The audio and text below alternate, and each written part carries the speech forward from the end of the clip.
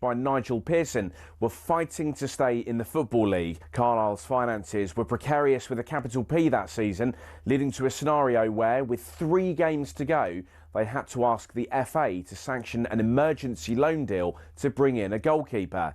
Swindon Town's Jimmy Glass arrived at the club. His efforts in his first 2 games earned the Cumbrians 2 draws. Those vital points meant that Carlisle went into their final game of the Division 3 season, now League 2, needing to beat mid-table Plymouth Argyle in front of their own fans and hope their relegation rival Scarborough didn't win against Peterborough at home. The game at the McCain Stadium finished 1-1, and with the same scoreline at Brunton Park deep into injury time, Scarborough's fans invaded the pitch en masse, believing their Football League status was secure, convinced they'd done enough to stay up. However, there'd be one more plot twist.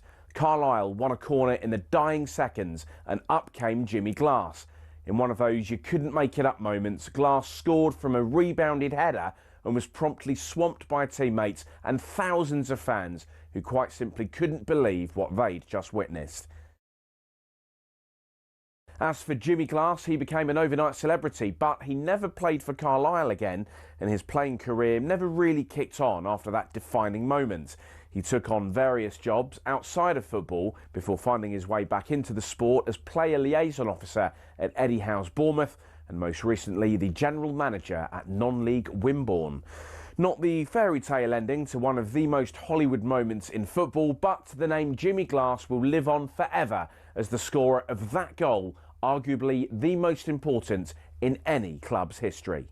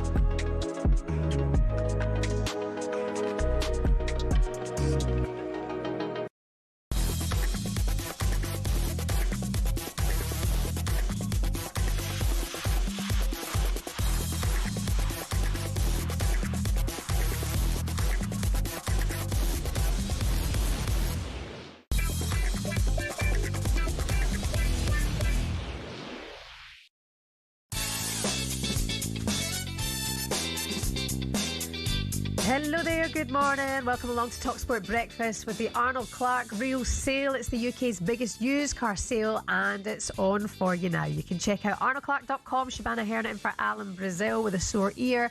Ray Parlin is here as ever. Good morning. How you doing, Shaban? I'm good morning. Do you miss him? Do you like...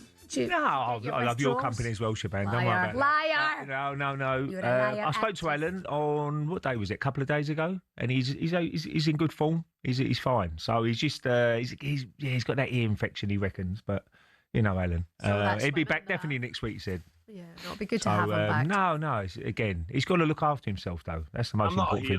Don't worry about that. Yeah, he's not a hero. Definitely not a hero. Oh, no, it'd be great to have him back. I was speaking to his daughter earlier on the week. She said he's fine. It's just a yeah. And he's just precautionary, probably, that he's had this week off as well. But he's missing it, probably. He said to me, I know Jill won't be listening. She said, I'm bored out of my head, and she's doing my head in. So, that's all you need to know about Alan. And so he'll be back definitely next week. She literally does everything I know. for him. But he's also like, he's getting very bored, he reckons. So he does like getting out of the house, doesn't he? At least he's got wee Hugo. The couple of days away probably does him good. Get down to London, get him outside, have a couple of lunches maybe in town. But now he's stuck up in Suffolk, which is a lovely place, by the way, but he's in his house and he's just sitting there all day, doing nothing. In his palace. And he's in the West Wing, he's sitting at the moment, I think. He got the ear infection from all his swimming in his own swimming pool. Yeah. But he'll be okay. By the way, I like your outfit. What's that? Your jacket's nice. Oh, yes. This is one of my mates. This is his range. You look This is like a little pullover. Like a shacket. And I've got another big jacket over it. This ain't warm enough. This is not a bad little summer jacket. Oh, that's a shacket, though. It's a shirt jacket, a shacket. Oh, right. I didn't know that. Yeah. Okay. There you go. I didn't ask her shirt jacket, whatever it's called. But I just picked it out. Shacket. Did you look your outfit out the night before? I didn't go, shacket. What? Did you look your outfit out the night before work? If you're up that early, you probably have. I probably did. Yeah, I did, as it goes. I got the jacket and put it on the floor. So when I got up, straight in the bathroom, straight in the old David Gower, come out and I'm ready to go. Within 25 minutes, quick coffee before I go, bang, in the car, gone. Fresh as a daisy. Well, it's good to be with you this morning, Ruth. It really is. Apart from Rangers, it was a perfect night for the British sides in Europe as well. Villa beat Salzburg 3-2. 19-year-old Juma Aloba scored the winner after they were 2-0 down. Forest beat Ferencváros. Sean Dyche's side head into the playoffs and will face either Fenerbahce or Panathinaikos. And as do Celtic, they beat Utrecht at Parkhead and they could draw Stuttgart or Ferencváros. What is that again? Ferencváros. There's some dodgy. Ferencváros, yeah. That's it. Robbie Keane. Just say Robbie Keane's side. Robbie Keane's side, yeah, that's much easier. Easier. A decent wee night, to be fair, like we say, other than Rangers, who were struggling in the competition anyway. Great result as well for Villa to come back and win it. Yeah, absolutely. Yeah, it was a good night for Forest as well. Obviously, they'd be kicking themselves was Braga last week. They dropped points, didn't they? And they would have been automatic through, but they got in the playoffs, so it gives them a chance. Two more games for Forest. Celtic, Martin O'Neill, I don't know what they was thinking, the board, by getting rid of him in the first place and bringing someone else in. Should have kept him to the end of the season. But well done to Martin and his team to get to the playoffs as well. So, yeah, Villa as well. Great result. And great to see people coming through the academy, getting the winning goal. He must be on cloud nine this morning, waking up thinking, I just got the winner in front of the whole end. Yeah. Dream come true for many youngsters. Yeah. Whoever they play for. But to score in front of the whole end, which is a brilliant stand, is magnificent. So he'd be absolutely buzzing this morning, the youngster. See, when you look at all of the sides who are still in it, the English sides and Celtic, do you think any of them stand a chance? I mean, Villa, obviously. Well, Villa are favourites to win it. It's his competition, The problem with Villa is just that the injuries are piling up a little bit. Well, Ollie Watkins limps off last night. Yeah, and they've still got McGinn out, haven't they? They've still got Tillemans out for a couple of months. They've got Kamara's out. So, the squad is being really stretched at the moment. And that's probably the Martin O'Neill, Emre be looking at that and saying, is there anybody who can just strengthen it slightly? I know there's not many days left in the transfer window, but will they go into the market? I don't know if they can do that with the money side of it. I don't know. But yeah, the injuries are just maybe piling up a little bit too much. And what a season they're having, by the way, Villa. I mean, what they're achieving, 4 points behind, got every chance for the Premier League. They're the favourites for the Europa League. So, at the moment, that Europa League would be the one, I think. If they can't get to Arsenal or Man City, Europa League would be brilliant for the club. Do you think he should have started Watkins last night? Again, you can get injured in training. Okay. So your body, you never know. I know he's 31 now, isn't he? 31. So you're going to pick up a few more niggles here and there, and it's a long, hard season in the Premier League. So you can never, after the incident, go back and say, I shouldn't have started him. I think you do what you think is the right decision, and if something goes wrong like it did last night, then you just got to say, well, I made that decision. Whether it's the right or wrong decision, we'll have to see. He might have come through and scored 2 goals going into the weekend with a load of confidence. And so he would have wanted to play. Yeah, well, right? And you've got to listen to players sometimes, but physios as well, saying, well, he might be a little bit burnt out at the moment. But Ollie he knows his own body, and he probably wanted to play. And look, it's just one of them things. People pick up injuries all the time. 30 years old, by the way. Is he 30? Yeah, Europa League last night. And Jason Cundy actually thinks Thursday nights in the Europa League is a bit of a come down after the Champions League midweek. All I'm saying is go out on a Tuesday and a Wednesday on a blind date with the Champions League. You're going, wow. You know, you're watching this. And then on the Thursday, I think I've done enough. Yeah. I don't think I don't think you can try and bury it. Do you know what I'm saying? It's like, and then you get the music and the Thursday night. Good music. No, it's not. A good bar on a Tuesday and Wednesday, though. No. It's a good bar. No, it's not a good bar. Oasis are on. No. Noel Gallagher's singing it's not. live. No, it's Tuesday not. and Wednesdays. No. You're in the gaff. No, Tuesday, Wednesdays are Oasis. Yeah. On a Thursday, it's more, razor light. Well, I can see where Joe. If as a player, you want to be playing Tuesday and Wednesday. Yeah. Because you know you're going to be playing probably Saturday at the weekend, and then maybe you get Sunday off. Knowing that you play Thursday night, you're definitely going to play Sunday. Yeah. And it's a nightmare. You know, you looking at it and going, oh, you're training Saturday morning and Sunday you're playing or whatever. You'd rather play Saturday if you can. Yeah. But Thursday, for me, is a better night out, surely. Thursday's well better night out. Oh, much better night out. Especially in London. Yeah. Thursday's the Friday in London. Nobody's out on a Tuesday. But no one goes to work Fridays now. They'll work from home, a lot of people. So Fridays in London is pretty dead. Yeah. Thursday night, everybody's in town, and it's much better not Thursday than Tuesday and Wednesday. I like Tuesday, Wednesday, and Thursdays. And also, you get the feels for the weekend early. Yeah, you're getting close that weekend, and I don't know what about something out Thursdays. I like having a drink down a pub and whatever. Yeah, Thursdays a nice day. You see a lot more people out Thursdays as well. I start on Tuesday a Thursday. and Wednesday. I'm like, oh, it's Thursday. Have a glass. Do you? Yeah. Only on Thursday, not Tuesday or Wednesday. I try not to, but quite often I do. That Monday. Okay, do you agree with Jason Cundy? Is that a tough watch on a Thursday For a night? player, I'd definitely play Tuesday, Wednesday. Yeah, and obviously as a fan, you want your team playing on a Tuesday, Wednesday as well. But, steps for some of these clubs. I love a Saturday afternoon kick-off, 3 o'clock.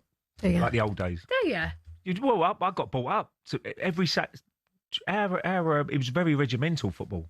So you knew exactly where you stood during the week. So you train Monday, train really hard Tuesday, always.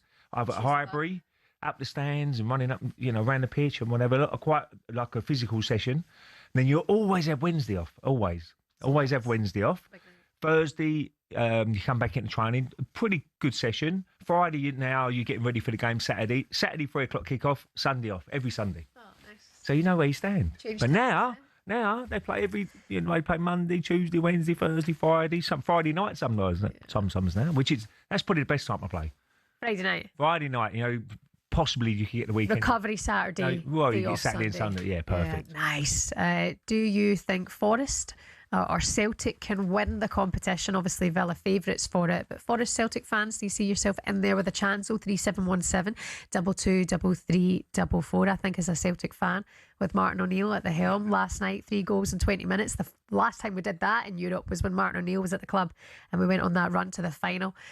So we'll see what happens there. Let's get your calls in this morning to Ray Parlour, 03717 22 33 44. Coming up next, we'll turn our attention to today's back pages. Bernardo Silva has laid down the gauntlet to say Arsenal have let City back into the title race. We'll find out if Ray is worried about that next.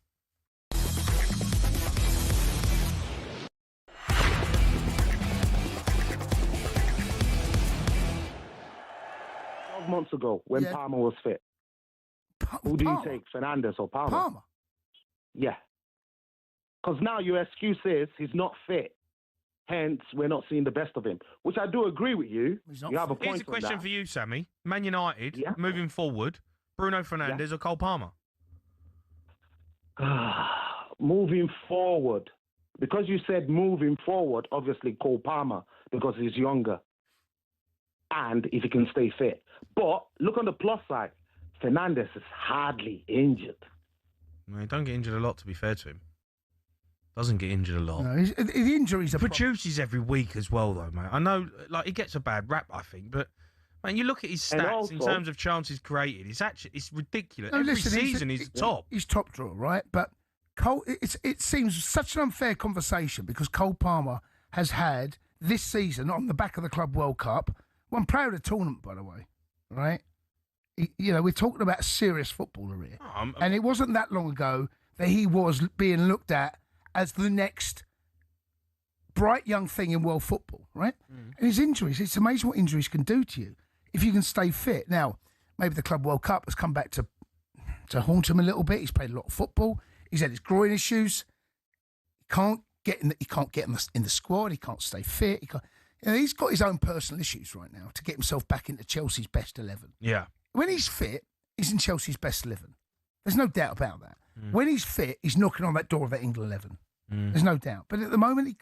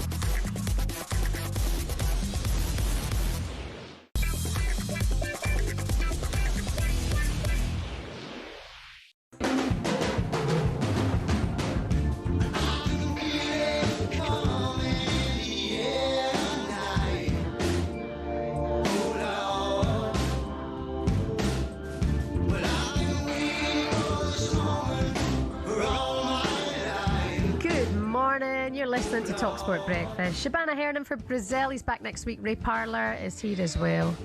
By the way, what does this make you think of? Can only be one thing. If you get this wrong, you can get a taxi home. What, my feet? What? What? Oh, Phil Collins? Yeah. Legend. What does it remind you of?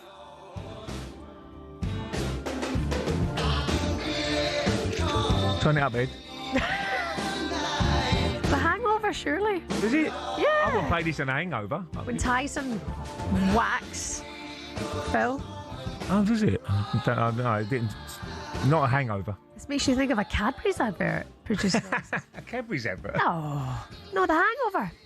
Makes you think of The Hangover, surely. Oh, right, yeah. Tune, by the way. It's I don't get hangovers.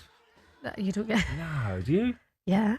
Do you? Oh, no. I don't go out on the lash anymore. I just slowly, steady pace myself. But when was the last time you had a hangover? I don't know if it's good or bad that I don't get hangovers, but I feel good as right as rain. But I don't really drink late at night. Do you?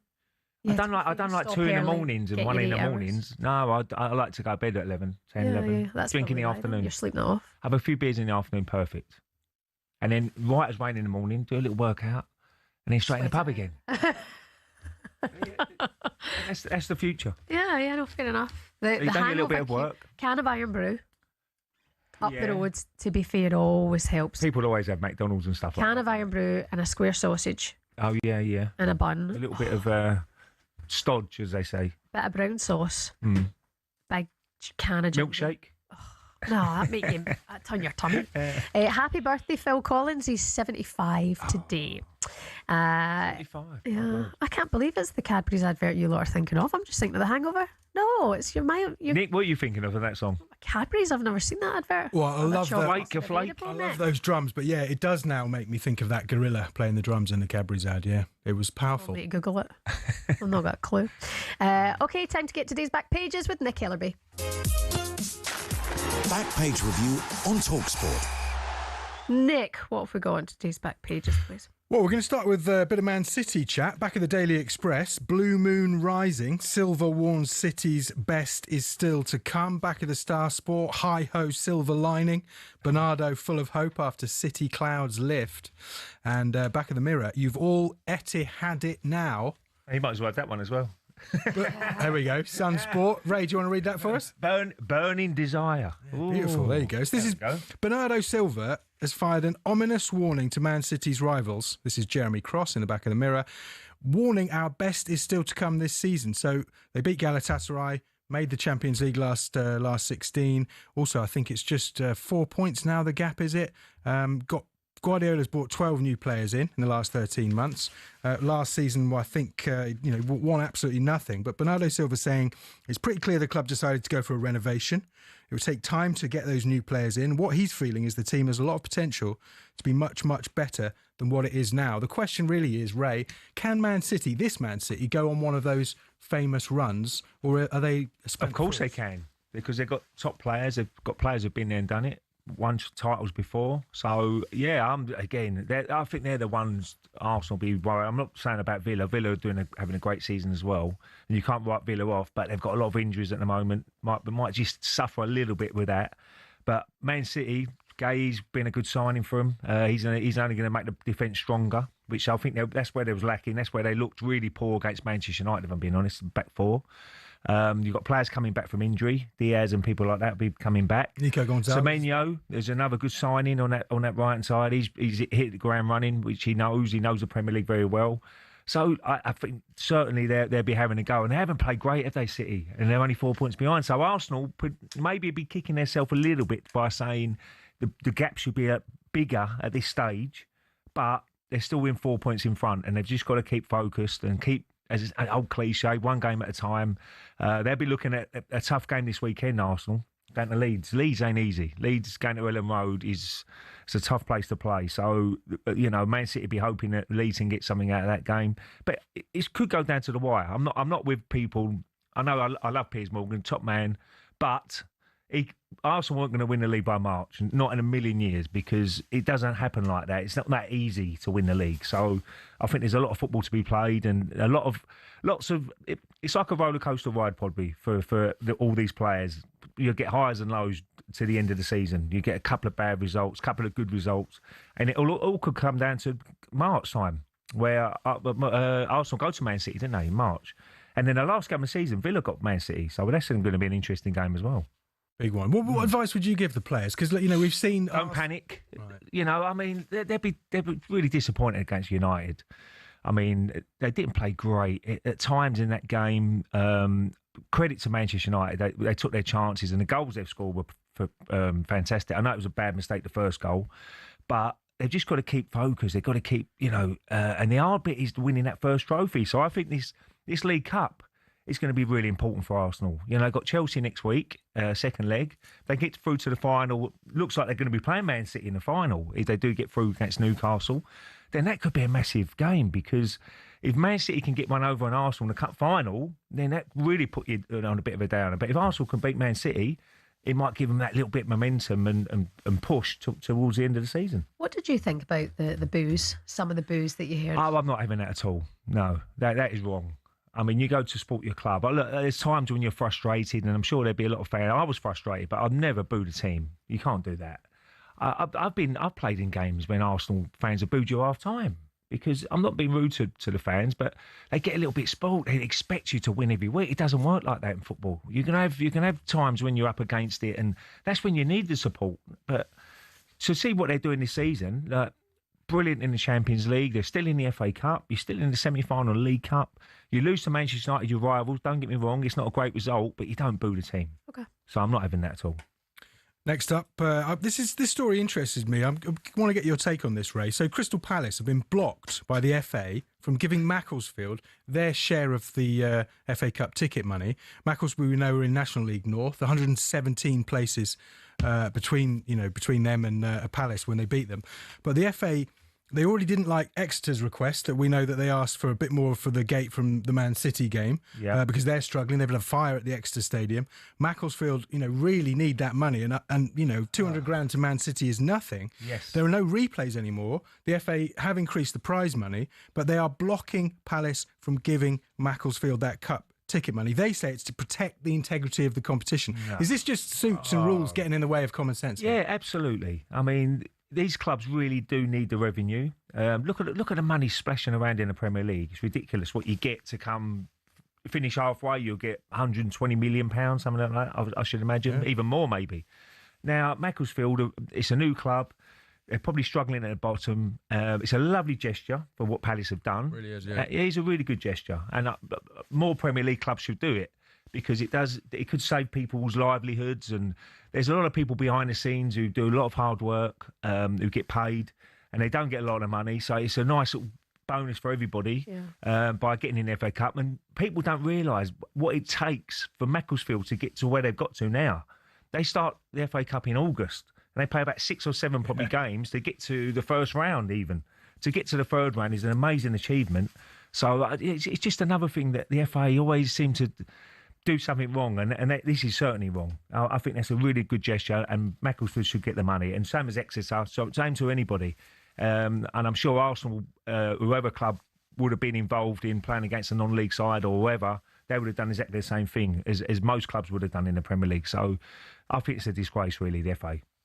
And just finally, Emma Raducanu looking for her 10th coach in the last few years. Who's just sacked Francisco Rog. Has she got to look at herself a little bit more? Well, that's the question here. So well, 9 coaches can't get it wrong in a row, can they? I don't understand that. Raducanu's now got a reputation on the tour for being difficult to deal with. She's thanked Francisco Rog for his time, but like 10 coaches in the last 4 years. Obviously she won that US Open as an 18-year-old, didn't beat anyone huge on the way to it, but that's really weighing on her. And we've just seen her not, apparently her parents are quite controlling as well, allegedly. But, has she got to take a look at herself and maybe change her attitude? Amazing what she did when she won the big one, wasn't it? Yeah, and then she sacked the coach a week later. Yeah. So even when you're winning, you're sacking coaches. I don't understand it, really. It's like a player, I suppose. If a players end up playing for 20 clubs during their career, there's something more. Who's the best when coach? You keep moving. Yeah. Who's the best coach you ever had? Coach? Yeah. It's got to be Arsene Wenger. Yeah. And why? All day. Because he was so good with the players. The training methods we had was so good. It was always very much structured to get the best out of your ability. And do you know what he liked to do? He's always on the clock. Yeah. So I think time span, concentration probably starts going in a session about 20 minutes, 18 to 20 minutes. But he always had it right. As soon as he started dropping a little bit, bang, we're doing something else, where your brain's suddenly doing something else, and then you're back into it. Yeah. So he knew exactly when you've done enough, and the intensity was enough. Yeah. So it's got to be Arsene Wenger. All day long. Nick Ellaby, thank you so much for that this morning. We'll bring you more on that Emma Raducanu story a little bit later on in the morning. Dan Evans is going to be with us around about 9 o'clock. Coming up here on the Sports Breakfast, could we see Raheem Sterling in a Spurs shirt? Surely he can't play for Arsenal, Chelsea and Spurs. Maybe you can. We'll talk about that next.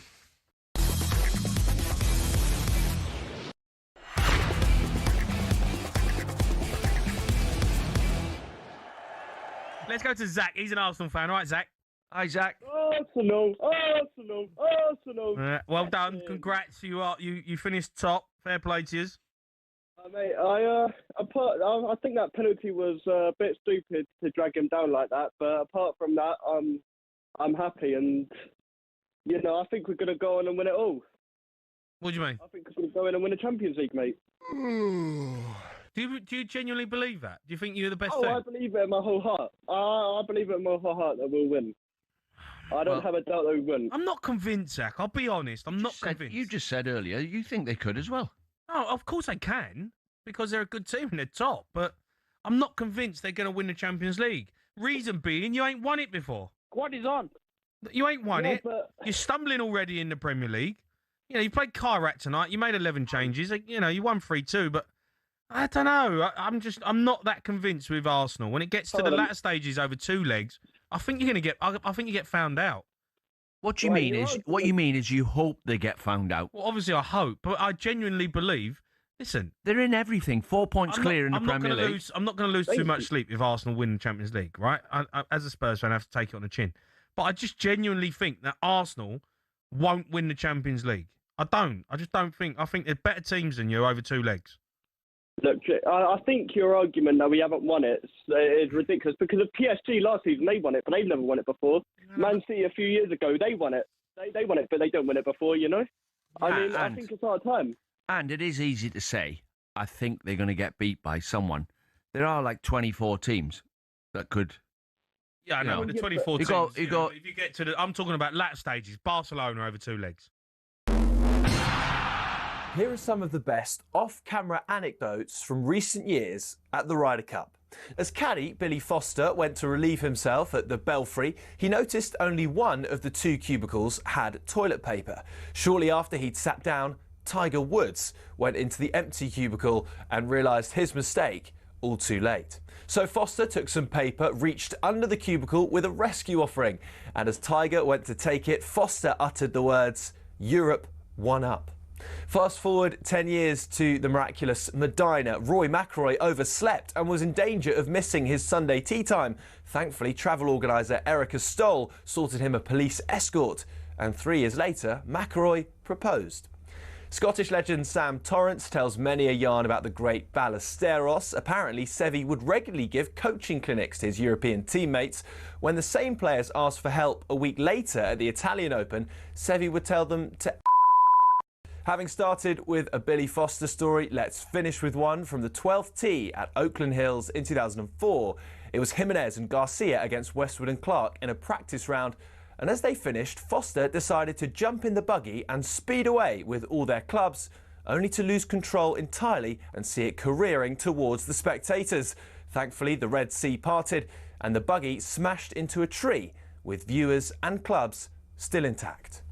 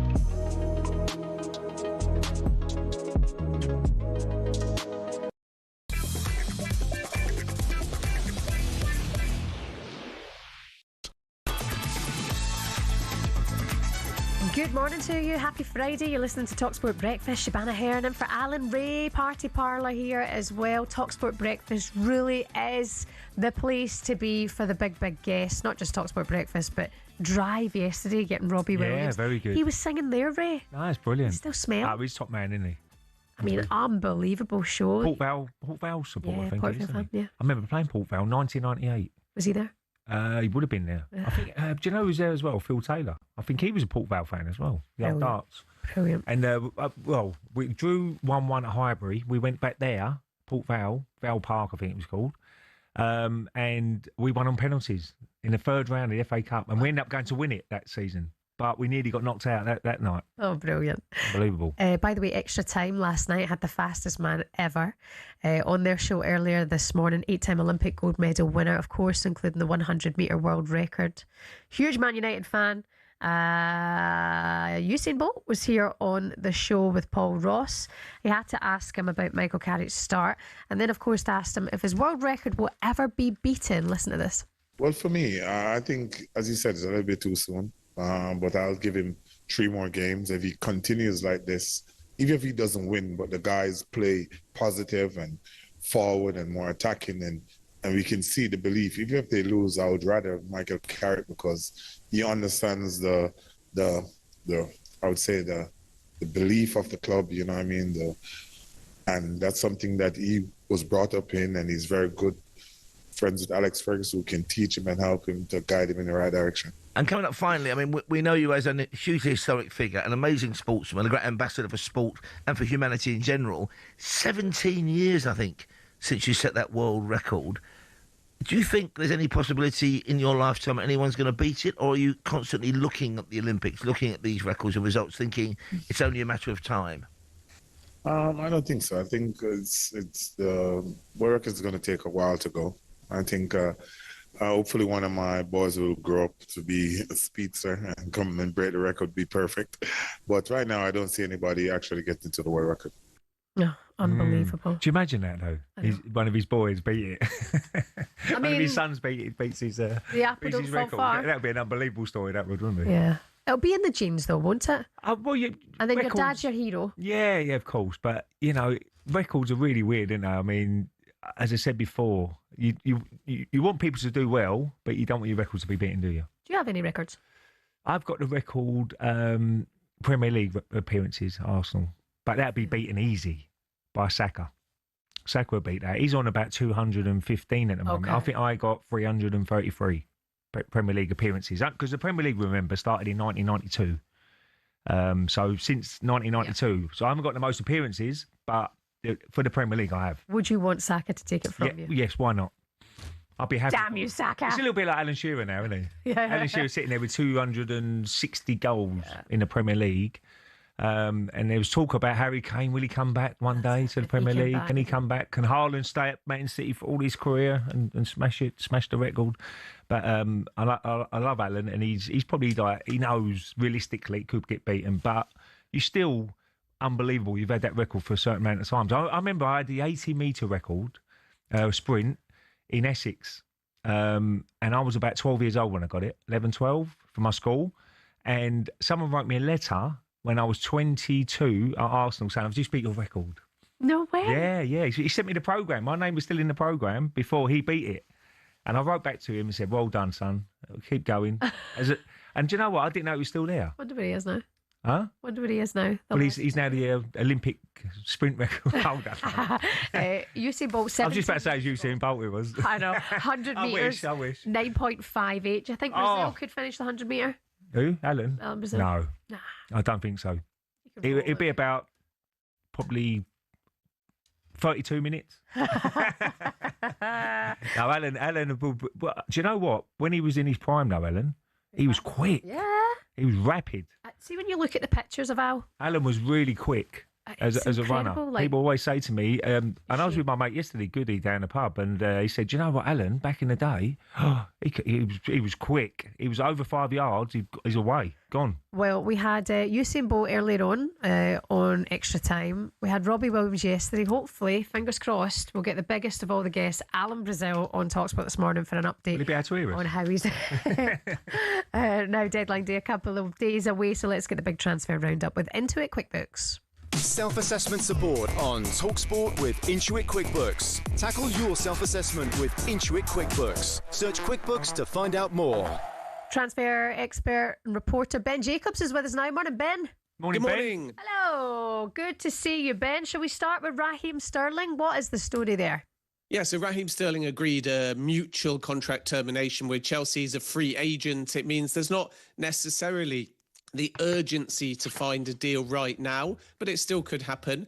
And the understanding is Sterling's changed his position a little bit from wanting to stay in England to being open to a European move, and is in conversation with several top European clubs. Over the summer, he had Bayern and Bayer Leverkusen both interested, and Juventus made an inquiry as well. Napoli are now one of the concrete suitors as well. So the expectation is that Sterling's kind of got to get match fit, because he was training outside of Chelsea's first team with the so-called bomb squad. And as he builds up that fitness personally as a free agent, he'll become a bit more marketable to teams that are interested. And he's confident of finding a move. And as I say, the big change now is it might not be in England. He could go abroad.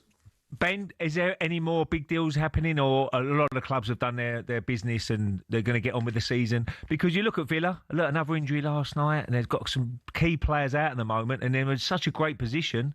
Do you see Villa doing any business? Yeah, I mean, Villa have been busy already. Tammy Abraham has arrived, Douglas Luiz as well. So I think they'll be relatively quiet, but they haven't had great luck with injuries. But that was what prompted them to do the Douglas Luiz deal. They were basically going to wait, and Chelsea were in talks. And then Yuri Tielemans was the latest player to get injured. So Villa decided to move. I think big deal-wise, there's a few to keep an eye on.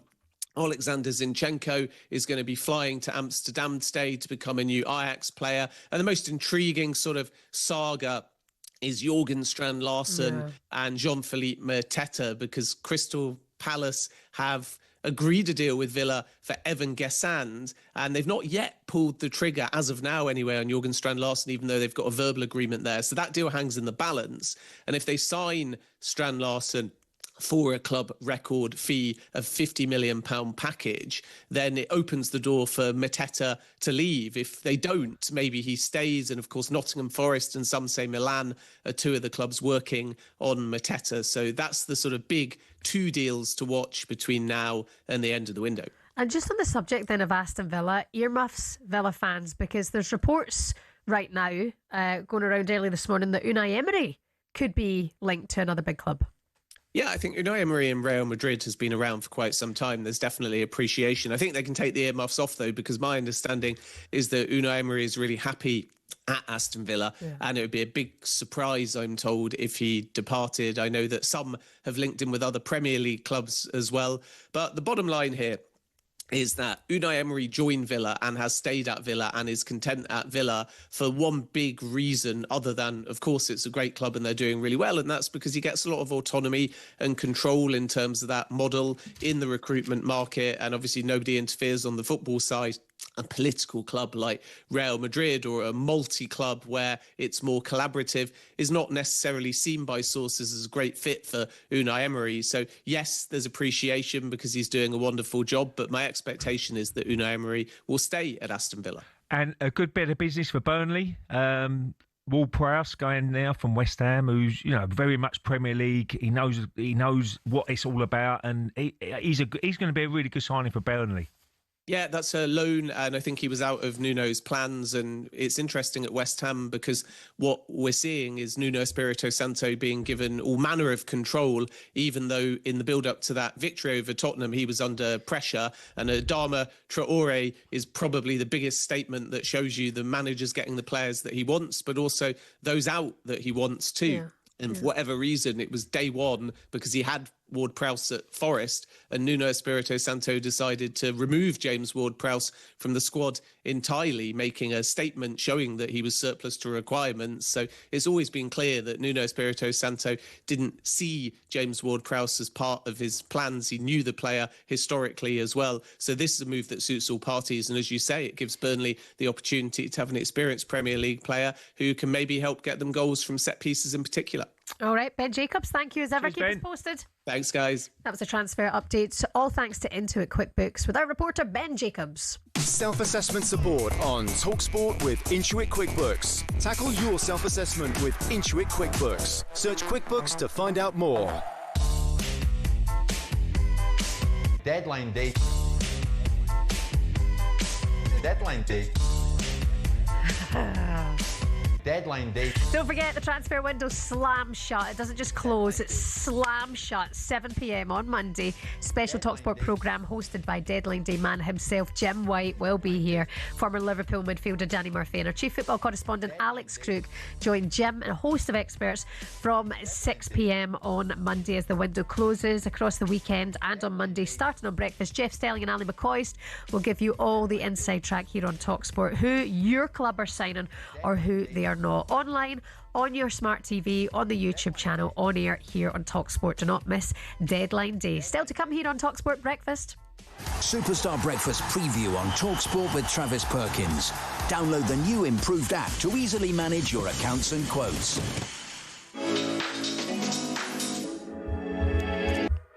Right, here we go again with this chat. Tottenham fans, do you want to lose on Sunday against Manchester City So you don't help Arsenal in the title race. Pure shady. Love it. This Tottenham fan on the sports bar wants that exactly. If I want Tottenham to lose and it stops Arsenal from winning the league and we don't get relegated, I'll take it all day long. I'll happily lose. Just wanting someone else's failure to help yourself be happy is some way of thinking. Spurs fans, let's be having you. 0371 722 3344. Do you want to lose this weekend against City in order to make sure Arsenal then start to fall off the cliff? Ray Parlour is here. You can have that conversation with him. You're listening to talkSPORT Breakfast with Travis Perkins. Superstar Breakfast preview on talkSPORT with Travis Perkins. Get free next day track delivery. Head to travisperkins.co.uk or download the app.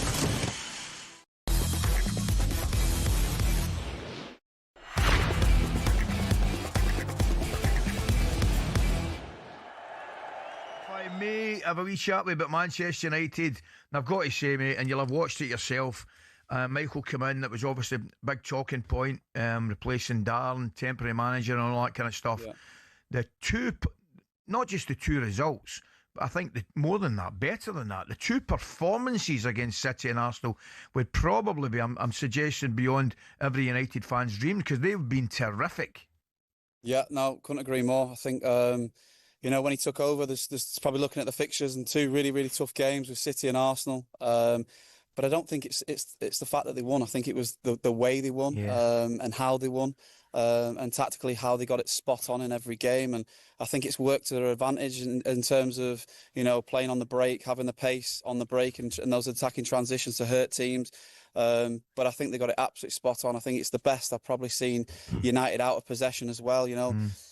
Players find it struggling to get into the pockets and get turned, playing it through the lines. There was none of that in the two big games in recent weeks. But listen, this is beat both of them top teams, but now it's about sustaining momentum, creating that winning habit again. And like you said, I think for the fans, it's been difficult for the last few years, but brilliant for them as well.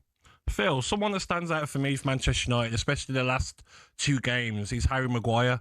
I mean, some of the stick he's got over the years has got personal, definitely on social media. And his mental strength, mate, must be so strong to get through that. And he's playing some of his best football this season. Yeah, I know him really, really well. Brilliant character, fantastic.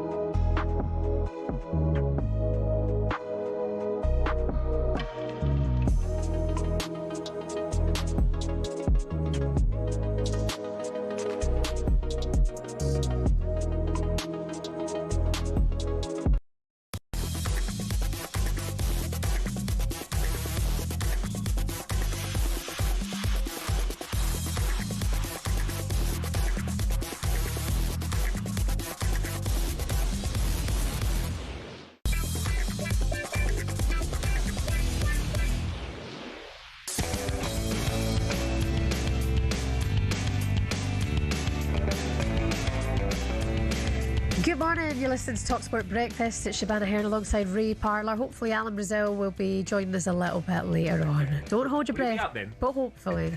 Jill, can you wake him? Will he be walking the dog by then? 8 o'clock sharp, Frosties. Get him all Frosties, suited good. Yeah. I'm sure he'll get all glammed up for us, I'm sure of it. Oh, definitely. What do we know this Friday morning? Crystal Palace's £50 million move for Wolves striker Jorgen Strand Larsen is in the balance after the Eagles threatened to walk away from the deal. In other news, Justin Rose is leading the Farmers Insurance Open on the PGA Tour after he shot 10 under par in the first round. And the Australian Open men's semi-finals are in full swing. Alcaraz in action. He's 2 sets up but not all as well. What's going on, Toby Gillis? Absolutely huge drama here. Carlos Alcaraz needed a medical timeout at 5-4, the match on serve in the third set against Alexander Zverev. The German absolutely furious about it. He thinks the world number one is cramping, for which timeouts are not allowed. And you can see his point. He's got himself fit enough to manage a situation like this, and he wants to press home his advantage. The odd thing, though, is that he seems to have gotten a little passive when they are playing. He's been hitting straight to Alcaraz, who's been just kind of shooting from the hip, can't really move, but if the ball's near him, he's still able to hit his wonderful shots into the corners. So he is extremely close to his first ever Melbourne final, and this is a huge test mentally for Zverev. We've taken it to a tie-break. Zverev does have one mini break in it. He is 5-2 up. Alcaraz serving. The question, though, is if we go to 4 sets and Zverev takes this one, which he's 2 points away from doing, then can Carlos go to 4 himself? If it's just cramp, he might be able to shake it off. If it's more of a problem and it's a tear, then we might see Zverev getting his way through from 2 sets down. The Australian Open update on talkSPORT with TNT Sports. Stream every set live on Discovery Plus or watch TNT Sports channels on EE, Sky and Virgin Media. Subscription required. 18 plus. Terms and conditions apply. Do you still cramp up, Ray? Yeah, I do sometimes. Especially when you're doing, you've done a nice run. You must do as well. Yeah, but I don't cramp. Yeah. I don't ever get leg cramps. It's all about stretching before you probably run, but at the end, have a little stretch as well. Always walk. When you finish running, have a little walk. You never stop and then sit down or something, because that's when you start cramping up. You just have a nice little walk around wherever. You'd die if you're a woman, wouldn't you? What? If you got tummy cramps, you would die. Oh, yeah, definitely. What you have to go through, you women. Those cramps. And you lot are crying about a wee cramp in your toe. Oh, don't. Oh. Peace, honestly. 11 o'clock this morning, we're going to find out who the likes of Newcastle, Inter Milan and PSG will get in the Champions League playoffs. Looking forward to that. We'll have the updates here on talkSPORT. But let's face it, all everyone really wants to know is if Jose Mourinho's Benfica will get another crack at Real Madrid after that 98th minute goal from the keeper on Wednesday. That was magic, wasn't it? Oh, what a goal as well. That was what an header. Absolutely unbelievable. Jimmy Glass again, wasn't it? Time to get the latest now with our European football expert, Kevin Hatchard. Good morning, Kev. How you doing, Kev?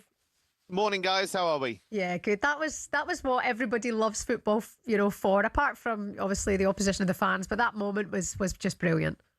I mean, it's one of the all-time Champions League moments, isn't it? A towering header in the 97th minute from a goalkeeper to send you through. And it's very Mourinho. I mean, straight away, as soon as I saw it, the first thing I thought of was actually him running down the touchline at Old Trafford after that Costinha goal. It just always seems to happen to him. And it's phenomenal, really, because Benfica have been really struggling. Mourinho's been struggling to lift them, actually. They've gone out of both domestic cup competitions, haven't really made much of an impact in the league, but he's somehow found a way. The extraordinary thing was, a couple of minutes before that, they had no idea that 3-2 wouldn't be enough. Yeah. The fans seemed to know, and the club president seemed to know, but there was a moment where Trubin caught a cross and then dived on the floor, as goalkeepers still tend to do, and everybody in the stands was saying, "Get up, man! We need another goal." So yeah, it just shows it's a multi-million-pound industry, and yet you can have a situation where the players and the coach don't know they need an extra goal. Kev, talk us through the draw today. Obviously, everybody's looking at the English clubs, who they're going to face, even the playoffs as well. Very, very important for a lot of clubs if they can get through. Celtic, obviously Nottingham Forest, all them sort of guys. But how's it all going to work out? When will the English sides meet each other and all that sort of stuff?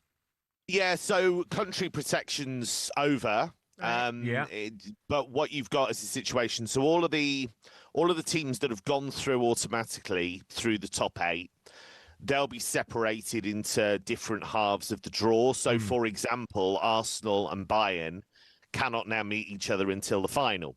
Okay. Because they finished top 2 in the league phase.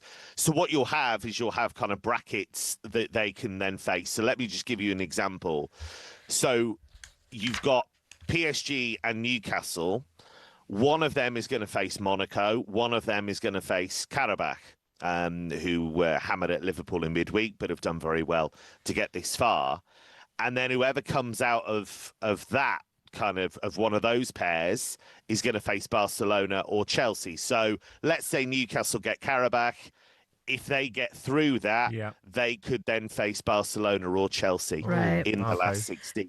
So that's kind of how it works. And you'll have, by the time that draw's done, you'll have an idea of teams' paths to the final. So Man City, for example, it's actually quite tough for them potentially, because they could get a Real Madrid or an Inter in the last 16. So that's going to be tough. Ali McCoy, the legend, was here on TalkSport Breakfast yesterday, and he predicts an all-English final. Is that a little bit, I don't know, getting a bit ahead of ourselves here?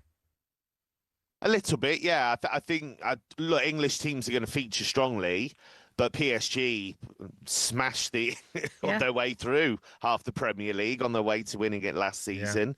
I think Bayern are very dangerous.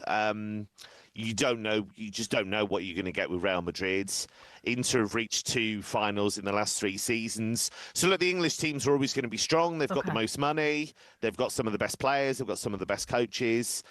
But even though over the 8 games, most of them made the top 8, once you get to the knockouts, it's a different situation. Yeah. It's just if they can rest players and stuff like that. Because usually they run away with the lead, don't they? In England, it doesn't work like that. Just speaking of Scotland as well, Kev, asking for a friend, does Celtic stand a chance here in the Europa League? I would say no. I think. Oh, sorry, that's all we've got time for, Kev. It's difficult though, isn't it? Because they've had such a traumatic season. In terms of Brendan Rodgers going, Wilfred Knowlesy, that was a disaster. The Europa League is not as strong as it has been. But I think you look at, for example, what Roma did to them, and then that kind of gives you an idea. So nobody's going to want to go there necessarily in a European tie. So that gives you an advantage. But I think it might be a stretch for them to go all the way. Interesting. Kevin Hatchard, as ever, thank you so much for your time. Cheers, guys. All the best, Kevin, our European football expert there. By the way, some exciting news for you. We have a live Serie A game coming up on the talkSPORT YouTube channel this Sunday. If you're at home and chilling, stick on the talkSPORT YouTube channel. Inter in action against Cremonese. You can watch that on the talkSPORT YouTube channel if you fancy. A reminder, you'll be kept up to date with the Champions League draw from 11 o'clock this morning here on talkSPORT. And just get an update from Down Under. Alcaraz has lost that third set and is getting a lot of treatment. He's still 2-1 up, but not looking good for the Spaniard. Yeah, he needs a rest. He needs a trip to the Rose and Crown, doesn't he? Right? Just chill out. Coming up next is Thomas Frank proven he is the right man for Spurs with his Champions League form. We'll ask Spurs legend Clive Allen next. It's talkSPORT Breakfast. Morning.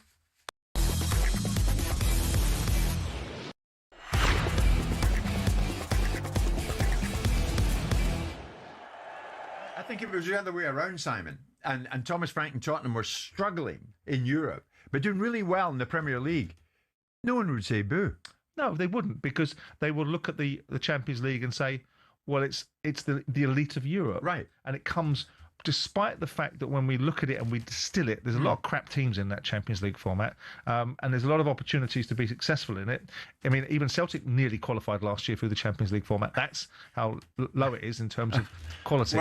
In terms of on the European stage. So, but it comes with a packaging. It's like everything in life. If you subscribe to a view, if you've decided in your mind's eye, and the media have decided and the public have decided that this Champions League is a marvellous tournament, it's littered with absolute superstars teams.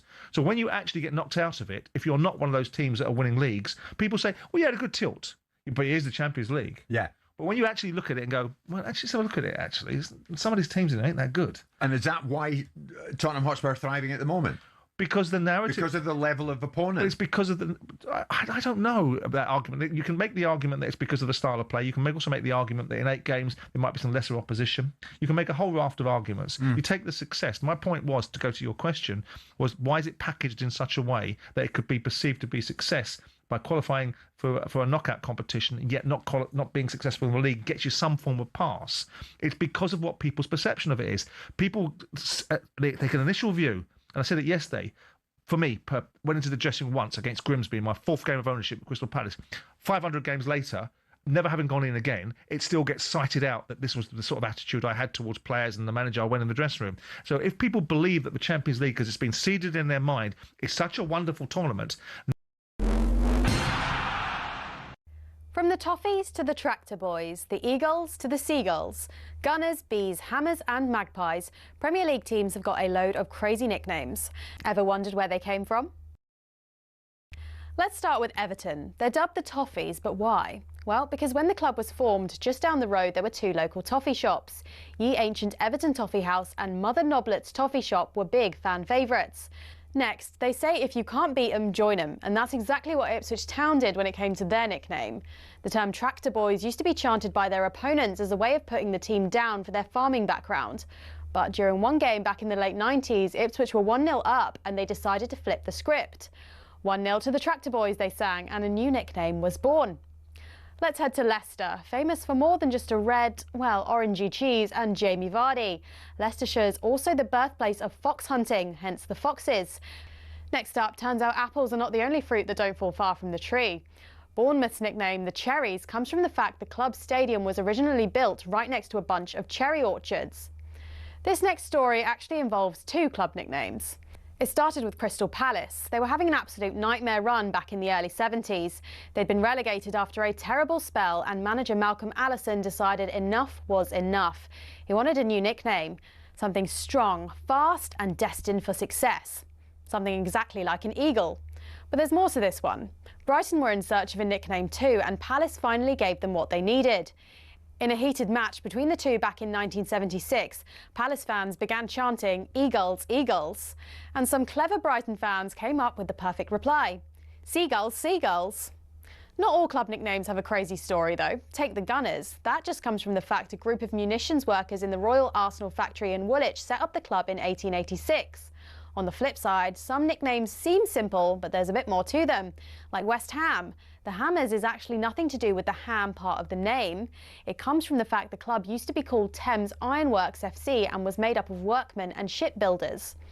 So next time the away end's chanting their crazy nickname, you'll now know exactly where it came from.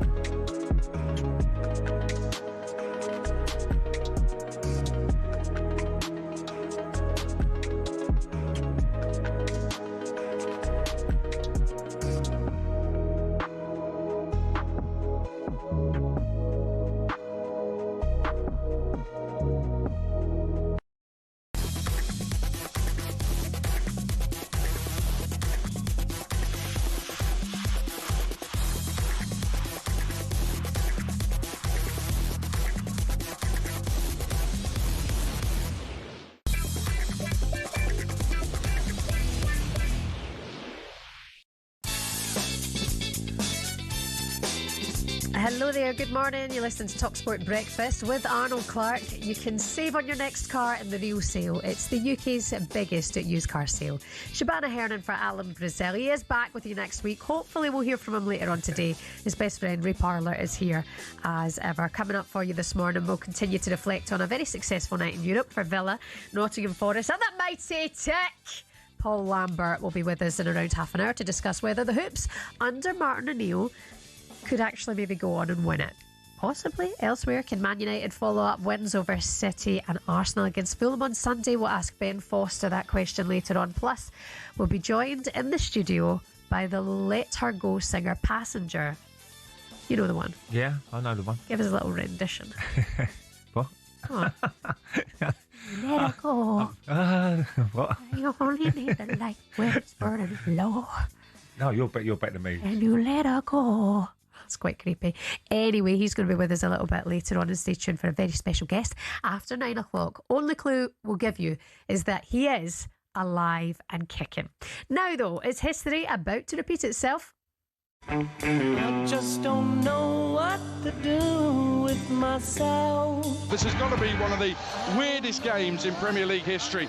It will be the most Spursy thing ever that they upset Man City, get a result, and upset their whole fan base at the same time. I will be cheering Tottenham Hotspur on every minute. Who the hell was that?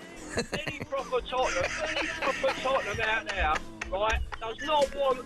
We don't want to win tonight. I don't want to win tonight. There's Tottenham everywhere. We hate Arsenal. If Tottenham win, it'll be the biggest embarrassment ever. City had to do a job tonight, and they've done it.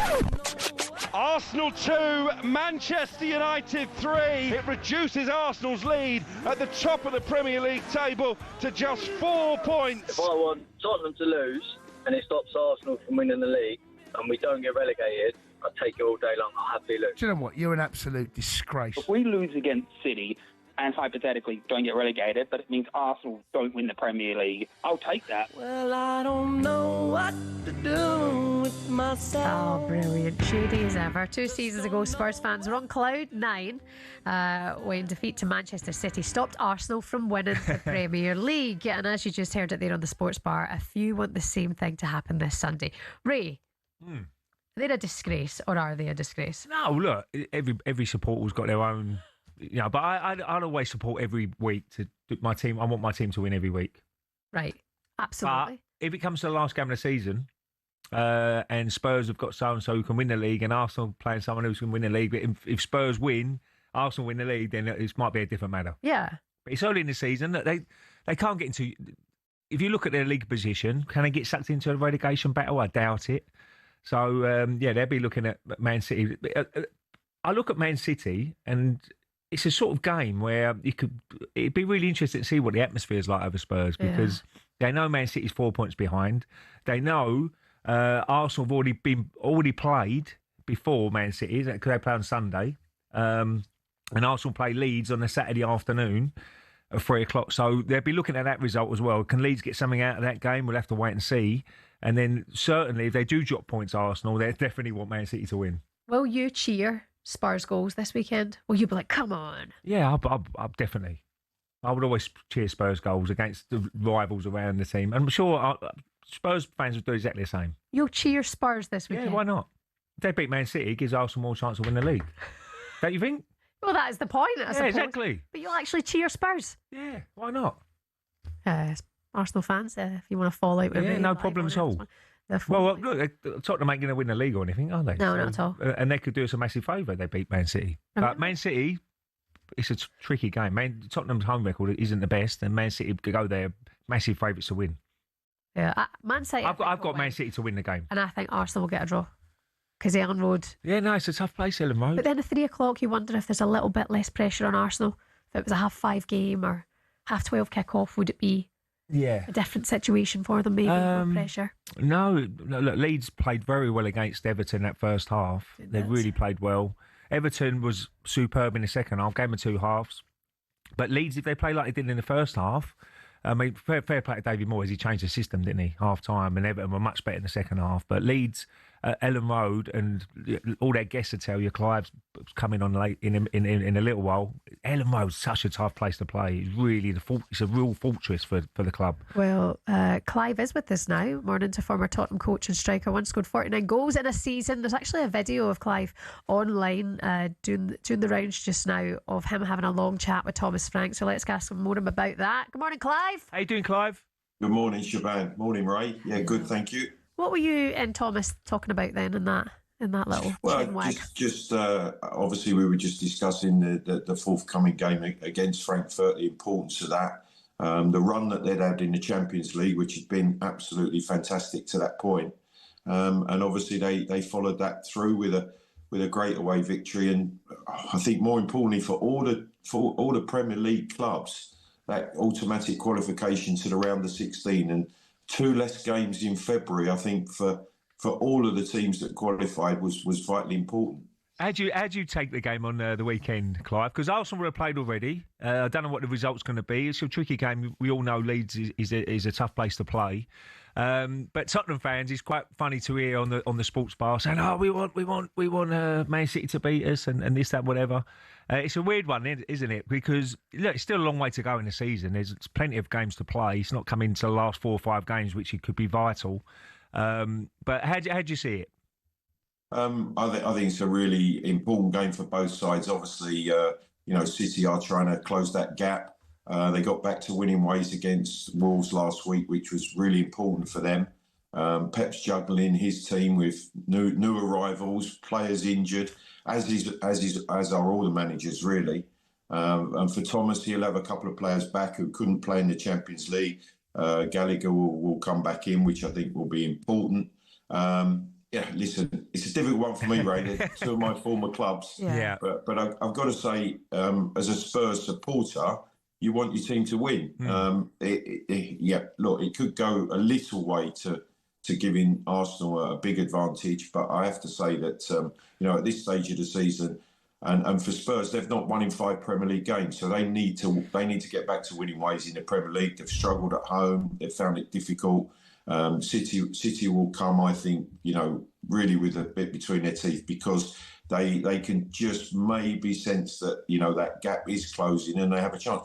It's the beauty of the Premier League. Yeah. It's going to be a fantastic game. What do you make of that home record, Clive? Because I've been to the stadium. It's a magnificent stadium, absolutely brilliant. The atmosphere is always very good when I was there.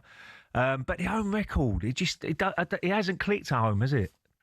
No, you're right, Ray. Incredible stadium, brilliant atmosphere. I think any visiting player actually enjoys. Yeah. There's still a bit of a wow factor there. You walk out and you think, oh my goodness, what a place! I wanna come out here and show what I can do. There is that, I think, just that little fear factor in the Spurs players at the moment, because they're a little worried if things don't go right. The crowd can vent their feelings, which obviously they're entitled to do. But when it's going right, it's fantastic. But at the moment, the home form in the league has been really disappointing, because the team are capable of so much more. Yeah. Do you have genuine concerns for Spurs in terms of relegation, looking at the next few games that they've got? Shaban, you're right. It's a difficult run of games that's coming. Man City, Man United. There's Liverpool not too far away. There's Arsenal as well. So I don't think relegation is something that we're looking at. But I've got to say, you look at the Premier League from 7th to 17th. There's 9 points between the teams. They're so evenly matched, that group of teams. The teams who are in 6th and above have that little bit of magic. They have those world-class players that are going to make the difference. But from 7th to 17th, I think there's a real scrap on.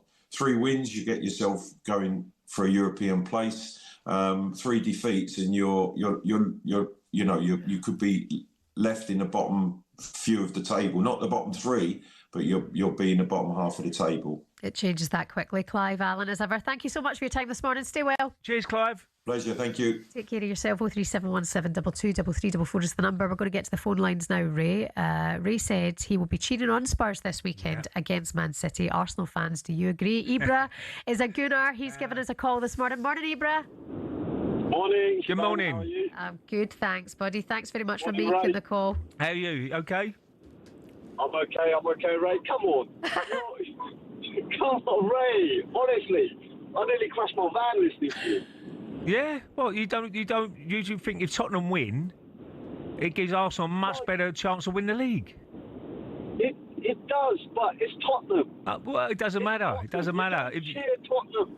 Oh, look, at the end of the day, I mean, I'm looking at it as an Arsenal fan. I know we got a much better chance of winning the league if Man City lose this weekend. You're gonna have more faith. We're gonna win the league. We're gonna win the Champions League as well. I'm telling you. I hope so. I hope you're right. I'll ring up at 5 o'clock in the morning, and I'll get on the early breakfast show, and I've said it for the last 3 months now. We're gonna win. We're gonna win the double. And honestly, we haven't even clicked into gear yet. As players, just to butt in there, when I was playing, trying to win leagues, we was always hoping Tottenham, if they're playing our rivals, Man United at the time, we want Tottenham as a player. No. Of course, come on, lads. Tottenham have beat Man United. We win this weekend. We go 4 or 5 points clear. So, of course, you want your team. Yeah, I agree. You probably. I agree with that. Sorry about. Yeah, I agree with that. You know, as a player, but as a supporter, I mean, come on. I deliver sandwiches, okay, and I have to go to the Tottenham Hotspur Stadium. I have to go inside their canteen, honestly. And what do you do to those sandwiches, Zebra? I Tottenham, don't trust those sandwiches now. Tottenham not going to get into Europe. They're not going to go down. So, well, you know, it's still been a poor season in the league for Tottenham. Either they beat Man City or not. Right. Oh, Ibra, I love that. Thank you so much for your positivity. He's the most confident Arsenal fan I've spoken to. I'm amazed by that. What, you want Man City to beat Tottenham? I'm just flabbergasted. I know. Look, it doesn't matter. But you gives you a much better chance to win the league. Okay, keep your comments coming. At the end of the season, when you're picking that Premier League up, that could have been vital in the season. Yeah, no, I think. Well, I don't know. I may be valid points. It's the fact that you've actually said out loud you'll cheer Spurs. I think that's the bit that's backfired. Well, if Man City, whoever they're playing every week, or Aston Villa even, let's put Aston Villa in the mix. You want them to get beat. Spurs, though. It gives you more time. It doesn't matter. It doesn't matter who they're playing. It doesn't matter. You're a bit of rivals. Tottenham ain't trying to win it. It's different if Tottenham were right up the top of the table and they're trying to get into some different position, Champions League or whatever. It might be a different manner. But look at Tottenham in the league. They're 14th. They're not going to do anything. Yeah, no. I hear you. Keep the calls coming in to Ray 03717223344. Coming up, Robbie Williams was live here in the studio at talkSPORT yesterday with Drive. It was absolutely unbelievable. The best of it coming up next. Good morning.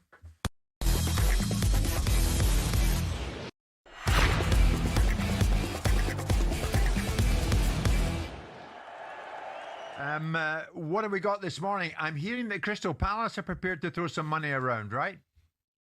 Yeah, they've thrown money around already in this transfer window. It was a club record deal that took Brennan Johnson from Tottenham to Crystal Palace. Now it looks like they're going to smash that transfer record again. Wolves still waiting for the formal written offer, but we can report an agreement in principle between Crystal Palace and Wolverhampton Wanderers for their one-to-way striker, Jorgen Strand Larsen. I'm told that offer, when it does come in, will be £45 million plus £5 million in add-ons. So a £50 million deal for a player I know that Simon Jordan doesn't rate particularly highly.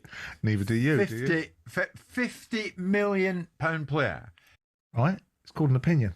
I was prepared to pay £5 million for Raducanu. What does that say about me? If you go back 20 years and look at the comparative scale, they're probably in the sort of ballpark of money. You're being harsh on this lad. I think he's useless. I do, but that's just my personal opinion. If Palace don't think he is, then I'll be happy to be proven wrong. I'll be happy for him to go and make a big deal of scoring lots of goals for Palace and making me look a fool. I'll be happy to be on the receiving end of that. Listen, if they've sold Gehi, which has funded the transfer of Brennan Johnson, because they've probably got Man City to pay all up and pay for Brennan Johnson on the drip. They might do the same here. Yeah. They sell Mateta. So what? I mean, look. I'm not. Do you like him as a player, Alex? Well, Alex, I was about to say, Alex. I mean, you work in games live for talkSPORT, and no doubt have seen Strand Larsen live on a few occasions while Simon's been trolling around Legoland. What do you see in this player? I thought he looked a handful last season. Obviously, that prompted interest from Newcastle in the summer, but he's not been able to replicate that this season. I remember speaking to Sean Derry, actually, former Wolves coach at Arsenal. I think it was the first day of last season, and said, "What's this ball?"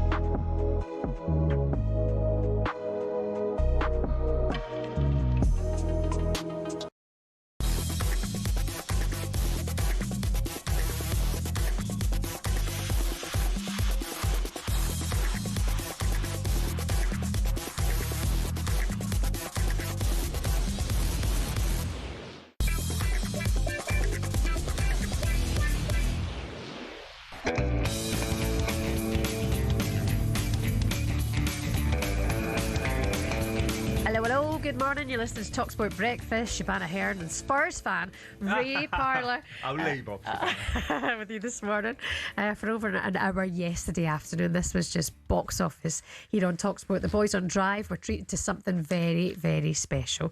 One of the greatest singers of all time, none other than Robbie Williams, was live here in the studio on talkSPORT. My gig's always been 8 to 80, and it still is now in 2026, 8 to 80. When was the best era? Yeah, in your opinion. Oh, mate, the 1990s was the last decade that we had. I just have this feeling that music's full and the doors shut in 2000, 2001. I'm on talkSPORT. This is my favourite show, and I'm auditioning for your role. That's amazing, isn't it? People like Maradona want to come and see me. 2 days later, Maradona is at the Chelsea game. That Maradona hasn't got a beard at the Chelsea game. That wasn't Maradona that I met. No, it was. It was an imposter. Anybody to get to the top of the top of the top, there needs to be some form of madness. And Tuchel's got that. We might just tip it over the line. The whole England squad jumped on me like we'd scored a goal, and it was the best moment of my life. When I come to call, she won't forsake me. I'm loving drive time instead.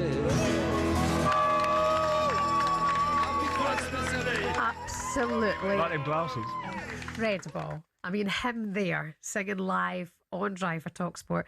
Question: do you think Andy Goldstein's ego will ever survive? Yeah, love that, wouldn't he? Yeah, I'm loving Drive Time instead.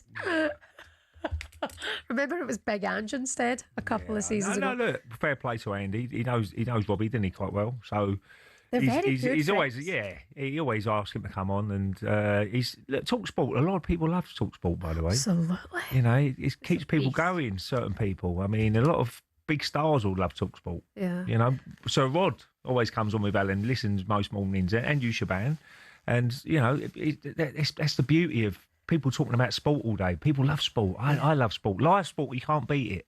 You can watch a film and all that, but if you're watching live sport, golf, whatever it's going to be, because you never know what's going to happen. Yeah. And that's why the beauty of watching live sport. And that's the thing as well, being able to, I was saying to the kids yesterday, like, you need to watch this kind of thing and put that on. The fact that you don't see Robbie performing much on the telly, you could watch him live in the studio here on your smart TV yesterday. And he probably loved it as well. Yeah. You could tell he loved it. As much as Andy and Benty loved it, that he's there, he loved being in there. Robbie was saying I'd be auditioning for this show. Like, he would love to host a sports show. We're very lucky, Shaban, me and you sitting here. Oh, God. I mean, I'm absolutely... Might be Robbie Williams next week. I'm robbing a living, that's for sure. Don't worry about that. Amazing stuff. You can watch the whole thing back on the talkSPORT YouTube channel. If you fancy some Robbie Williams, you can swipe across on the talkSPORT app to Virgin Radio Breakfast with Chris Evans. He's there now, getting you through the morning as well. Now let's talk about cricket. T20 World Cup closing in. England will ramp up their preparations later today with the first of their 3 T20s against Sri Lanka. England confident though after a brilliant 2-1 ODI victory over Sri Lanka, but can they perform in the shortest version of the game? Well, opening batsman Phil Salt will hold a lot of the answers for England, and he was asked by talkSPORT yesterday if this upcoming World Cup is like an FA Cup final. Well, it's a Champions League, isn't it? At least. That's true. Oh, Club Bit World of a Cup. traditional answer. Yeah. It's Champions League. Times have moved on now. Yeah, in the 70s maybe. Yeah, I suppose so.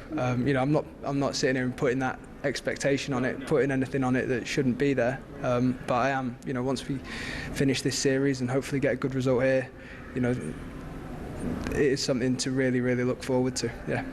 He's laughing at the FA Cup, Ray. Disrespecting the FA I love the FA Cup. Can't beat the FA Cup. Can't beat the FA But Cup. Champions League, obviously, best in Europe. That's what he's trying to say. Oh, that's the pinnacle, obviously, in Europe to win Champions League. To get more on this England World Cup chances, good morning to former England cricketer Alex Tudor. Good morning, Alex. How you doing, Alex? Good morning, Ram. Morning, Ray. Good morning to you. I mean, what's your thoughts on this? Do you think the England team have enough to win the World Cup in the subcontinent conditions? Yeah, I do. They're a very good side.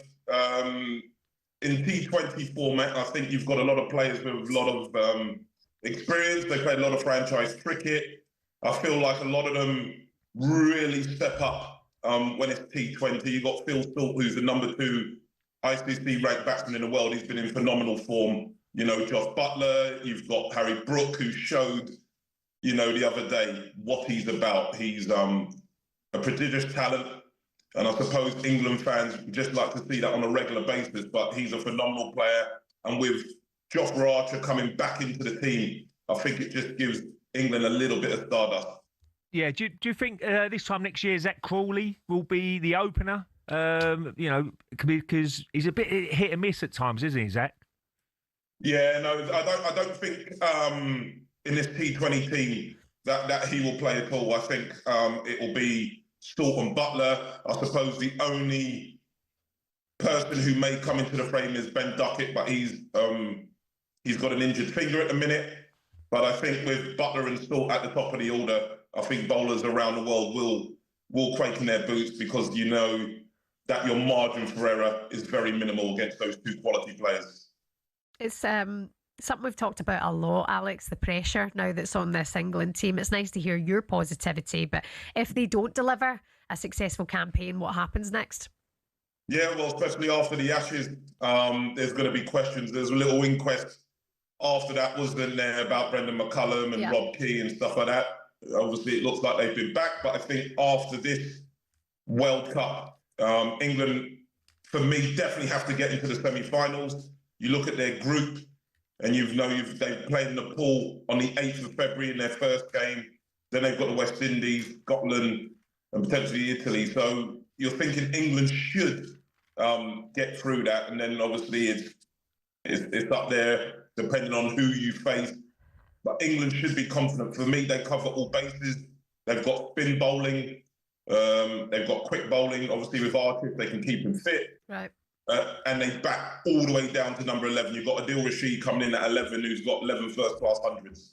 So, you know, they back very, very deep. You need the fan base behind you as well, Alex. That's something they need to deliver. A bit of an expectation. Get the fans excited again, because it's kind of miles off it for now. Yeah, it is, you know, and I work in a school, and, you know, the kids are constantly coming up to me, and, you know, they were really disappointed with how the Ashes went. But I think in this T20 format, you know, England do produce, you know, in the last 5 games, they've got 4 wins, you know, and they've won well in those as well. So I'm not looking for anything than an England win. It's going to be a hard test against Sri Lanka in Sri Lanka.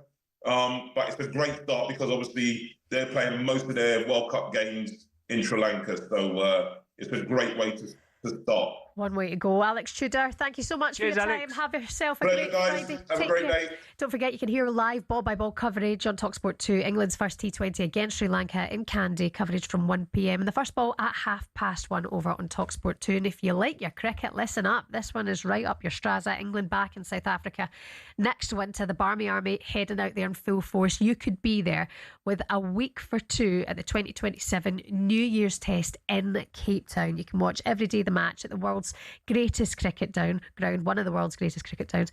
We've got flights, hotels, spending money. You're completely covered, all thanks to us. Here's how you can get involved. Text WIN to 83338. Texts are £2.50 plus your one standard network rate charge, or you can call this number 0343 418 7260. That's 0343 418 7260. The lines then close on the 6th of February, 4 o'clock. If your phone rings that day, you have to answer, because it could be us with your chance to win. It's 18 plus, UK residents only, a full network promotion, and all the terms and conditions on our website at talksport.com for your chance to win. Text WIN to 83338 now, and good luck. Coming up for you, Ray has got the Arsenal fans going this morning, saying that he will cheer on Spurs against Man City this weekend. Can you ever support your rivals? 03717 22344. Are there going to be North London pubs, both Arsenal and Spurs, cheering on Spurs goals this weekend?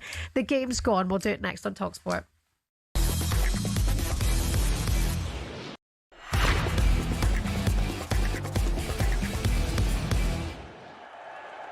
Scotty, I want to ask you about Pep, because you know him very well, working under him.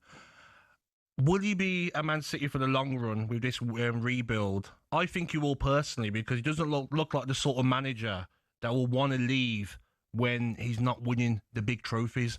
Would you agree on that? Yeah, definitely. I think, obviously as well, I don't think there was many people expecting him to to stay as long as he has. But to be honest, if you look at it, where else would he go and have as much control and as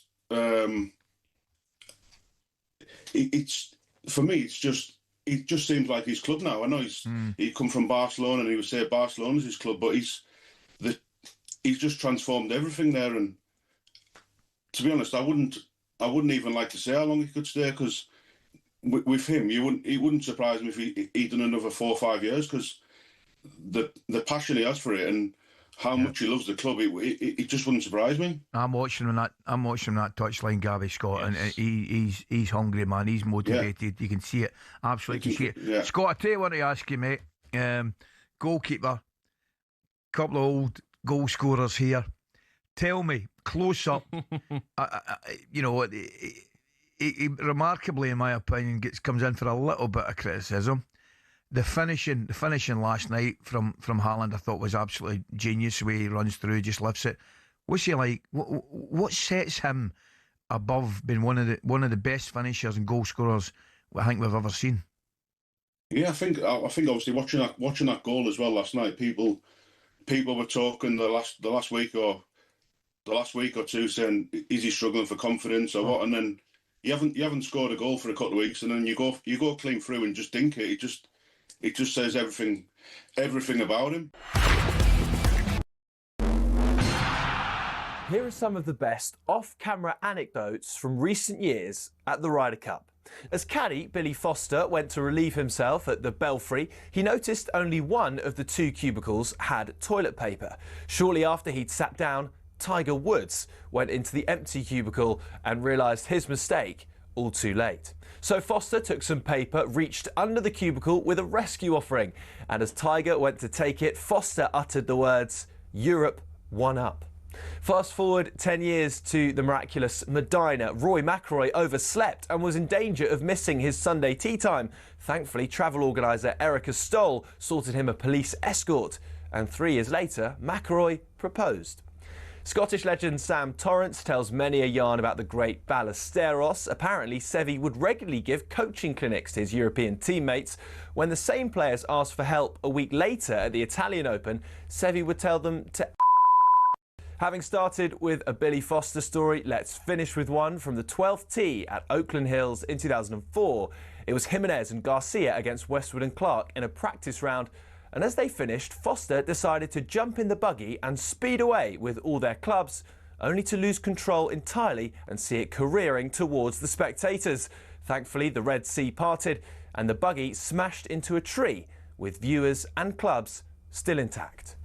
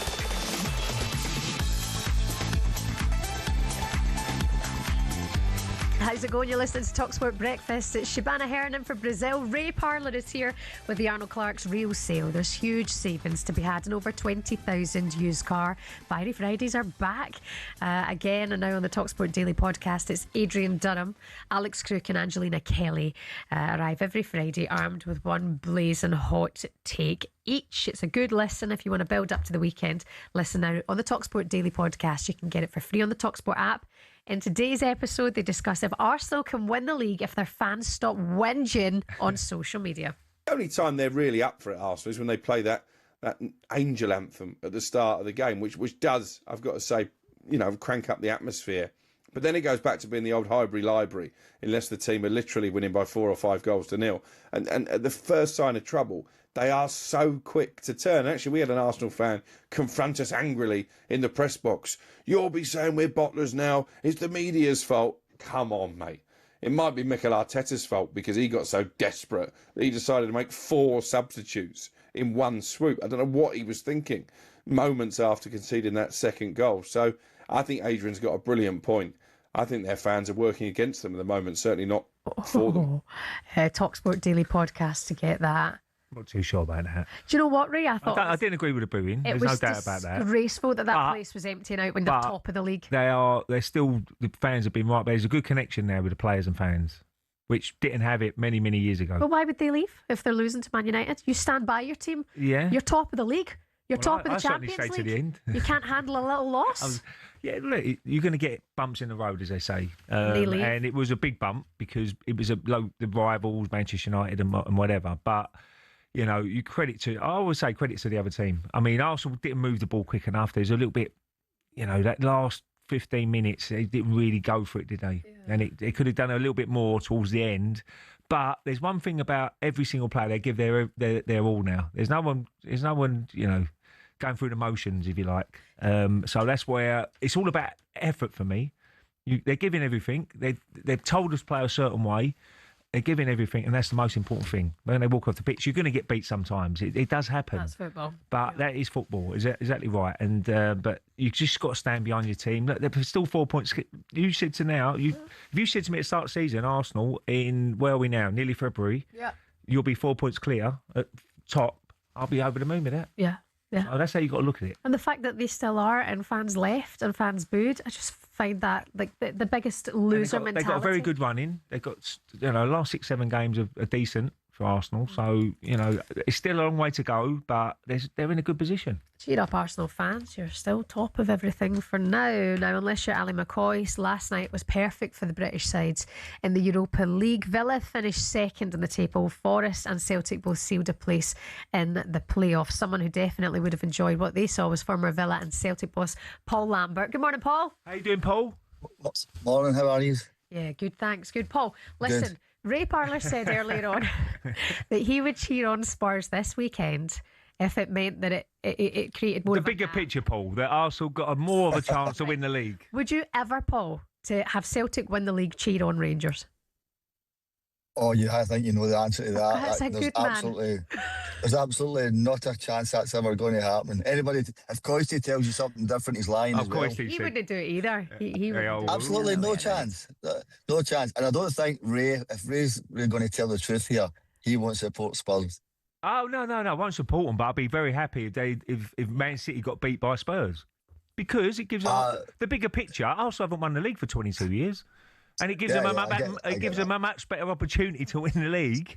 If they can get a result against Leeds, it's only 7 points again, which is big. And I'm not even look. Villa could probably win as well. So don't get me wrong, Villa's still in the running as well. But it just gives you more chance to win the league. Yeah, I think the Rangers Celtic. It's a bit more, it's a little bit more. It's a bit more, a bit more to it, Ray. Absolutely. That's why I wouldn't support Rangers. Listen, let's start last night, shall we? Shall we go to Celtic first? Martin O'Neill, the last time that Celtic scored 3 goals in Europe that quick was with Martin O'Neill's reign. Do you think we could go all the way, maybe to another final, Paul, or am I ahead of myself? I think you're a little bit ahead of yourself there.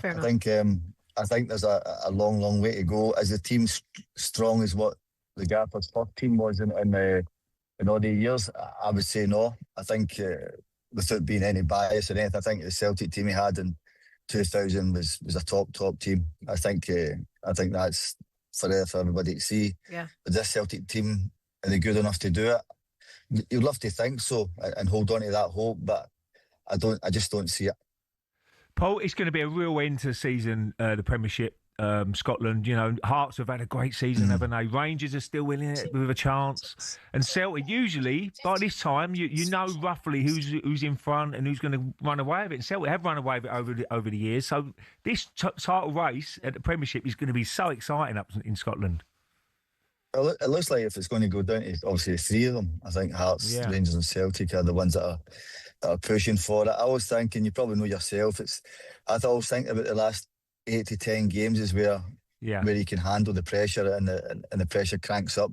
And it'll be wins and losses all over the place, I think, by the three of them, because I don't think there's anyone who's really been total consistent and run away with it. That's why it's going to be a really tight one this year, I think. Honestly, Paul, where are you standing now with it? Do you think it is going to be Hearts this season? You can't rule it out, Shaban, because they're there in merit. You can't rule it out. I think it's a really tough one because, as I said, there's still a long way to go. You're hitting February now, but are they going to sustain it? Nobody knows. It's when the pressure comes on. Yeah. That's the key to it. If you can handle the pressure, you'll get there.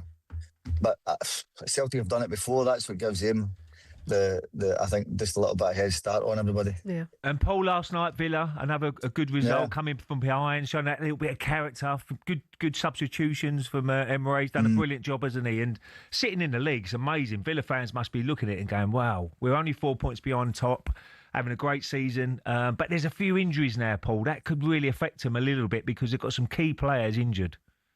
Yeah, I think that's the only thing. I think you're right there. I think Aston Villa, they're sitting in just behind really nicely, but I think they're playing really, really well. And if they can keep that form, I don't think they'll be a million miles away from it because nobody's talking about them to win it. But you look at them, you think they're a danger. Aston Villa are a danger this year. Yeah. Can we go back to last night as well, Paul? You've been Villa manager. Ollie Watkins came off with a limp. It looks like maybe he's done himself a hamstring. Would you have played him last night? Oh, it's a great question. During every game, man, you have to win. And football's like that. And you try and play your best team that you can. And if you don't play your best team, your best players, and you get beat, you're open to criticism. If you do play your best players and you get injuries, you're open to criticism. It's a really difficult one to manage through. I know they've signed Abraham there, so that might give them a little bit of help there. But Ollie Watkins has been brilliant the last few months. Yeah. Okay. It's Unai Emery's competition. Do you still see yourself Villa's favourites to win this one? Yeah, I think they look the strongest. I think they look the strongest to do it, and it'd be great to do it because they're a huge club. It's a huge club. I think he's done an incredible job. I think he's done absolutely brilliant. The players have done great for him, but they're the team. I think it's the most dangerous at the minute. And it must be so great for the youngster coming through the ranks, Paul. You've been there, done it as well. Yeah. To score in front of the whole end, get the winning goal as well. It doesn't matter what sort of game it is, and I know they're qualified anyway, but it must be a dream come true for the youngster. Well, I think if you come through the ranks, Ray, I think any player and you score in front of that whole end, it's a brilliant achievement, and it's just the start of the journey, I guess. Being a young football player, you've got so many ups and downs on the road. So, but it's a great start for him. So, yeah, let's see how he does over the next 15 years or so. Well, we need to let you go. Would you rather this season Villa win the Europa League or Celtic win the league? Oh, Celtic win the league. Good man. All day long. All day long. All day long. Paul, stop sitting on the fence, will you? Lovely to speak to you. Cheers, Paul. Paul Lambert. No worries. Cheers, Ray. Cheers, man. See you. All the best. Take care. Have yourself a good weekend. Still to come for you on talkSPORT Breakfast.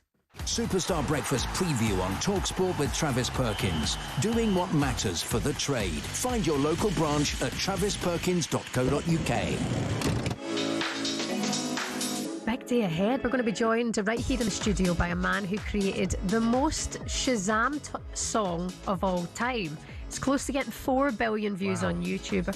Passenger is going to be here with Let Her Go. Our very own Ray Parlour has something else he doesn't want to let go. Arsenal have gone through an entire league campaign without losing. Played 38, won 26, lost exactly none. Well, you only need the goals when they're running low.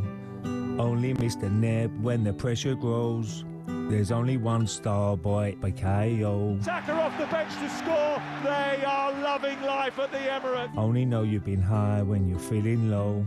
Please, Pep, leave us alone. Come on, Arteta, you've got to bring it home. Jump on that boat because this is the way that we're going to live the next 4 months. Please don't let it go. Please, whatever you do, don't change it. Oh, don't.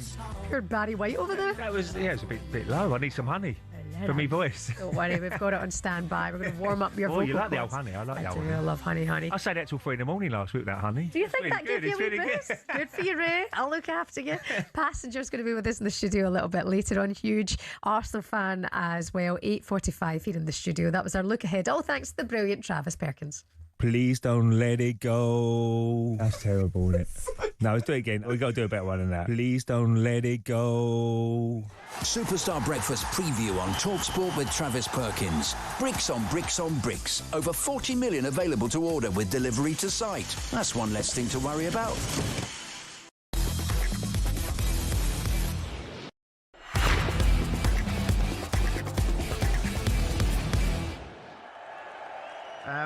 What have we got this morning? I'm hearing that Crystal Palace are prepared to throw some money around, right? Yeah, they've thrown money around already in this transfer window. It was a club record deal that took Brennan Johnson from Tottenham to Crystal Palace. Now it looks like they're going to smash that transfer record again.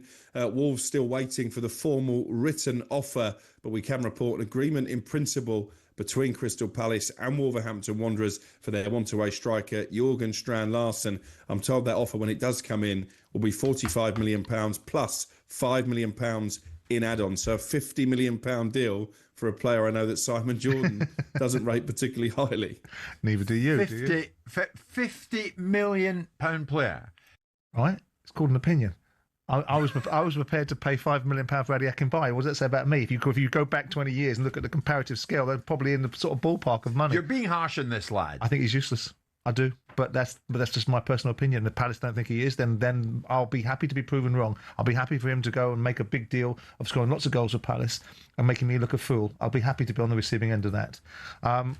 Listen, if they've sold Gehi, which has funded the transfer of Brennan Johnson, because they've probably got Man City to pay all up and pay for Brennan Johnson on the drip. They might do the same here. Yeah. They sell Mateta. So what? I mean, look. I'm not. Do you like him as a player, Alex? Well, Alex, I was about to say, Alex. I mean, you work in games live for talkSPORT, and no doubt have seen Strand Larsen live on a few occasions while Simon's been trolling around Legoland. What do you see in this player? I thought he looked a handful last season. Obviously, that prompted interest from Newcastle in the summer, but he's not been able to replicate that this season. I remember speaking to Sean Derry, actually, former Wolves coach at Arsenal. I think it was the first day of last season, and said, "What's this boy all about?" And he said, "You know what? In training, he looks the real deal. He could well be someone who scores goals regularly in the Premier League." So I'll reserve judgment. I still think they should have taken the money, Wolves, when Newcastle offered it last summer.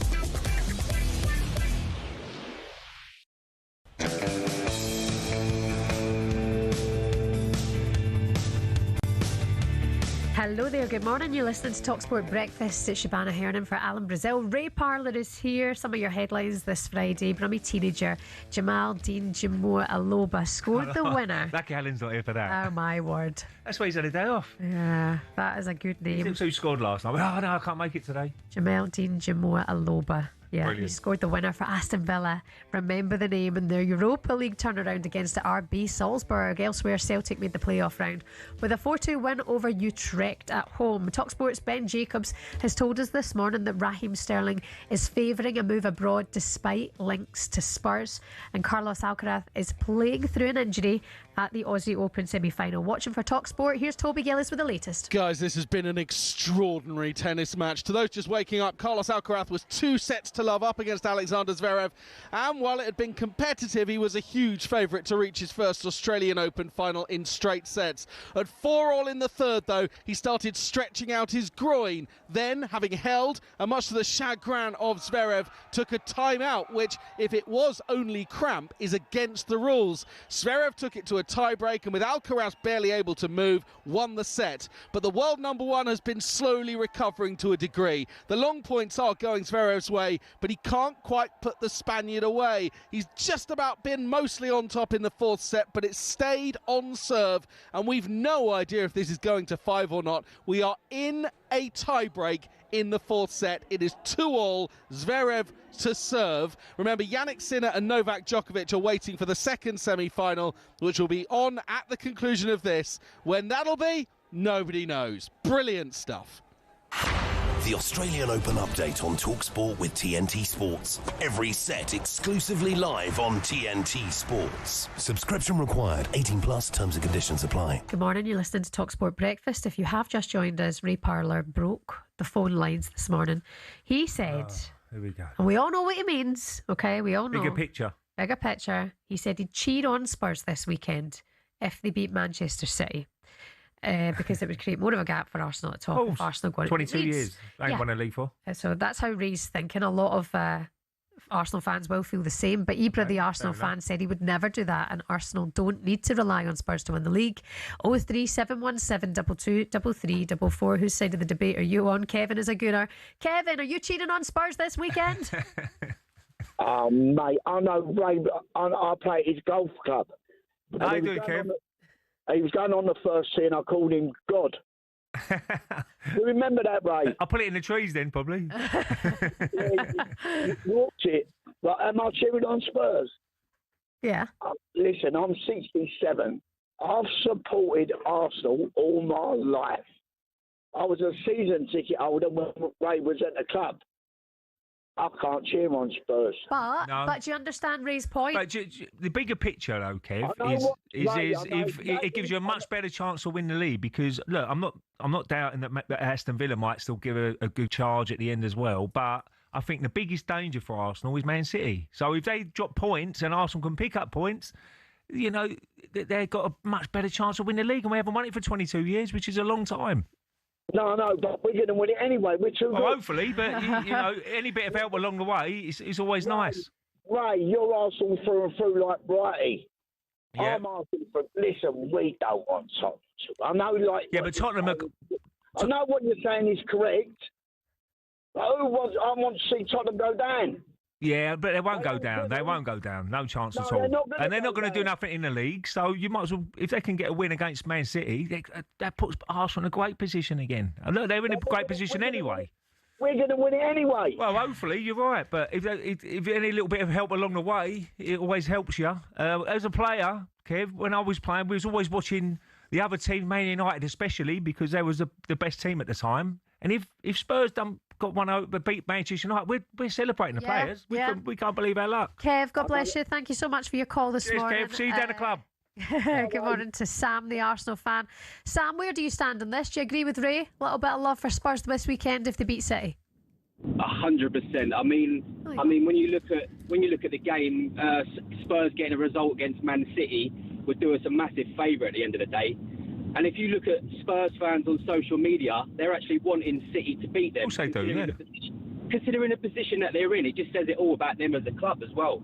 But yeah, I'll be more than happy, even with a point. That'll put a lot of pressure on Man City trying to catch us. So yeah, 100% I'm looking at that result. Yeah, I'm with you on that. Just the reason that we haven't won it for 22 years, and any bit of help along the way, you know, you really want a bit of help as well. You know, don't get me wrong. You can do it yourself, because if you win every game from now on, they're going to win the league, or can drop 1 point probably. But if you can get a little bit of help along the way by other teams turning the teams around you over, then happy days. And that's how we probably won titles at times. Yeah. Sam, just for absolute clarity, you will be like, yes, if Spurs beat City, you'll give it a little cheer. Oh yeah, definitely, 100%. All right, Sam. Obviously, it pains me to say that, but yeah, of course it does. But when you win the league at the end of the year, and say you won it by a point, you might look back at the Tottenham game. You know, Michael, say that was a big game. That was a big turning point for us. 7 points, February, going into February. Sam, the last time I saw Arsenal win the league, I was starting year 7, and I was 11 years old. I'm now 33 with kids, and I would do anything for us to see us win that league title. Absolutely. Sam, give us a come on, you Spurs. No, you can't say that. No, you can't say that. Siobhan, you're going over the top. We're crossing the line. Okay. You're going over the top now, Siobhan. Sam, God bless you. The honey's gone to your head, the honey. I know, I've had too much. Stephen, the Arsenal fan, is with us. Stephen, whose side are you on here? Do you want Spurs to fail miserably at the weekend, or are you secretly hoping they do well against City? Good morning, Siobhan. Good morning, Ray. Good morning, Steve. I'm on Ray's side, big style, you know, because I hate Tottenham like anyone else Arsenal fan does. I don't care if I'd be more than happy if they lost 36 games a season. But don't lose this one. Yeah. Because my son is a Tottenham supporter, my brother's a Tottenham supporter, and his girlfriend's a Tottenham supporter. And I turned around to them yesterday. I turned around to my son's girlfriend. I says, "Who do you want do you want Man City to win this game?" And she gave me no reply, which means she does. Yeah. Stephen, it's just that rivalry. It's just, no, you don't want your team to do well. It's like when Spurs got to the Champions League final against Liverpool. You think, I'm going to emigrate if they win. You never hear the last of it. I've been on the same plane as you, right? And Spurs will be exactly the same. They'll be exactly the same if Arsenal got to the Champions League final. They don't want Arsenal to win it, obviously. Well, yeah. But there's certain games in the season, and especially in the league, that if you can get a little bit of help along the way to win that title, and we don't win it every year or every other year. It's 22 years since you won it. Steve, thank you so much. Have yourself Steve. A brilliant Friday. Just while we're on the subject then of Arsenal and speaking to these callers, Ray, do you think you've genuinely got the winning mental capability of staying there at the top of the league? Because we know what City do. They've been in this position before where they've hunted down Arsenal. Are you confident that they've learned from the mistakes? Well, I hope they've learned from it. The mental capacity. Again, there's a long way to go. I mean, that's why I never get carried away with the league title. That doesn't sound confident to me. I'm confident because I'm hoping every single player can stay fit now, because they had quite a few injuries. They're getting players back now. That's why the League Cup's big. It's a big tournament for Arsenal. Okay. Because you're going to play the final in March. If you can win that is a real buzz. You get a big buzz around playing at Wembley and winning that trophy, the first one. It doesn't matter if it's a League Cup or wherever it's going to be, but it's winning mentality. So that's why I think Mikel Arteta will take this very, very seriously. We'll wait and see what happens. Tomorrow, 3:00, Leeds take on Arsenal at Ellen Road. All the updates on Game Day Live. On Sunday, Tottenham face Manchester City. Again, stay with talkSPORT to stay across it all. And tomorrow night, Man United face Fulham. No, that's a lie. It's Liverpool against Newcastle tomorrow night. Good game. Here on talkSPORT. Coming up next, we're going to turn our attention to a huge game. Liverpool hosting Newcastle. And we'll ask the question to Liverpool fans. Are you behind Arne Slot? We'll discuss that next.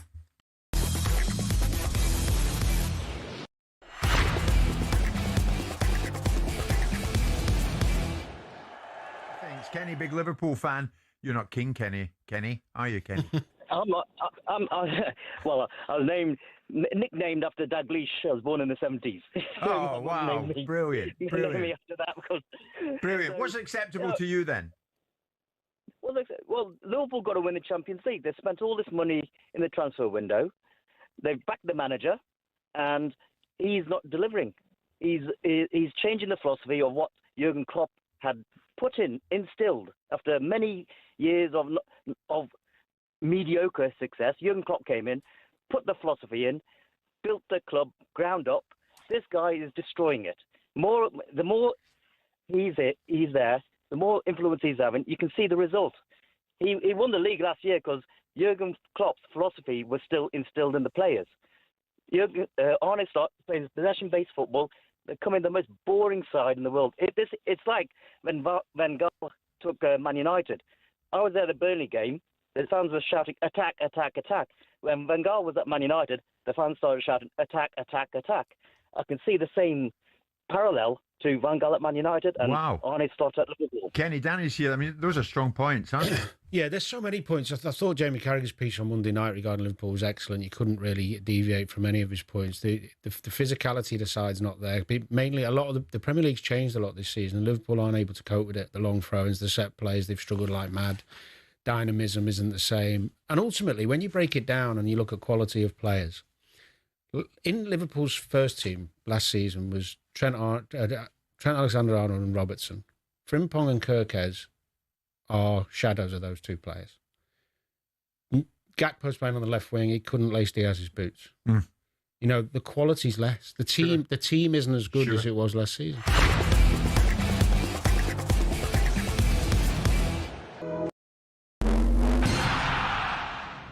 Aguero, Solskjaer, Deeney, Watkins. Sure, you know all about those last-minute goals, but have you heard the one about the on-loan goalkeeper who saved his temporary employers from disappearing out the Football League and into almost certain financial oblivion? Back in 1999, Carlisle United, managed by Nigel Pearson, were fighting to stay in the Football League. Carlisle's finances were precarious with a capital P that season, leading to a scenario where, with 3 games to go, they had to ask the FA to sanction an emergency loan deal to bring in a goalkeeper. Swindon Town's Jimmy Glass arrived at the club. His efforts in his first 2 games earned the Cumbrians 2 draws. Those vital points meant that Carlisle went into their final game of the Division 3 season, now League 2, needing to beat mid-table Plymouth Argyle in front of their own fans and hope their relegation rival Scarborough didn't win against Peterborough at home. The game at the McCain Stadium finished 1-1, and with the same scoreline at Brunton Park deep into injury time, Scarborough's fans invaded the pitch en masse, believing their Football League status was secure, convinced they'd done enough to stay up. However, there'd be one more plot twist. Carlisle won a corner in the dying seconds, and up came Jimmy Glass. In one of those you couldn't make it up moments, Glass scored from a rebounded header and was promptly swamped by teammates and thousands of fans who quite simply couldn't believe what they'd just witnessed. As for Jimmy Glass, he became an overnight celebrity, but he never played for Carlisle again, and his playing career never really kicked on after that defining moment. He took on various jobs outside of football before finding his way back into the sport as player liaison officer at Eddie Howe's Bournemouth, and most recently the general manager at non-league Wimborne. Not the fairy tale ending to one of the most Hollywood moments in football, but the name Jimmy Glass will live on forever as the scorer of that goal, arguably the most important in any club's history.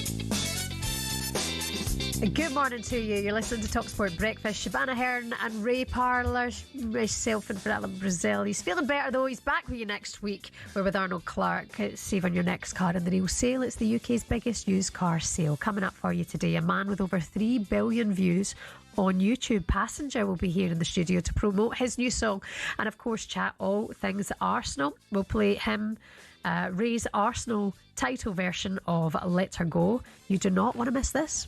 Only know you've been high when you're feeling low. Please, Pep, leave us alone. You put all the bad ones in, you're disgrace. That is... He's put all the bad ones in. Atrocious. What were the better ones? Yeah, I've got better ones, but he put all the bad ones in. Ollie, you're a He's terrible, isn't he? Former Manchester United goalkeeper Ben Foster will be here to talk about his teammate Michael Carrick's dream start as Manchester United manager. We'll ask Ben if he should be given the job permanently if he can deliver Champions League football. And the one and only Mr. Brazil will be with us later on in the show to finish the week with a sweet treat. Bourbon biscuits, possibly, for Alan? Yeah, bourbon. I think they're custard creams in it today. He'd be gutted he's not here today. He loves a custard cream, doesn't he? All that to come and much more. It's a huge weekend of football on the talkSPORT network. Liverpool host Newcastle as they look to end their 5-game winless run.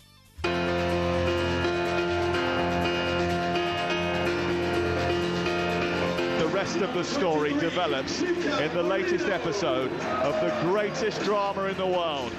This is the Premier League. Ekatike through the legs of the goalkeeper, and he scores. It's a dangerous ball in. Voltamada! And the double for Newcastle United.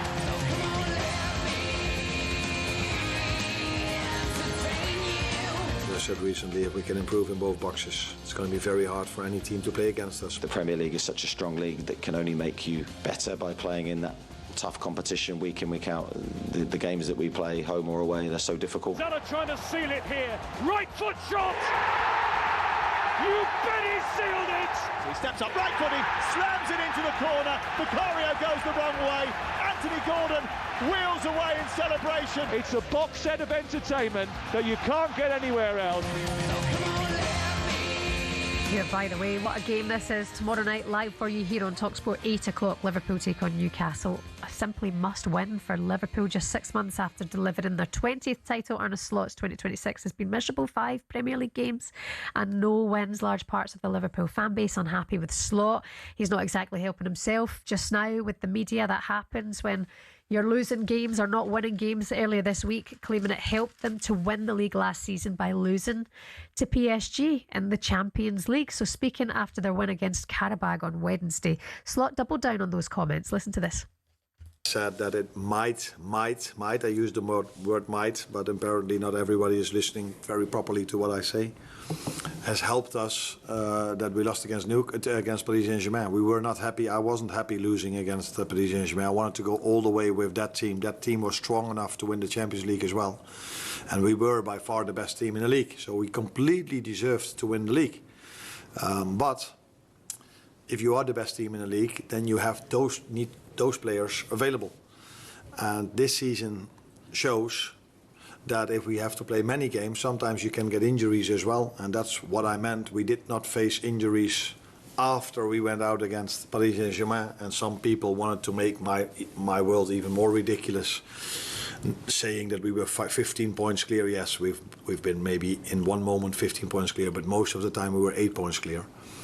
And if you then face a situation of 3, 4, 5 injuries, it might have been more difficult for us, but we were the best team in the league and we could have won the Champions League as well, and we would have loved to go to the next round last season. But this club, it hits us harder if we have injuries than the clubs we are in competition with. Arne Slot, I like him. Really. Yeah, so do I. I think that he's right with the injuries, because he didn't get many injuries to key players, did he, last season? And look, they were the best team. There's no doubt about when they did get injuries, they had people to come in and do a decent job. But they were so good. Every other team was getting injuries, and they seemed to stay fit all the way through that season. But they won the league, which is an amazing achievement on his first season. And everybody thought Jurgen Klopp, after he left, they might struggle Liverpool, but he's come straight into the side. So I think he surprised everybody, because everybody looked at Arsenal, Man City to win the league again. Didn't really put Liverpool into the equation. But then suddenly they got to a good start and they never looked back really last season. So I think he deserves a bit of time. There's no doubt about that. And look, Liverpool fans will tell me more what if they like him or not and what he's trying to do at Arsenal. It's not been a great season, but now they'll be looking at the top 5. That's all they can rely on. They get back in that Champions League next season. I always think it's important to mention when we talk about Liverpool having a very different season as to what happened to them in the summer with Diogo Jota passing. That must really affect things in the room as well. Certain players, But also now there's this conversation around Jabi Alonzo being out of work, being a Liverpool legend. Do you think that might be starting to creep into Arne Slot's side? He can't do nothing about that. So as a manager, you don't even worry about that. All you worry about is your team, week in, week out, trying to get the best results you can for your team, your supporters. If that's going to happen, it's going to happen. He can't do a lot about that. But it is all about results. And that top 4, top 5, look, it hasn't been a great season. If you told me Liverpool at February would be 6th, I'd probably say no, they'd be higher than that.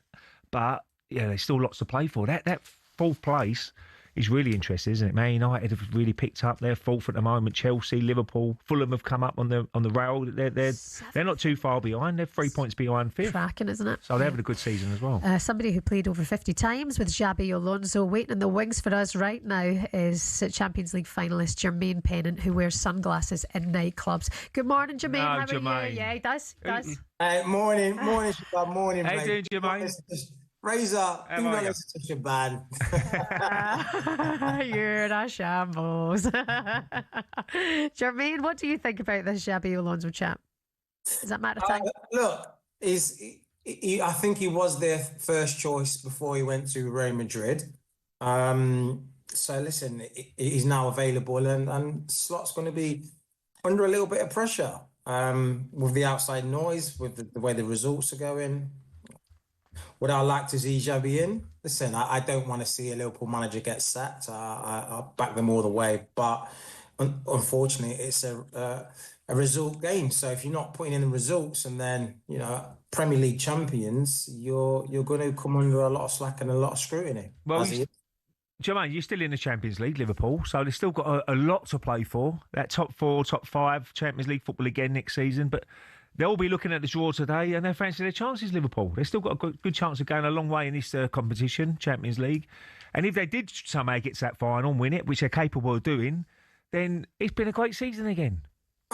Well, obviously, you want to win a trophy, some silverware.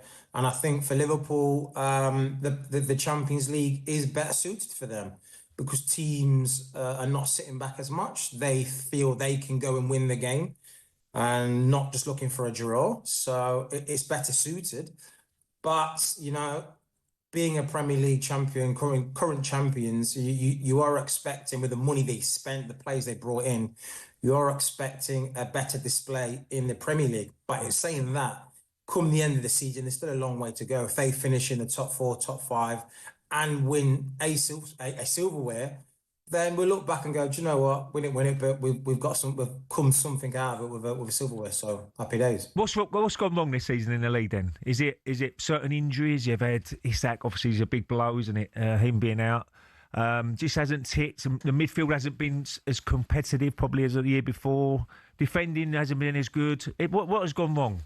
Well, you've got a lot of new players that came in which need time to gel. It took Florian Wirtz a good, maybe 10 games for him to start really clicking into gear. And now look at him. Yeah. Like I said, the injury with Isak is gut-wrenching because in that game against Spurs, we saw why we bought him.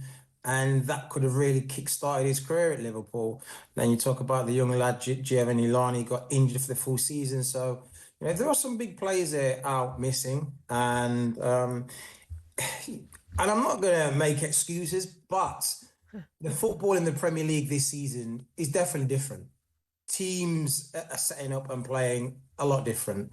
In the Champions League, you don't see corners, you don't see people playing for long throwings, you don't see everyone getting 10-man in the box. It's, some of the top teams are really getting stifled out. If it wasn't for set pieces, I don't think Arsenal would be top of the league, the way teams are setting up. But you've got to find a way to beat that low block. You've got to find a way to, get past these teams who try and stifle you out. And I think Liverpool in that manner are really struggling.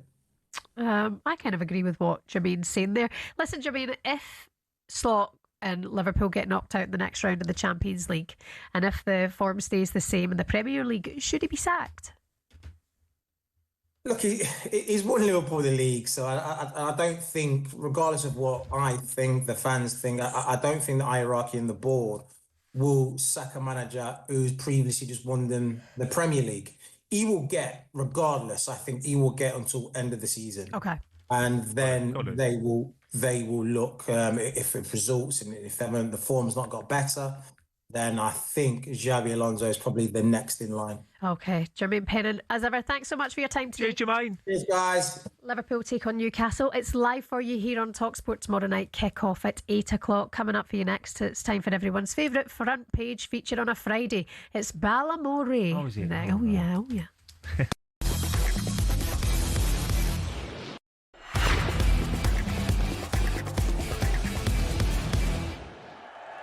12 months ago, when Palmer was fit.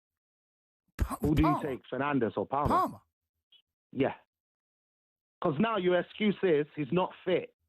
Hence, we're not seeing the best of him, which I do agree with you. You have a point. Here's a question for you, Sammy. Man United, moving forward, Bruno Fernandes or Cole Palmer? Moving forward. Because you said moving forward, obviously Cole Palmer, because he's younger. And if he can stay fit. But look on the plus side. Fernandes is hardly injured. No, he don't get injured a lot, to be fair to him.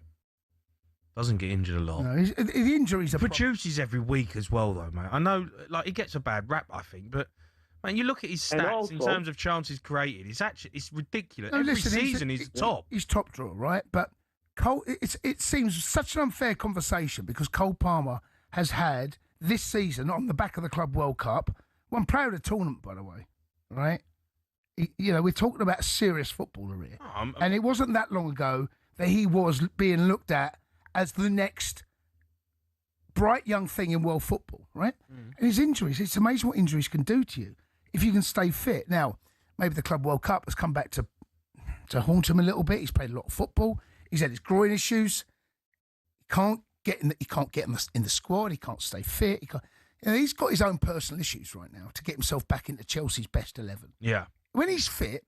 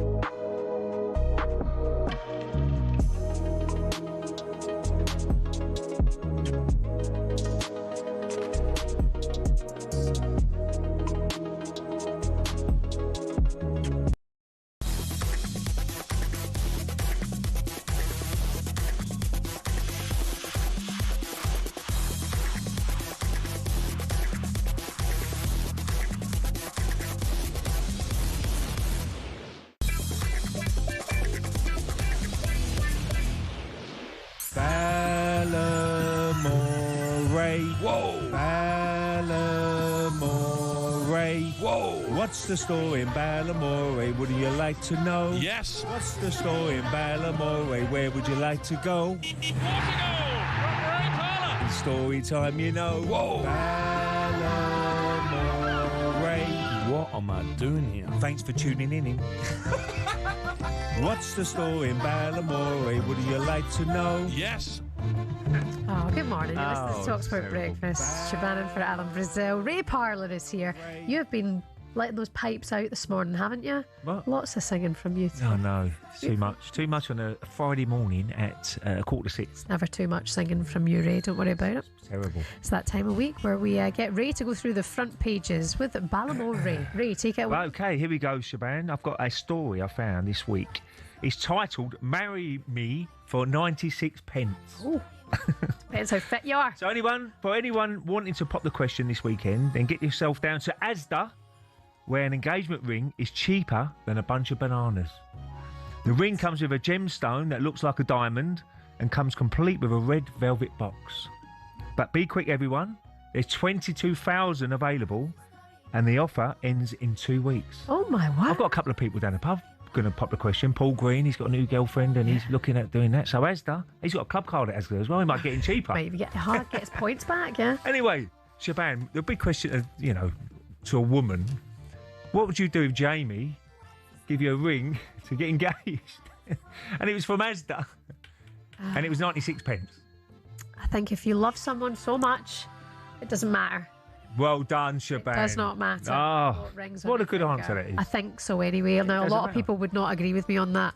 Women are very specific. What is it, 3 months and wages should go on a diamond? Would you lie to your mates? Oh, yeah, 100%. 100%. I'd be like, yeah, he went to Tiffany's and got it for me. We flew to New York. Asda. Nah. No, I mean, look, a lot of people are really into that. How much did you spend on your engagement? Is that a touchy subject? I can't remember now. That's a long time ago. Yeah. See, I never wore. You probably should have settled with the Asda one. Wedding ring? Yeah. You make sure he wears a wedding. Yeah. Oh, gotcha. No, some blokes don't do that. You don't. You're not. I've never been married. I'm not married now. But when I was, you've been with her for about 20 years. Yeah, I know. Right, so go on then. I'm going to go to Asda later. Please do it. Please do that. I'll be down there later. I've got to get before 22,000. Go. Yeah, but yeah, look, at the end of the day, what made them do this? I don't get it. I've no idea. We'll dig further into 96 the story. pence for a ring to get to an engagement ring. Fair enough, though. Maybe it's what people. I think I'd rather take the bananas. Get them over. Yeah. Would you? Yeah. Rather I'd rather have the bananas. But that is an amazing story I found today. There you go, Ray. 96 pence. So anybody's thinking about going down on one knee this weekend, get yourself down to Asda, get some bananas as well, and with a nice wedding ring, perfect. Yeah. Engagement ring, sorry. It's all in the wording, how you say it, by the way. If you say the right thing, she won't notice the ring. Absolutely. Until she's so. And you're right what you said. If you love them that much, doesn't matter. Yeah. Perfect. Jamie, you heard that, Jamie? Yeah, but I still would like some new jewellery. Love you. Time now to get the latest odds with Coral and Simon Clare. The Coral Daily Download on talkSPORT with Coral. We're here for the fans this season. 18 plus gambleaware.org. Simon, what about that? Simon? You Simon. No, I'm not married. I was Where's married. Steve-O? Where's Steve-O, Simon? Exactly. Steve was already spent his money. He just got married, right? Yeah. Oh, he'd be devastated now. He's already bought it. Waited a month, he would have been fine. Listen, if Ray doesn't get an Asda 96p ring sent in the post by Asda, I'd be very surprised. I just want to go and buy one for the sake of it Just anyway. Just do it, and then say to Joe, look, and see what she says. Oh, I love it. No, the house is look, I always feel like with a proposal, it's always risky to surprise someone with a ring. You might as well get the Asda one, do the proposal, and say, and if you say yes, I'll then spend some money on an expensive. Oh, Simon, see, he's looking ahead, Simon. That's why you got divorced, isn't it? Good tactics, exactly, probably. Yes, Simon, exactly. I am told I'm not very romantic, which I can't believe. Yeah, I know. Simon, I've got to ask you, are you cheering on a little bit of a stir this week? Are you cheering on Tottenham this weekend to beat Man City? As an Arsenal fan? I mean, yes, absolutely, Ray. And of course, the thing is, you don't have to actively, like you said, you try to get an Arsenal fan to sort of sing "Come on, you Spurs." We don't have to do that. You just sit there quietly and almost cheer against City. That's half of it, isn't it, Ray? Yes, really? of course. If they were playing Burnley, Wolverhampton, or anyone, you just don't want City to win. And so, yeah, if Spurs do us a favour, fantastic. As you say, many Spurs fans are wondering if they want to beat City and help Arsenal. So, yeah, listen, it's mighty close. I mean, Arsenal are still 2-5 to win the title. It's 11-4 Man City. But we've got to go to the Etihad. That's a 3-point swing. I mean, 4 points is nothing, is it really, Ray? And so every single week now, it's going to be slightly on a knife edge. Just another thing. I mean, Arsenal, we saw the Champions League come to conclusion this week. They're 7-2 favourites for the Champions League, Arsenal. They're 7-2 favourites for the FA Cup with Man City. They're 11-10 for the Caribou Cup down to the last four, with City marginal favourites at even money. I mean, Arsenal are 50-1 for a four-timer. They're fighting on all fronts. But I don't know about you. I don't know about you, Shaban. I think if Arsenal fans would give up the other 3 almost to win the title. Yeah. I know it's hard because you probably would love to win the Champions League as well. But would you, Ray? Yeah, absolutely. I know that we haven't won the Champions League ever, but I think the league is the one. The league is 22 years is a long time. So get your bread and butter right. This yeah, season. absolutely. Yeah. And Me too. Great I'm greedy. season. I'd like more, but Premier League would be everything. So I've got to ask you about the relegation because last weekend it was unbelievable, wasn't it? West Ham back-to-back wins, and then Nottingham Forest go to Brentford, which no one really fancied them to get anything from that game. But they beat them 2-0. So how you betting? Is anybody getting sucked in a little bit higher? Crystal Palace and Spurs and all them sort of teams? Yeah, I mean, look, we're 4-9. I'm just checking out, actually. We're 4-9 West Ham to be in the relegation. We've sort of half given up on Wolves and Burnley at 1-50 and 1-25, and then it's Forest 11-2, Palace 6-1, and Leeds 6-1. And I think, as we've discussed, the biggest challenge for West Ham is not that they can't get on a bit of a winning run, but can the other sides drop points? Because they're playing well. We saw Forest during the week. Leeds, great result last night. I'm just having a quick look now. Forest even money against Palace. That's a toughish sort of game. Brentford are away to Villa. Obviously, Leeds host Arsenal. They're 4-1, and West Ham go away to Chelsea. What a derby that is! And they're 5-1 to get a win, 7-2 to get a draw. Chelsea 8-15. So it's going to be tough for West Ham, Ray. I think, don't you? Yeah, absolutely. It's going to be tough because Forest, Leeds look very good in that first half against Everton. And that's a tricky game for Arsenal tomorrow. But I'm worried about that. I mean, that's Arsenal are 4-7 away from home, but we look a little bit shot shy and goal shy from open play, don't we? And Leeds are going well. They're 5-1 to win it. 3's the draw. City, obviously Spurs. I mean, City are 4-6. Spurs are 7-2 to win. We'd grab a draw 3-1. I mean, it's a brilliant weekend of football. Even Man United Fulham. Yeah. We've seen this incredible start from Michael Carrick. 2 huge results. But as everyone knows, it's one thing to do that big bounce against the big clubs. Now, can he double down on that or treble down on it and get that win at home against Fulham? 8-13, 3-1 the draw, 4-1 Fulham to cause a shock. I think United fans, it's not a nervy moment, but it's kind of a defining moment. Can Carrick carry on into Game 3? Simon, any racing this weekend? Yeah, we've got Dublin Racing Festival. Fantastic meeting over in Ireland. Great fun trip. I'm heading out there tonight. Oh, brilliant. 2 days of action. Yeah, I know. Thank God the weather's abated. Hello.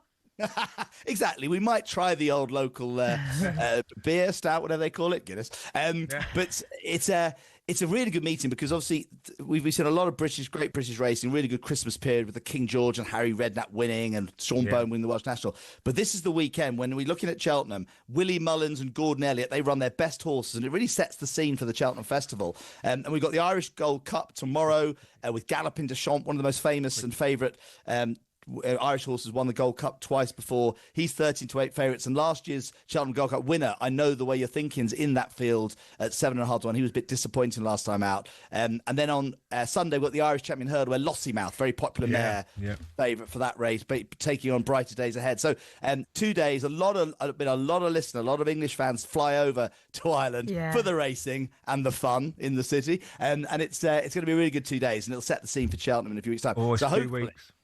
We get Alan back next week. And he's actually he's doing all right. He's doing good. We think he's back next week. Yeah, he's Look, definitely I'll be honest with you, man. All the racehorse trainers in Britain and Ireland now, it's a nervy 4 or 5 weeks as they prepare their horses into Cheltenham. Well, I think talkSPORT have got an even bigger worry. They've got to make sure their big man, their star.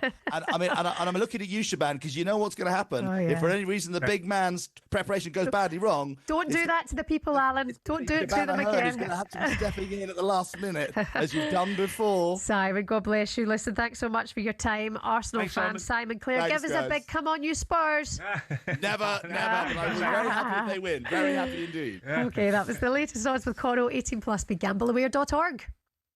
The Coral Daily Download on talkSPORT with Coral. We're here for the fans this season. 18+, gambleaware.org. Arsenal fans hammering Ray this morning. A lot of them in agreement with him as well. Arsenal fans, are you cheating on Spurs to beat City this weekend? And Dave, the West Ham fan, has called us this morning. He's supporting Spurs as well. Why is that, Dave? I'll say it through gritted teeth because I always like to see the Spurs lose, but I think Arsenal look amazing this year, and I would really like to see them raise it. It would really spice things up. Oh, Dave, you're a nice person. That is a nice positive message this Friday. Yeah. Oh, mate, do you know what? I don't really mind what's going on at the club. It might do us a turn long term. I hate it to say, but it might do us a bit of good long term, mate. But are you due out to the Rixos anymore, mate? Yes, I love it there. It's fantastic. You been there? Yeah, back in March. Beautiful, isn't it? You guys should meet up for a pint and cheer on Spurs together, Dave. Thank you so much. I'll see you there, Dave. Take care of yourself, Dave, the West Ham fan who's supporting Spurs and cheering on Arsenal as well this weekend. Oh. Nice stuff. You're listening to TalkSport Breakfast. Ben Foster talking Manchester United next.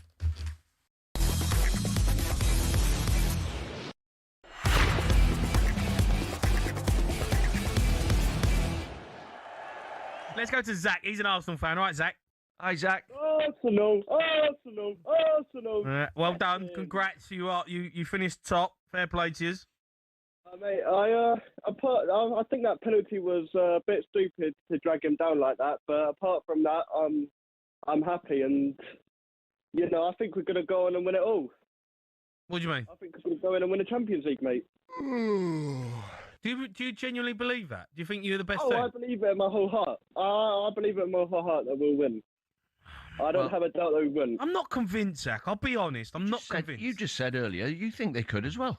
Oh, of course they can, because they're a good team and they're top. But I'm not convinced they're going to win the Champions League. Reason being, you ain't won it before. What is on? You ain't won Yeah, it. but- You're stumbling already in the Premier League. You played Carrick tonight. You made 11 changes. You won 3-2, but I don't know. I'm not that convinced with Arsenal. When it gets to the latter stages over 2 legs, I think you get found out. What you mean is you hope they get found out. Well, obviously I hope, but I genuinely believe. Listen, they're in everything. 4 points clear in the Premier League. I'm not going to lose too much sleep if Arsenal win the Champions League, right? I, as a Spurs fan, I have to take it on the chin. But I just genuinely think that Arsenal won't win the Champions League. I don't. I just don't think. I think they're better teams than you over 2 legs. Look, I think your argument that we haven't won it is ridiculous because of PSG last season. They won it, but they've never won it before. Man City a few years ago, they won it. They won it, but they don't win it before, I think it's our time. And it is easy to say, I think they're going to get beat by someone. There are like 24 teams that could... Yeah, I know. The 24 teams. If you get to I'm talking about latter stages. Barcelona over 2 legs. Let's be honest, we've all found ourselves raging at a referee's decision at some stage. Something like this? That is an absolutely shocking decision. They've got a case in that it was a bad decision. It's such a poor decision. Yeah, I think he's just made a bad decision in that instance. But what does it take to get to the very top level of football refereeing? You can apply to become a referee through your local county FA from as soon as your 14th birthday. After spending several hours either in the classroom or on the pitch, they'll grant you Level 7 status, which allows you to officiate amateur games. Then you'll work your way through the ranks of amateur football, not reaching the National League until Level 2. It's a long process, bearing in mind every level from 7 upwards takes an average of a year. Also, there's no specific number of games you have to ref or hours you have to log before moving on up. You simply just have to be good enough. Once you're Level 2 and have enough experience at a National League level, you can apply to the EFL to become a Level 1 referee. Then it's on you to get enough experience to climb through the ranks and eventually become a Premier League referee. In total, there are 37,000 registered referees across England, but the PGMOL has only deemed 21 good enough to officiate games in the top flight. So if you want to make it to the top, there's less than a 1 in 1,000 chance of doing it, and it'll take you a decade to get there.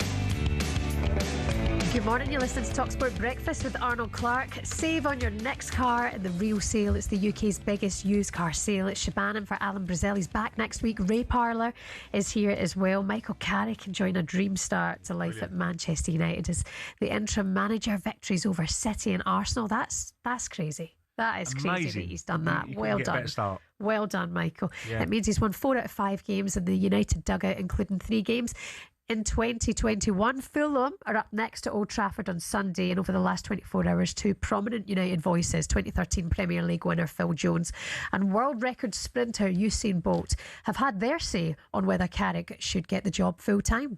Carrick has done, and he's got it spot on. I think he's got the right team around him. I think Steve Holland coming in is a brilliant appointment. I remember my time at England when he was there, and he's brilliant on the grass, spot on. And the other people to complement him as well. So I think all round he's got the good balance there that he needs to succeed.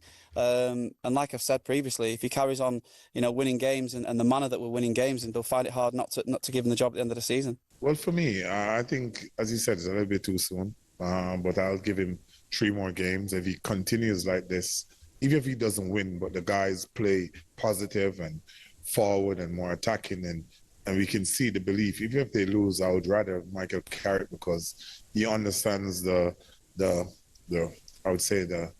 belief of the club. You know what I mean? And that's something that he was brought up in, and he's very good friends with Alex Ferguson, who can teach him and help him to guide him in the right direction. Phil Jones and Usain Bolt, the partnership we never knew we needed. Yeah, well, unbelievable. I mean, it's been a great start for Michael, but I don't think Man United need to really jump and give him the job. Why don't you just keep him to the end of the season, and they can really have a good look around then to see who's available, because he's going really well at the moment, but being a manager compared to a caretaker manager, which he is at the moment, it's a totally different thing. I mean, and it could all go wrong. We know that Ole Gunnar Solskjaer, everybody will go look to him and say, look, what happened there?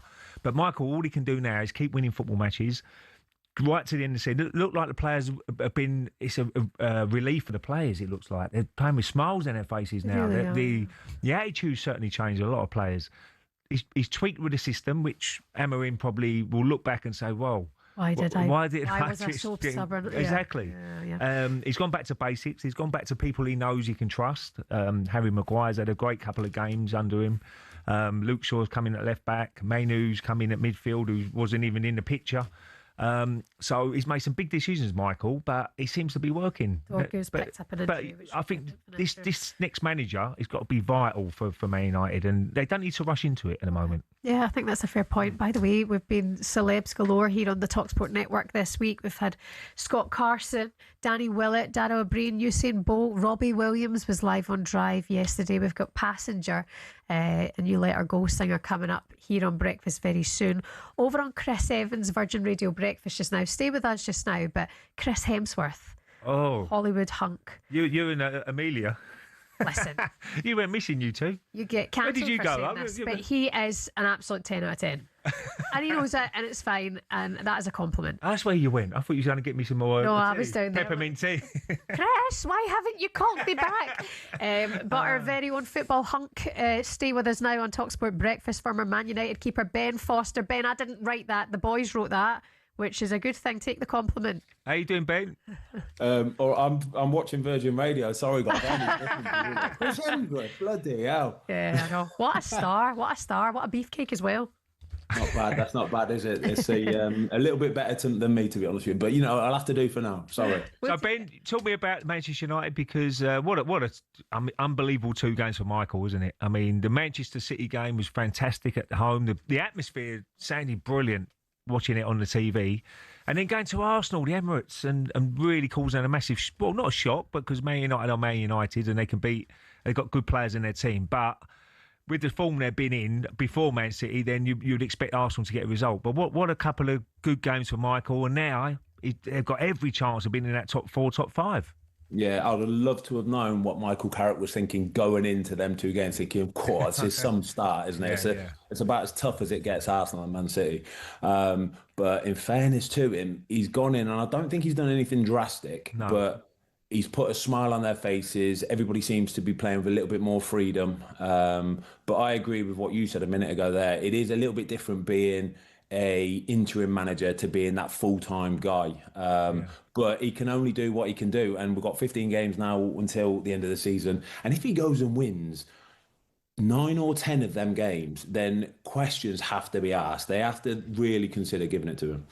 Do you reckon Amarin's looking at it and saying, why didn't I change that formation? Because he's gone to a back four and they seem like a different team. You know, Fernandes is picking the ball up in air as he wants to, and it looks like he's controlling that midfield. You know, you've got Mainu who's come back into it. He's really, you know, amazing performances really when he hasn't played in the Premier League since probably May, isn't it? Something like that. So, you know, certain players have come back in, Ben, and you know, it looks like they've been let off the leash. And some of the goals against Man United, against Arsenal, Cunha's goal was a fantastic winner, but even the second and first goal, Burmo took it so well. Yeah, I think United have had these players. They've had players that are verging on the edge of world class. They've had them for the last couple of seasons, but they just haven't been able to show it. They haven't been able to go out there and express themselves and play with a smile on the face. I know this system. We all know this system didn't really suit Man United with 3 at the back, and it wasn't rocket science to change it to 4. It really wasn't. So I think everybody is just is on board with this kind of confidence, and now everybody. But you look at the fixtures they've got as well: Spurs, West Ham, Everton, Palace. The next 4 games. That guy, the one who hasn't cut his hair for a while, the United Strand guy. Strand, yeah. I'm thinking that he doesn't want these to be wins, you know. I'm thinking, like, what's he going to do for content afterwards? So, they've got a massive chance now. They win these 4 games, they're absolutely flying. Yeah, I mean, they have been just a breath of fresh air recently. And last week, Ben, was a bit of a free hit. There was no real pressure on Manchester United. The pressure was on Arsenal. Yeah. How do you feel about the state of the league table now? Just to get your thoughts on that. Do you think Arsenal can handle the pressure of being hunted by City and Villa? I'm a little bit nervous for them, I can't lie. I watched them against United and they didn't have this real belief to really just go and kill the game. Obviously, they scored the first goal. And don't get me wrong, the equaliser, it completely changed the game. If Zubimendi don't play that pass back inside there, then it's a completely different game. But the goal comes about from Arsenal not really wanting to progress up the pitch. I've watched a bit of the tactical analysis of how that goal comes about, and it's because Arsenal aren't willing to go into those places. They're 1-0 up. They should be free flowing at this point. They should be really taking these little chances, but they didn't. So I'm a little bit worried, a little bit nervous about it, especially with the strength and depth that Man City have got as well. I think the 2 players have signed, Guehi and Semenyo, are just absolute no-brainers, honestly. For being able to sign 2 players that can just slot into a starting 11 week in, week out, you know, you're normally paying 250 million quid for players like that, and they got them for, best part of 90 million quid. It's a good bit of business. It's also got so many injuries as well, Man City. You know, players that will be returning towards the end of the season. You know, they'll only strengthen them. Well, the big game's going to be at the Etihad, isn't it? Arsenal, Man City. That's going to be huge. Yeah, about March time, which is where you're looking at maybe the last 7-8 games. If it gets a little bit cagey, so that's. What do you think, Ray? What do you think? What do you think about that? I hope they've learned over the last couple of years that, you know, sometimes you've got to don't panic, don't get too much. They'll be disappointed against Man United, but that game's gone now. You've got to forget about that and look at what's going forward. And Leeds will be another test this weekend, Ben, won't it? Leeds away, Ellen Road. You know, you've been there and played there. They get right behind the team. And Leeds are having a good season as well. The way it goes is if you're full of confidence, Leeds is it's like a minor inconvenience. You swat them out the way, it's no problem. You know we're going to get 3 points. But then as soon as you start to get those little doubts, you have a little rocky patch of form, you win draw, lose. Then you start to look at it and think, a tough place to go that. Real tough place to go that. But going back to Man United for a second though, Fulham on Sunday. That, for me, is a tough game because we've played Man City and Arsenal where you know they're going to want the majority of the ball. You know they're the ones going to be asking the questions. They're going to be probing. And they're going to be throwing players at it as well. Fulham are a completely different team. They're going to be happy to sit back. It's going to be a low block. And it's going to be really interesting to see what team Carrick puts out and how he approaches that game as well. That will start asking a few questions. Oh, lovely stuff. Ben Foster, former United keeper. Thank you. Cheers, have a great weekend. Cheers, guys. Have a good day. Take care of yourself. Still to come here on talkSPORT Breakfast. Superstar Breakfast preview on talkSPORT with Benchmarks Kitchens and Joinery. Get trade prices on kitchens to suit all styles and budgets at Benchmarks.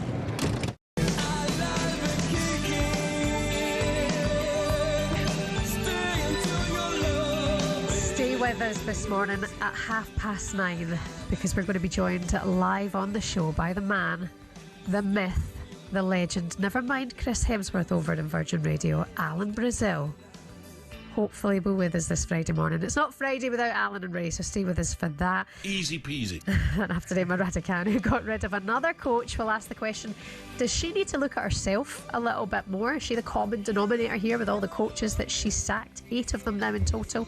We'll ask someone who knows her very, very well. Team GB Dennis Blair.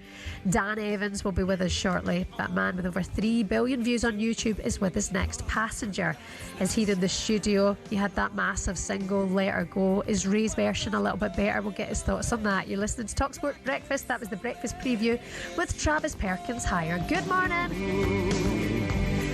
You take me home.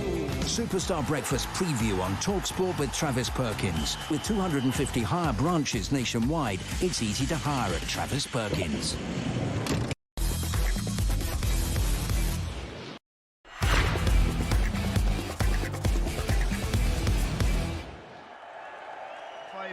Have a wee chat with about Manchester United, and I've got to say, mate, and you'll have watched it yourself, Michael came in, that was obviously a big talking point, replacing Darren, temporary manager and all that kind of stuff. Yeah.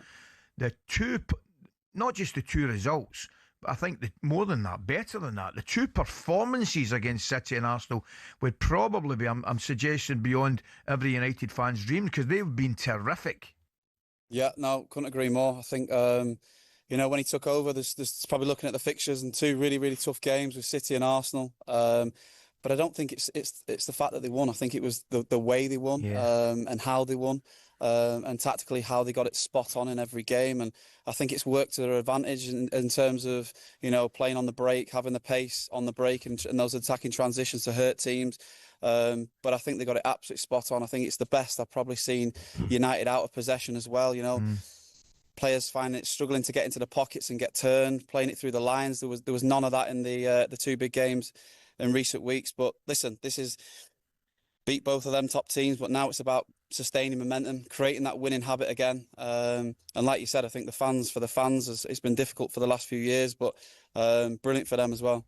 Phil, someone that stands out for me for Manchester United, especially the last 2 games, is Harry Maguire. I mean, some of the stick he's got over the years has got personal, definitely on social media, and his mental strength, mate, must be like so strong to get through that, and he's playing some of his best football this season. Yeah, I know him really, really well.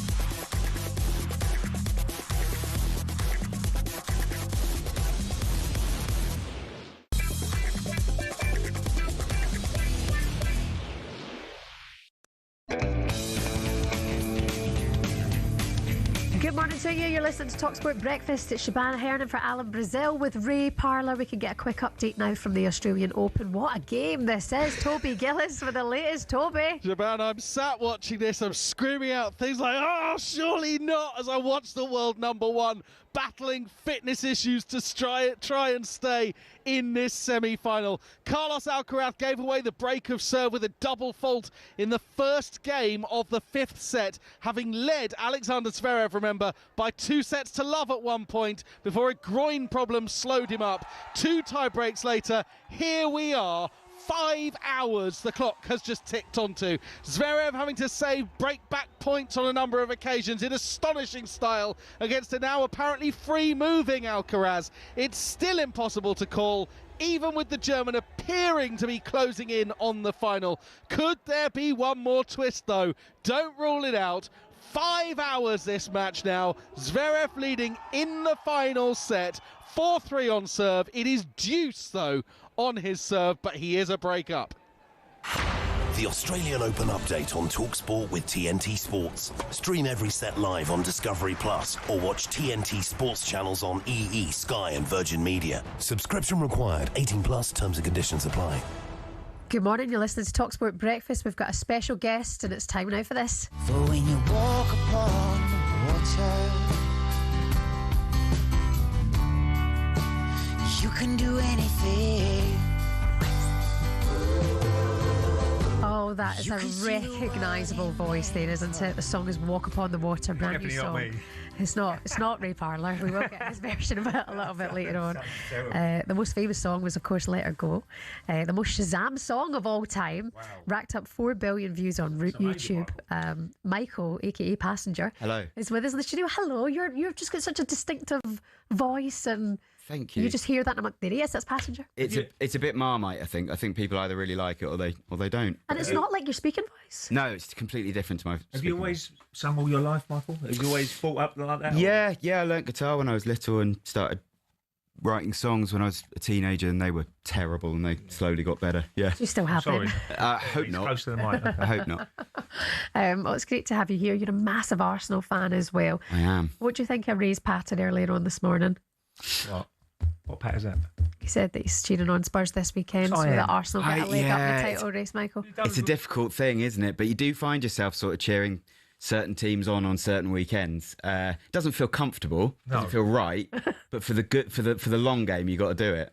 End of the day, Michael, we haven't won the league for 22 years. So I know. if you get a little bit of help along the way, and it doesn't matter if it's your local rivals, you know, at the end of the season, when you pick that Premier League trophy up, you don't look back at, that top we cheered Tottenham on. That time you don't worry about that. You don't worry about that. Right, yeah, it's an amazing time to be an Arsenal fan. I think we've all got sort of PTSD from the last few seasons, just finishing second and coming so close. Yeah. But you've got to remember how far we've come in the last 5 years. I think Arteta's done a miraculous job, and it's very easy to forget sort of where we were and where the owners have done a good job as well.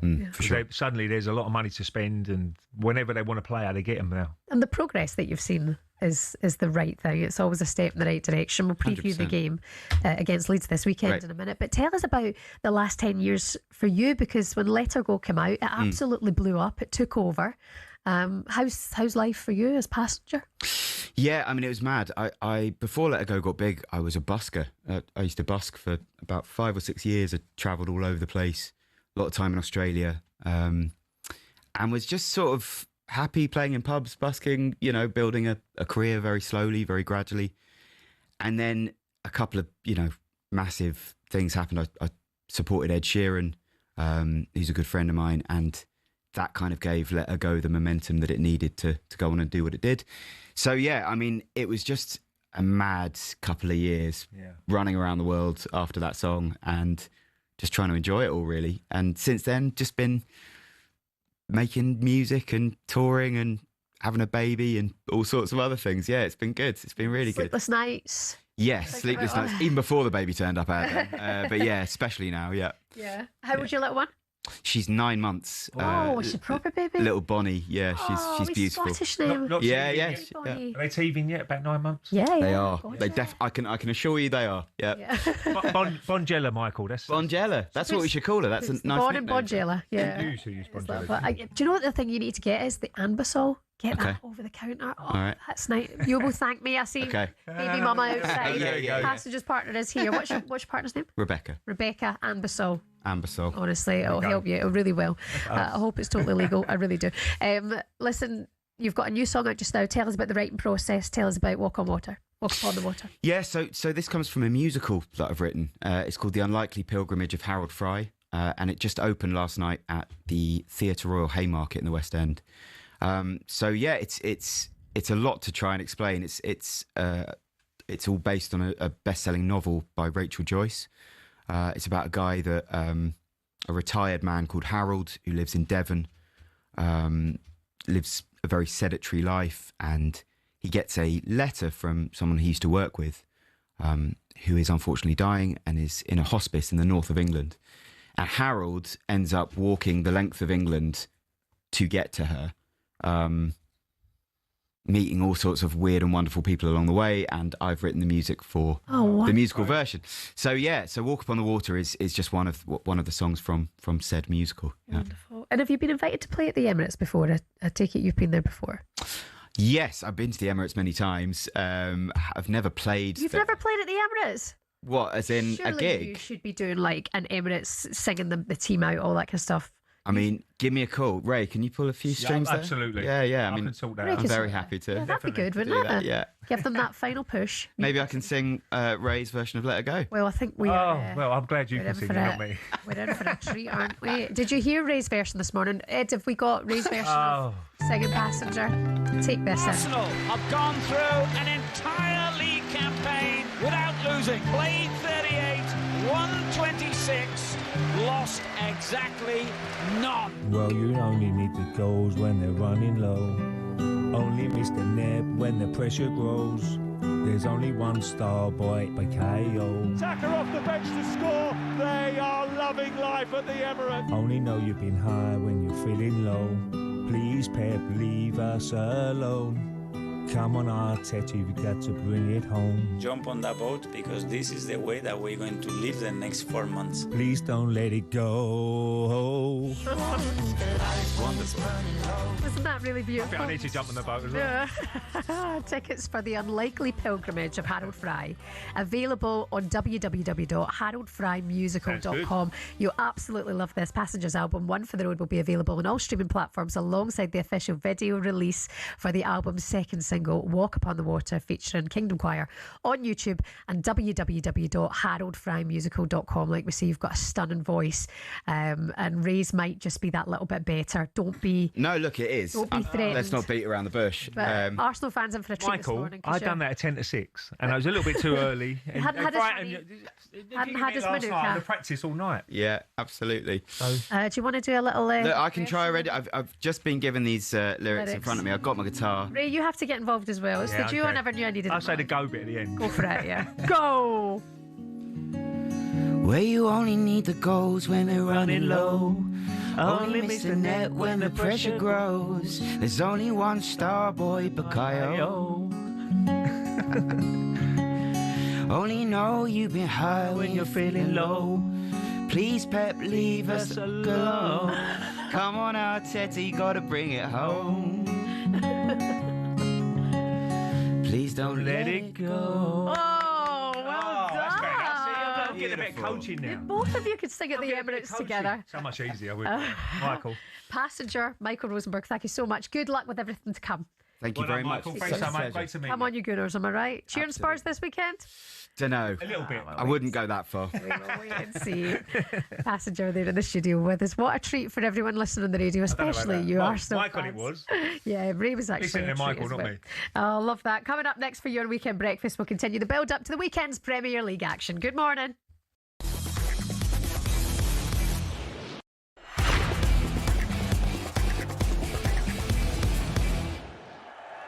I think it was the other way around, Simon. And Thomas Frank and Tottenham were struggling in Europe, but doing really well in the Premier League.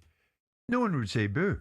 No, they wouldn't, because they will look at the Champions League and say, well, it's the elite of Europe. Right. And it comes, despite the fact that when we look at it and we distill it, there's a lot of crap teams in that Champions League format, and there's a lot of opportunities to be successful in it. I mean, even Celtic nearly qualified last year through the Champions League format. That's how low it is in terms of quality. Well, in terms of on the European stage. So, but it comes with a packaging. It's like everything in life. If you subscribe to a view, if you've decided in your mind's eye, and the media have decided and the public have decided that this Champions League is a marvellous tournament, it's littered with absolute superstars teams. So when you actually get knocked out of it, if you're not one of those teams that are winning leagues, people say, well, you had a good tilt, but here's the Champions League. Yeah. But when you actually look at it and go, well, actually, let's have a look at it, actually. Some of these teams in it ain't that good. And is that why Tottenham Hotspur are thriving at the moment? Because the narrative... Because of the level of opponent. It's because of the... I don't know about that argument. You can make the argument that it's because of the style of play. You can also make the argument that in 8 games, there might be some lesser opposition. You can make a whole raft of arguments. You take the success. My point was, to go to your question, was why is it packaged in such a way that it could be perceived to be success by qualifying for a knockout competition and yet not being successful in the league gets you some form of pass? It's because of what people's perception of it is.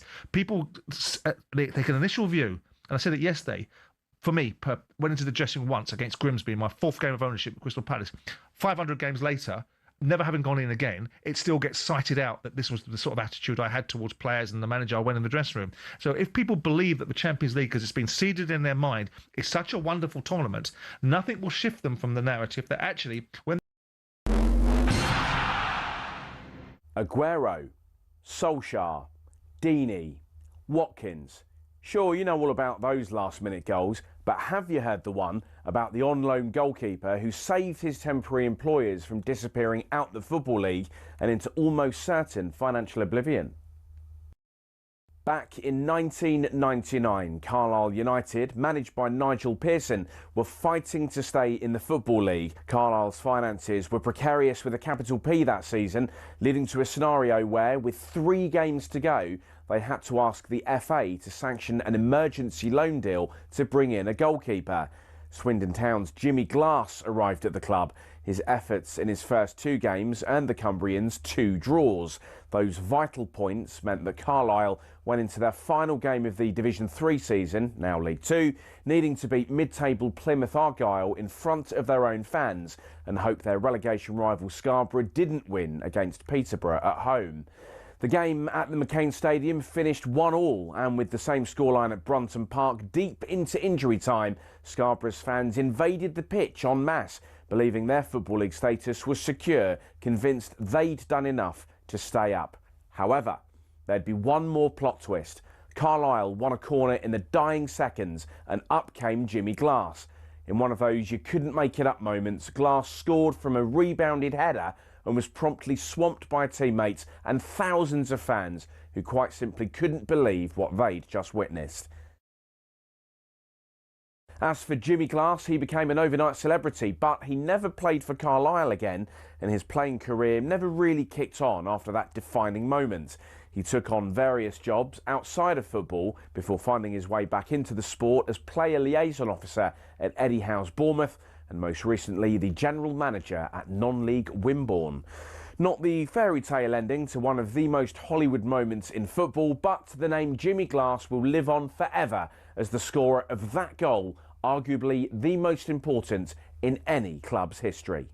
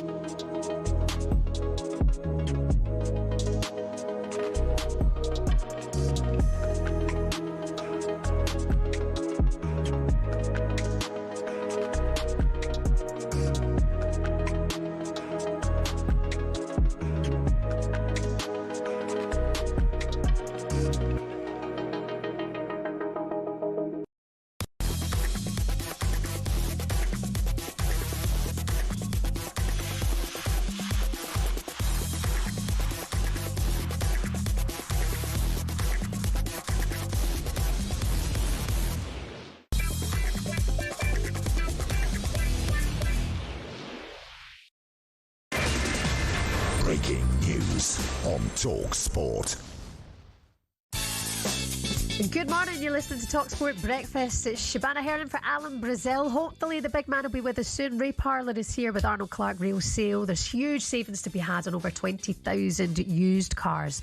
Some massive news for Arsenal fans. Arsenal have announced that Max Dowman has signed a pre-contract agreement with the club that will lead to him signing professional terms when he turns 17 in December. Ray, you've spoken to him quite a bit. You've had some time with Max. Unbelievable talent. Again, he's got to keep his feet on the ground, work hard. But the way he's improved has been unbelievable. I mean, I was very lucky to go pre-season to Singapore, and he played against AC Milan, and he was playing against a 28-year-old, and unbelievably, he won the show. And he's 15 years old then, 15 and a half. So a real talent. I really hope he does well. He's obviously he's got a great family around him, so that's going to be very important going forward. And just keep improving like he is. And I know Arsenal think so much of him. And he obviously, to get game time already at his young age, obviously he's going to be a massive player in the future. Yeah, for Arsenal. You're right. He's just so young, but with so much ahead of him. He's very much. You know, when you look at a player, you don't think he's 16. He looks a lot maturer for his age. And some of the, he knocks people off the ball. He's strong. He can drop his shoulder, goes past people. He's got that turn of pace. And some of the goals he's scored, he's been brilliant in the youth team area. And I'm sure he's going to have a big say in England going forward as well. Yeah. I mean, he can be a big player going forward in many, many years' time. He played against Leeds United in August 2025. He became the second youngest player in Premier League history. Yeah, and I've spoke to his dad the other night. He was at Billericay watching the game. They beat St Albans 3-2, and yeah, he's very excited about his future. But his dad knows it can go wrong as well, and I think that is so important that he keeps his feet on the ground, works hard, does everything what Mikel Arteta says in training, and it keeps improving. And when you're playing around players that are very good in your position, you can only make you better. It's a little bit like Phil Foden when he was playing with David Silva and De Bruyne and all them sort of guys. Yeah. And Pep Guardiola said, no, he's going to be training with us every day. He's not going on loan. We're going to protect him. And, and what a talent he's been when he first got into the side, Foden. Yeah, absolutely incredible. So, yeah, looking forward to his future, and could be a big player for Arsenal's future. He said in the statement, "This means everything to me and my family. We all support Arsenal, and I really feel like I belong here. I'd like to thank all my coaches, teammates, and most importantly, my family and friends who have got me to where I am today." Lovely to hear. Fair play to Arsenal bringing these young players flip through the way they do. Yeah, well, you're looking up to Saka, and I know Wanyeri's now out on loan. Yeah. But they've got a massive future with the youngsters, and it's great that you're seeing people coming through the academy. Yeah. It's so good to see, and the supporters will always, what can I say, respect that you've gone through that academy. Yeah, and you really get it. Like, oh yeah, you know what the club is all about. I think Ali said the other day, I worked with Ali the other day, and he said that last week Rangers fielded a team with not one player from Scotland. Yeah, that's a shame. Like you're losing I always look at that. Rangers Celtic should have that academies up there and get players in. Look, maybe they move on in the future, but you're get that academy going going forward. Good luck to you, Max Diamond. Incredible news for Arsenal fans. Sticking with Arsenal, a huge weekend at the top of the table. They look to bounce back from last weekend's disappointment. It even prompted boos from the Emirates faithful. Arsenal may be leading the Premier League race, but they can feel the hot breath of Manchester City on their necks. Here's Haaland inside the area and scores! Don't be satisfied, because we want much more than that, and we're gonna get it. Arsenal 2, Manchester United 3. It's Arsenal's first home Premier League defeat of the season. Make sure that we don't forget how incredible these players are, the joy that are giving us all season. They need to feel that we are very close to them, and that we believe in them and what we are doing more than ever. They become cautious, maybe in fear of we don't want to lose. They look nervous sometimes, but this is not the same Arsenal that used to be, 2 seasons ago. They changed, they are not the same. We need the fans to get behind us. Defensively all season, Arsenal have been rock solid, so you go, okay, fair enough. The attacking areas need some serious work. Come back to James Justin, and he fires it in past Pickford. Leeds is now just one defeat in 11 matches in all competitions. Yeah, a real title blow for the Gunners, beaten at home last weekend to Manchester United, their first home defeat of the season. It's prompted huge criticism all week from sections of the media, even the Arsenal fans themselves, off the back of that performance. Arsenal double winner Emmanuel Petit has had enough, however, when in the studio on Monday morning he criticised the Gunners fans for their constant negativity. I've been listening to former players on different stage, and saying the same thing. Mental strains, are they going to lose the title, or the same thing and again every week like this, It's been like that against Liverpool after the game. It's been like that yesterday after the game, and I'm very tired about it. You're not having it. No, I'm not having it. Arsenal lose at home, because and all the heads Arsenal go down. are still first, leading the table, 4 points, The last 5 games, if you took only the last 5 games, they are third on the table. Where are City, where are Aston Villa? They are far away from them, Aston Villa won yesterday at Newcastle. They lost last week at home against Everton. City is the same. They don't win every single game. So stop the negativity, especially for the Arsenal fans. I want you to support the team until the end. Stop. I want you to believe that they are able, they have the strength, the quality to win the title. I'm so tired of it. Well said. Do you agree? Yeah, no, absolutely. I mean, there's no excuse for booing at the end of the game. I'm not having that. I mean, I know you're disappointed. I was disappointed. I was at the stadium myself, but they give everything they've got. Manchester United took their chances when they got them, and you've always, as I said before, you said to me 1st of February, you'll be sitting, top of the league with 4-point gap. You'll be happy with that. But we have said that before. Mm. It's deja vu. They've got to learn from when they've come second and vital times of the season. And I always say, if you're at March time and you're in that title race, then it's down to you then to really find that extra bit then towards the end of the season. And Manu obviously played with me in that 98 team when we won the league, and we was probably 12 points behind Man United. Right. And we had 2 games in hand, but people would always say, well, you still got to win the 2 games in hand. But then we went on an unbelievable run, 10 wins in a row. That in the end we had 2 games to spare at the end, but you just got to have that belief. You got to, and that year the support was unbelievable for us. So look, you're gonna have, as you say, we're gonna have bumps in the road. You're gonna have a couple of results that go against you. And Man City will have a couple of results go against them probably, but you still got to stay focused. And the fans have played a massive part to get you over the line. And they've got to keep behind them. And I'm not knocking them, the supporters, because of home and away, they turn up and they, if there's a 5,000 allocation tomorrow at Leeds, they will fill that up, Arsenal, and most clubs do now. But just get behind the team, just keep supporting to the end. Do you think it's coming to the fans that they maybe feel a little bit jittery? Is that a reflection of how the team are performing at the moment?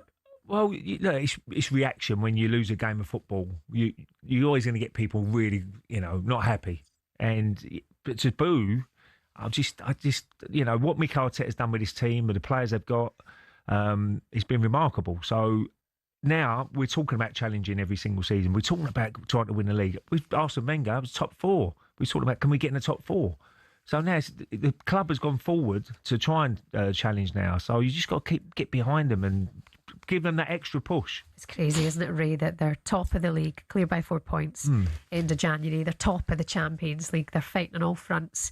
Yet there's still this question mark over mentality, and we won't know until time goes on. But how do you teach a strong mentality, a winner's mentality? Well, it's training every day. Make sure you're doing everything right in training. Make sure you give everything in training. What Mikel Arteta, look, over the Christmas period, you probably didn't train too often because the warm down session, because you play so many games. So it wasn't really full intensity training. It was like, warming down, and the players who didn't play obviously would train. But it's just getting that winning mentality. I remember playing in an 8v8 on a Friday, and you didn't want to lose the 8v8. Right. You wanted to win. There's tackles flying in. Okay. And Arsene Wenger used to get, whoa, lads, whoa, we've got a big game tomorrow, but you don't want to lose that game. So if you put those 16 players together, you've always got a winning formation there. I mean, because no one wants to lose. And we had we'd be 1-0, 2-0 down at times, but we had that winning mentality. We can come back and draw 2-2 or something and get some goals back. So that's what you've got to have. And hopefully the lads have learnt from coming second for the last 2 years. That's all I can say. Yeah, I mean, but look, it's a long way to go, and it's going to be really exciting towards the end, I'm sure. There's no doubt they've got a killer squad. They're really, really strong. He's a great manager. The progress is clear. His day is there to see. But the thing is now is just trophies is the most important thing, though. You can have a great squad. And, there's more pressure. Of course it is, and that's why the League Cup is quite important, because if you can win that one and get one over on Man City on that one, I do expect. Look, Chelsea will have different when they go to the Emirates, because they'll have a top team, full team out. Yep. But you expect Man City to probably get through. If Arsenal can do the business at home, Arsenal, Man City in the final, and that could be the benchmark. You know, if Man City can beat Arsenal, then that puts Arsenal back on the back foot a little bit. Well, perhaps maybe Spurs will do Arsenal fans a favour. Get one over on City on Sunday. Leeds have Arsenal tomorrow, 3:00 kickoff at Elland Road. All of the updates on Game Day live here on talkSPORT tomorrow, and then tomorrow night, Liverpool face Newcastle live on talkSPORT. We'll continue our build up to that next on talkSPORT Breakfast.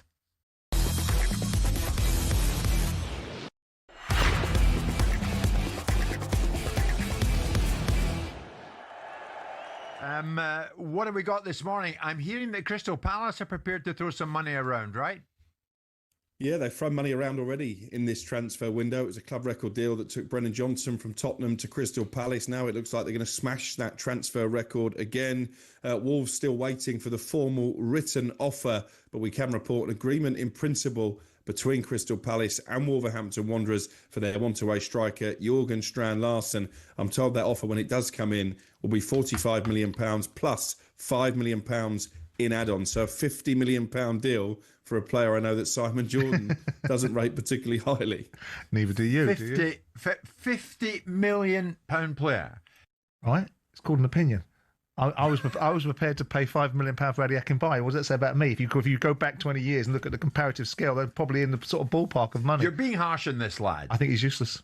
I do, but that's just my personal opinion. If Palace don't think he is, then I'll be happy to be proven wrong. I'll be happy for him to go and make a big deal of scoring lots of goals for Palace and making me look a fool. I'll be happy to be on the receiving end of that.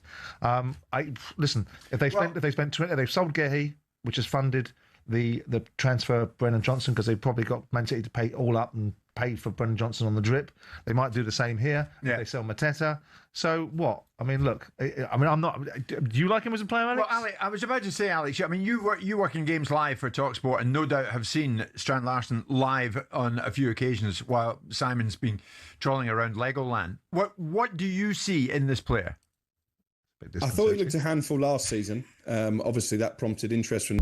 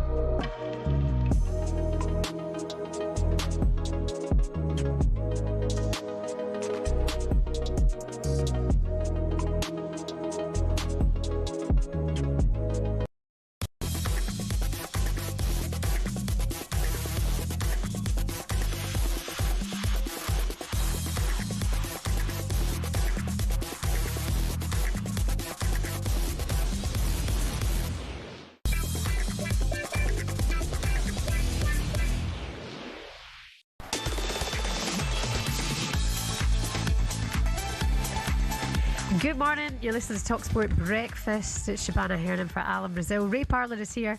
It's been one of the greatest tennis games in recent memory. It's just finished. How did it play out between Alcaraz and Zverev? Toby Gillis with the latest. Toby. The Australian Open update on talkSPORT with TNT Sports. Every set exclusively live on TNT Sports. Subscription required. 18 plus. Terms and conditions apply.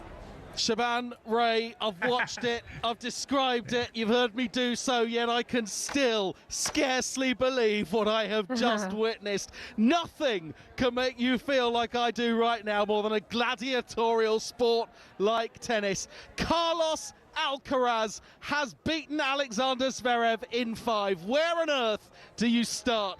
Maybe at the beginning, and though competitive, Alcaraz eked out a 2-0 lead, looked on course for a first Melbourne Park final with ease. Then 4-all in the third, a groin problem. Was it cramp? Was it a tear? A medical timeout infuriated Zverev, who believed it was the former, which is against the rules. Still, though, he managed to claim the tiebreak, and with Alcaraz moving anything but freely, it looked as though he'd pull away, but easier said than done. As the world number one's problems eased, they went to a breaker again, and it was the German that came through. Suddenly he looked the favourite, especially when Alcaraz double faulted to hand him a break in game 1 of the 5th set. But in game 10, when serving it out at 5-4, Zverev gave away 2 break points, and this time just in time, the fortune turned Alcaraz's way again. He took the first as the match officially became the longest semi-final in Australian Open history. It was 5-all, and how the players felt, God only knows. A mental blow for Zverev for sure, who finally showed that weakness with an unforced error to bring up match point after 5 hours 27 minutes, which is about as long as this report's taking. Alcaraz took it with one final lung-busting, sprinting forehand down the line. A record-breaking match. Alcaraz into the final, the youngest man in history to have reached all 4 Grand Slam finals. Zverev's wait for the big one is over again in the most heartbreaking of terms, guys. Oh, Toby, time for a lie down. Fair play to you. You earned that one. To come. Oh, fair play to you. What an absolute cracker. Toby Gill is there with the latest at the US Open. And it's time now for this. And it just don't matter now. Little by little, gave you everything. Aussie Open, not the US Open. Heads up my backside. That's because Sam Matterface is here. Good morning. Hello, Morning, Sam. good How morning. are you, mate? How are we? You all right? Very well, Nice to see everybody. You missing Alan? I am, desperately. Like, Is he all right? You've been sending him texts and pictures and stuff. Yeah, and care packages. That's cute. All those kind of things. Yeah. Just little ones, though. How's your- Only little ones. Only little ones allowed. Well, little ones are more ideal. Exactly. You know. How's your week been? All going well? It was good. I was at Liverpool Wednesday night, which was a good performance by Liverpool in difficult circumstances. They lost Jeremy Frimpong very early in that game, and another injury at right back, which is a real issue for them. I was at Everton on Monday night, saw Leeds. I thought Leeds were quite good, actually, for most of that game, and then Everton came on strong. First half, yeah. Second half. But Leeds did well. I thought they should have probably have won that game. Got 2 in front and then taken it away from Everton, but didn't. So it's a big weekend of Premier League football this weekend. I'm going to Liverpool tomorrow and then Tottenham Man City on Sunday. So big games. Great. You've got a great weekend ahead. Yeah. A dream job. But time now for Curse of the Commentator. I put a spell on you.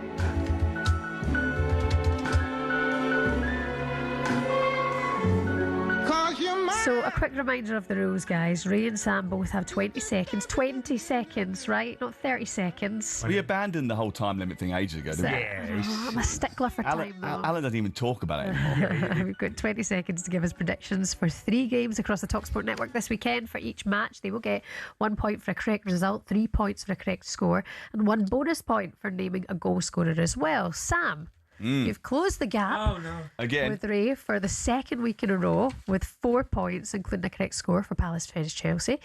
Ray, you got 3 points. Oh, yes. That's very I've got good. 3, yes. I'm happy with that. So it's now sitting at 17-16. 17-16. Ollie, Parlour. is Ollie is he there. there? Do you want to reset the scores now? Is it too tight for you? No, he says he's going to stick No, not to yet. it. When you're going in the lead, we'll reset. 17-16, Ray Parlour in the Outrageous. lead. First up, champions Liverpool take on Newcastle tomorrow evening, live and exclusive here on talkSPORT. Ray, you're up first to give us our prediction, please. Well, believe it or not, if Newcastle can get a win, they will go above Liverpool. So there's lots to play for. They'll be looking at top 4, top 5 still. Eddie Howe. A couple of injuries, though, for Newcastle might dampen, with the result and whatever. But Liverpool been a little bit hit and miss this year. Good result in the week, as Sam says there in the Champions League. I'm going to go Liverpool to win. What have I done here? 2-1. 2-1 to Liverpool. Okay. And I'll go goal scorer. Ekatike. All right. Is he? He's not fit. He's fit, isn't he? He is fit. Good. Yeah. They took him off after 60 minutes on Wednesday night. Ekatike. I'm going to go for a draw in the game. Liverpool, listen, they did okay against Qarabag, and they're a good team, but it is Qarabag. And as much as I know they've caused problems for other teams, actually, they were really loose on Wednesday night. Liverpool looked like they could score goals. Do worry about that defence. I know Konate should be back for the weekend, but there's no right back to name, so either Szoboszlai's going to play there or Endo's going to play there. Gordon and Barnes didn't start the game in Paris. I thought they were really, really effective. They changed the formation slightly. I'm going to go for a 1-1 draw, and I'll go Anthony Gordon. Just because Everton. It's written in the stars, something like that. I like that. Coming up next, the big one on Sunday. Man City go to Tottenham. Ray is supporting Tottenham on Sunday. Course. Sam, you're going to go first for this one. How do you think? Am I? Go? Okay, well, Tottenham Hotspur, I mean, I don't know. You just never know what you're going to get. I mean, in the Premier League, you usually know what you're going to get, and that is that they're not going to win because they haven't won any of their last 5. But when they play Manchester City, they seem to come alive. I don't know what it is about them. I was at the game earlier in the season when they were absolutely terrific against City away from home. And they've completed the Premier League double over Manchester City 9 times, would you believe? More than any other opponent that they face in the Premier League. Look, their home record is abysmal, and Manchester City need to close the gap to Arsenal. So I'll back Manchester City to get the job done, Haaland to score. I'll go 2-1 Manchester City. Okay. Raimondo? Yes, I'm with Sam a little bit. They've got a great record against City, Spurs, so they'll be hoping that continues if you're a Spurs fan. But Man City, look, they have to win. We don't know what's going to be the outcome of Leeds Arsenal yet. They play first, so that'd be quite important as well. But I've got to go with City. I think City now need to click into gear. They need to get it going. I was going to go 2-1, but I'll go 3-1 then. Okay. 3-1 to City. No, in fact, no, I'll go 2-0. Sorry. I'll change that 2-0. 2-0. And I'll go Semenyo to score. Highway flying. Yeah. Flies has arrived. Sam, you'll be here on Game Day Live on Sunday to keep us across it all. Finally, live on the talkSPORT YouTube channel. You can watch Jamie Vardy's Cremonese versus Inter Milan Sunday evening. Kickoff is at 5 o'clock on the talkSPORT YouTube channel. Cremonese's at 14th, while Inter are 5 points clear at the top of the table. Ray. Oh, thank you so much, Shaban. Final I'm a little bit prediction out for of this one. Yeah, well, look, I think they'd be massive favourites into Milan to beat them, but it's good to see Jamie Vardy still playing and banging goals in. But Inter Milan will be too strong, definitely. I'll go 2-0. I don't think Jamie Vardy will score. I'll go 2-0 to Inter, and I'll go Martinez. What? Well, I didn't even know that we were doing this game. I didn't either. Playing off the top of my head, and I was going to go Lautaro Martinez. Yeah, no, I didn't. Sam, I just got a bit of paper 2 minutes ago. Let's have a look. Oh, no, cheating. No, you can't look against the clock, Sam. Let's have a look. Let's have a look. You got no Inter Milan. Well, I don't. I haven't seen them all season. I reckon they'll win, though. They'll win 3-0 against Cremonese. Is it away? Actually, isn't it? 3-1, I'll go. 3-1, they'll win. Vardy. And I'll go... Jimmy Vardy on goal. I think Vardy's got Go on then, I'll go Vardy just for the sake of it. But you know what? I can't wait. It's live on the talkSPORT YouTube channel, 5 o'clock on Sunday. You can watch it there. In fact, you might be working it. We'll wait and see what happens. We'll probably double... Oh, we can simulcast it, right? Sam, thank you very much. Thank you. See you, Sam. Have a great weekend. Bye-bye. Have a good one. That concludes the Curse of the Commentator. What am I doing right now? Yes, live Italian football. On our YouTube channel, we could be sending you to South Africa as well. What a treat from us. England back in South Africa next winter, of course. The Barmy Army herding out in full force. I'm so blocked up right now. I need to do a little sniff. Sorry. This is your chance to be there with them a week for 2 at the New Year's Test 2027 in Cape Town. You can watch every day of the match at the world's greatest cricket grounds as well. The flights, the hotel, accommodation, spend the money, all looked after, all thanks to us. So 2 places with the official Barmy Army at the Test in 2027 New Year's Test. Here's how you can get involved. Text the word WIN, W-I-N, to 83338. Text are £2.50 plus your one standard network rate, or call this number 0343 418 7260. That's 0343 418 7260. The lines close 6th of February, 4 o'clock. Phone us. Sorry, if we phone you that day, you have to answer. If you put us on silent, you'll miss the chance to win. It's 18 plus, UK residents only, a full network promotion with all of the terms and conditions as ever on our website, talksport.com, for your chance to win. Text WIN to 83338 now, and good luck to you. Coming up next, we're going to bring you more reaction to that incredible Alcaraz win. Win a trip to South Africa with the Barmy Army on talkSPORT.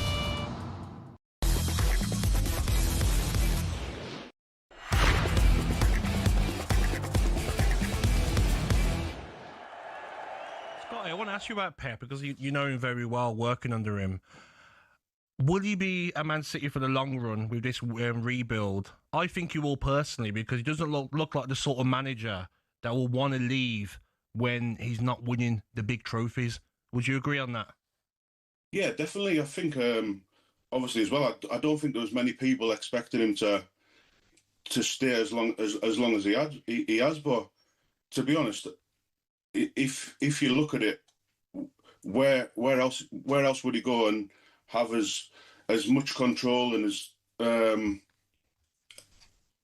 it's for me, it just seems like his club now. I know he come from Barcelona and he would say Barcelona's his club, but he's just transformed everything there. And to be honest, I wouldn't even like to say how long he could stay, because with him, it wouldn't surprise me if he'd done another 4 or 5 years, because the passion he has for it and how much he loves the club, it just wouldn't surprise me. I'm watching him that touchline, Gabby Scott, yes. And he's hungry, man. He's motivated. Yeah. You can see it. Absolutely, can see it. Yeah. Scott, I tell you what to ask you, mate.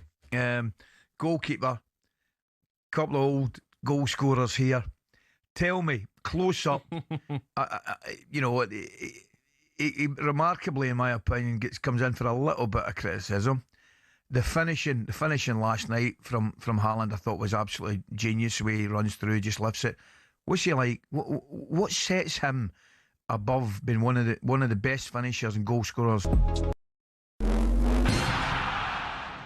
Here are some of the best sledges in Ashes history. Let's start in 1933, Douglas Jardine versus Yabba. Jardine, the notorious captain of the Bodyline series. Yabba, some bloke in the stands who became so famous he now has a statue at the SCG. When Jardine was swatting away flies on the boundary one day, Yabba yelled, "Oi, Jardine, leave our flies alone. They're the only friends you've got." Next, Warne versus Strauss in the Edgbaston Cauldron 2005. Strauss shouted, "Come on, boys, he's struggling here," when Warne misjudged the delivery by Ashley Giles. Warne then told Strauss, "Say one more thing to me and I'll hit the next ball for 6. Strauss obliged and Warne walloped an enormous 6 over square leg. Night-night, Straussy. Bowler Jimmy Ormond dealt a stinger to Mark Waugh, brother of Steve, in 2001 when the Aussie all-rounder told him he was nowhere near good enough to play for his country. Ormond replied, "At least I'm the best cricketer in my family."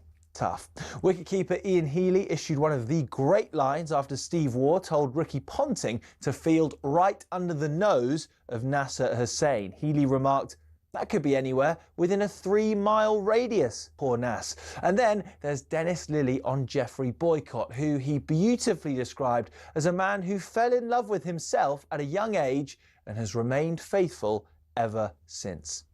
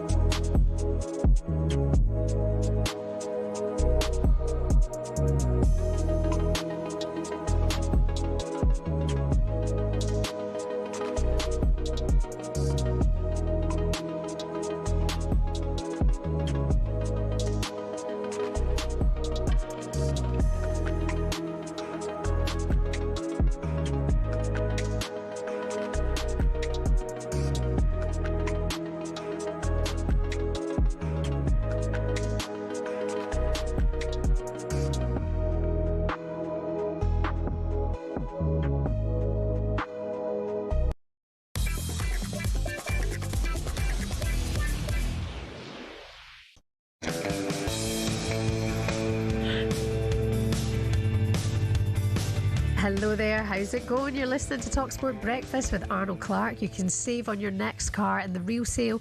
It's the UK's biggest used car sale. It's Shabana Hernan for Alan Brazil, hoping he's going to pick up his phone and not pie us a little bit. Can't say that. He's normally quite good on his phone, to be fair, but I think he just straight up he doesn't. cannot be arsed with us. No, he can't be arsed. Yeah. No, I'm not being funny, but he can't be arsed. Yeah, that's fair. Definitely not. We've kept you across what's been a massive, very dramatic Australian Open semi-final day over in Melbourne. Novak Djokovic is about to take the centre court against Yannick Sinner, but already earlier on this morning, Carlos Alcaraz came through a grueling 5-setter against Alexander Zverev.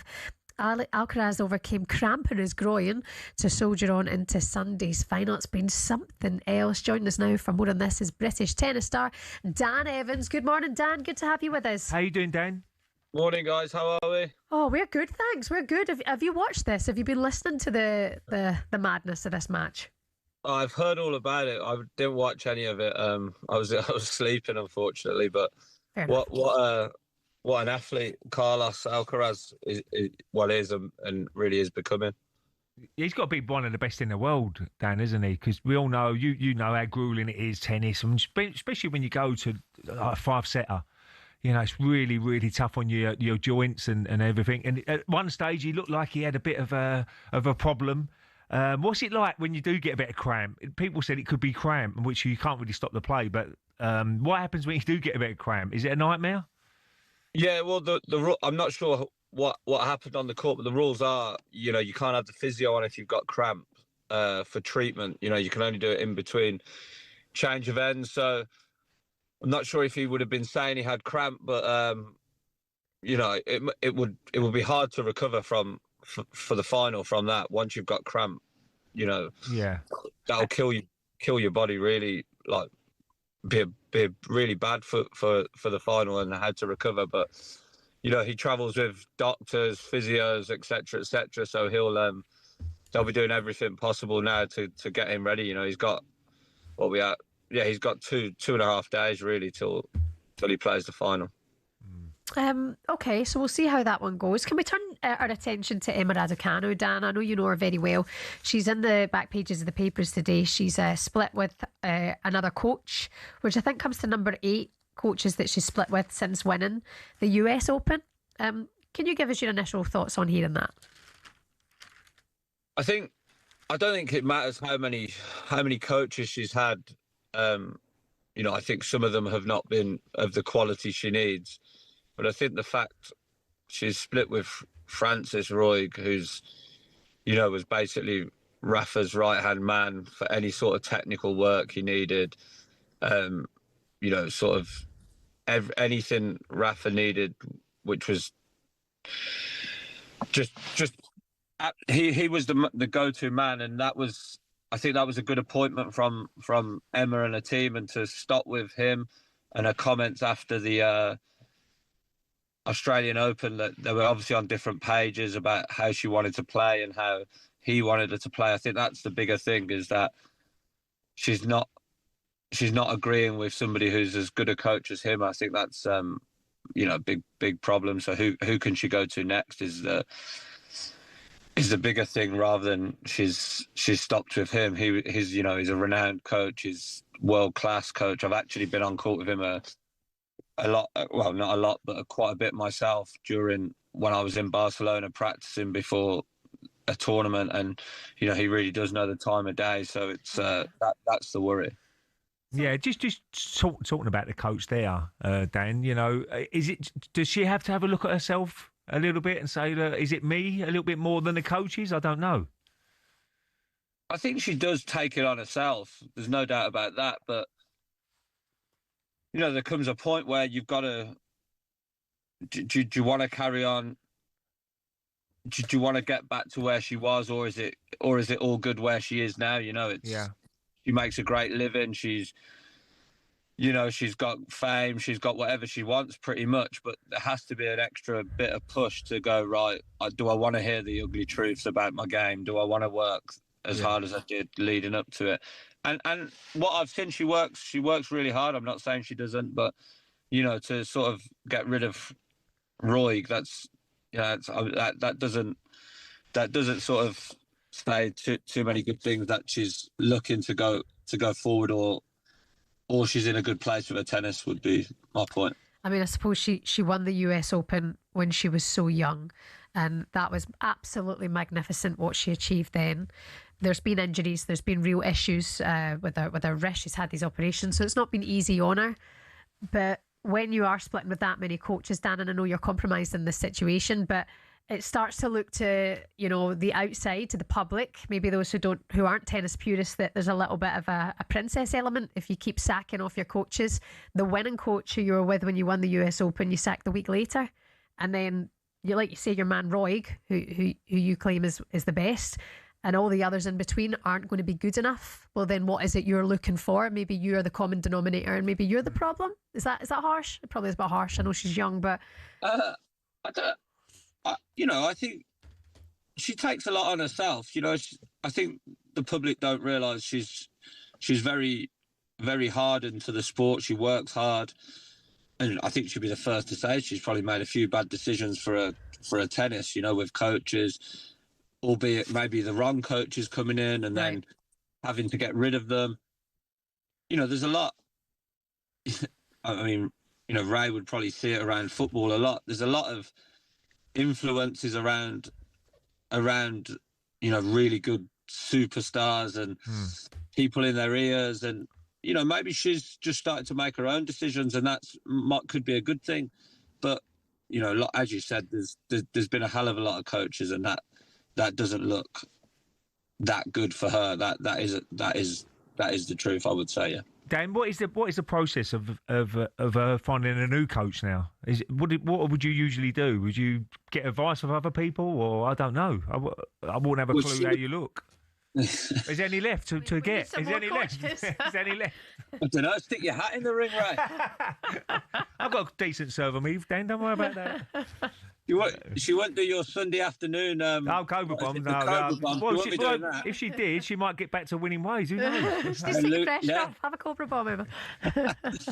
No, still the agents will get involved and start looking, and I think that's one of the problems. She needs to really want to go with one of the coaches, and they did well. Her and Roy, they were doing well. That she was on a good path, and I think that's the biggest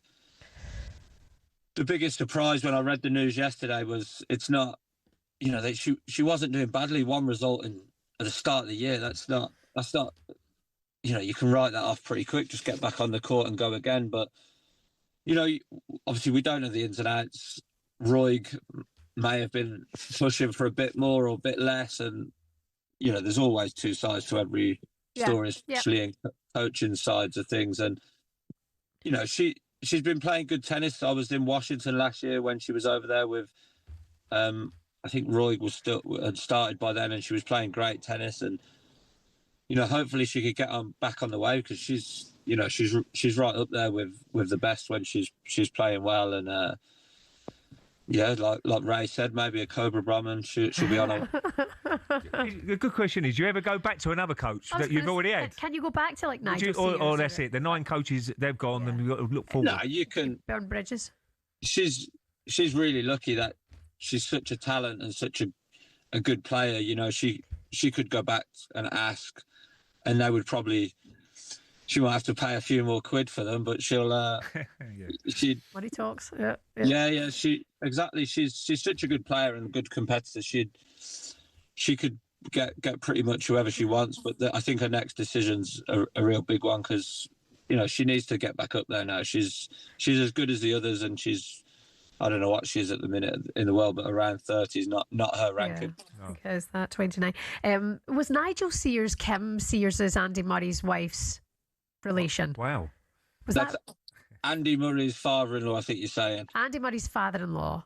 Yeah. And then of course she pulled out of the mixed doubles due to injury with Andy Murray, which was, and she gets a lot of bad press for that. So it's kind of like you say, she's young, she's playing good tennis, she's making the decisions for herself, and that's the right thing to do.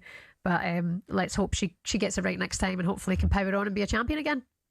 Yeah, I think just because of the coach thing, I don't think it needs to. Okay, you know, it's not a good thing getting rid of the coach, but she's on a good path at the minute. I think she's practicing well. From what I've seen, she's been working hard, and she's 30 in the world. That could change quick. You know, she needs needs to get back on court. Practicing after the Australian Open was disappointing, but once she gets going, she's hard to stop. Emma, she's a top player, and she's as good as Swiatek and whoever else when she's playing her best tennis, as we've seen at the US Open. I take that back. I said princess. That's absolutely not the right word. That's probably the wrong word to say. I didn't mean that in an offensive term whatsoever. It's just the look of it all, I guess. Apologies for that. She'll probably batter me. That's fine. Dan, massive Villa fan. How do you see the end of this season going? Can you win the Europa League? They're doing well. It'd be great if we got, I don't know, down to 1 point, a bit of pressure, but I don't see it. I think I'd love Arsenal to slip up. Sorry, Ray, but of course you do. Oh, they've got you got Sorry, Brentford this Ray. weekend. Sorry, not sorry. No, Brentford this weekend. Villa at home. I can't have your manager. I think that I just can't have him. People say that, too much on the side. Yeah. Emma Raducanu would have ditched him a long time ago, wouldn't she? Arsenal will be if they don't get over the line this year. God, listen, Dan, no, you're right. You're right to say that. Listen, good luck for what's to come. Are you doing well? All well in your world? Yeah, I'm all good. I'm just getting back on court now, so no, it's all good. Good stuff. Good luck, Dan. All the best, pal. Dan Evans, all the best. Thank you so much for your time this morning. It's an interesting talking point because she does get a lot of then bad press, but when you read into it, but you've got to be careful because she's a young woman. She's 23. She's been through it. Exactly. She's done a lot in her life already. Language, yeah. And it always, you know. But to have 9 coaches at such a young age, I mean, they can't all be doing something wrong, can they? I don't know. You wonder. Maybe they're pushing her a bit too much, and she don't agree with what they're saying. I don't know. I really don't know because you're on your own, aren't you? It's different from a team sport. When you go out team sports, you can have a bad game and you can get away with it. But tennis, any normal sport, golf or anything like that, if you have a bad game, that's it. You have a bad game and you lose. Simple as that. And maybe that's got to her a little bit. I don't know. Yeah, you're right. Interesting conversation all the same. You're listening to talkSPORT Breakfast. Coming up, we're going to turn our attention to this weekend's action and ask Ray, has Liam Rosenior proved himself to be the right man to take Chelsea forward? Good morning.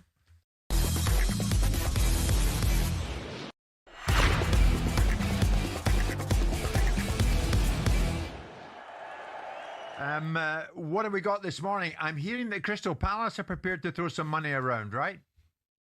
Yeah, they've thrown money around already in this transfer window. It was a club record deal that took Brennan Johnson from Tottenham to Crystal Palace. Now it looks like they're going to smash that transfer record again.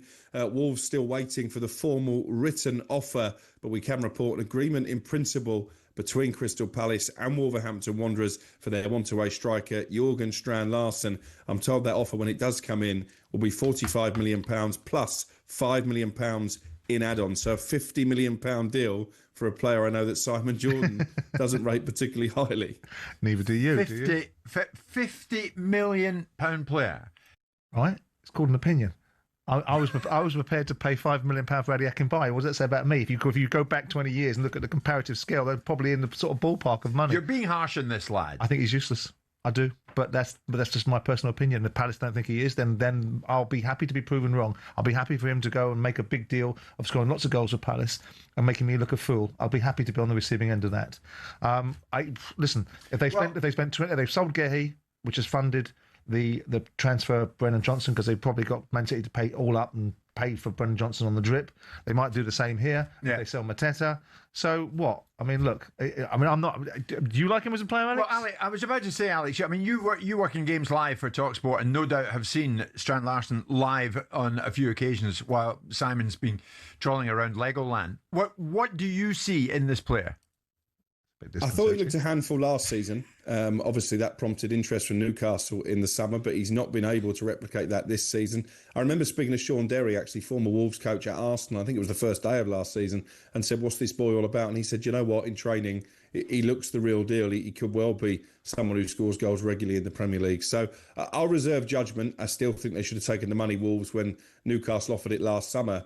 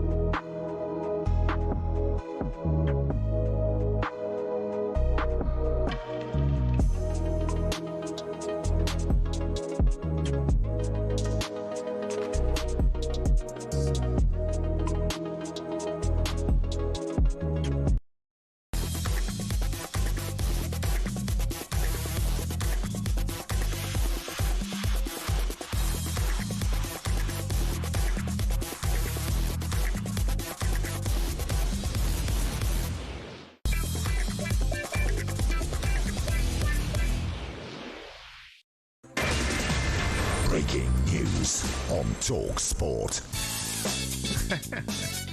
Breaking news. Good morning. You're listening to talkSPORT Breakfast. Shaban and Fernandes Brazil. Ray Parlour is here. Yesterday we had Robbie Williams, the worldwide superstar, in the studio singing his music here on Drive.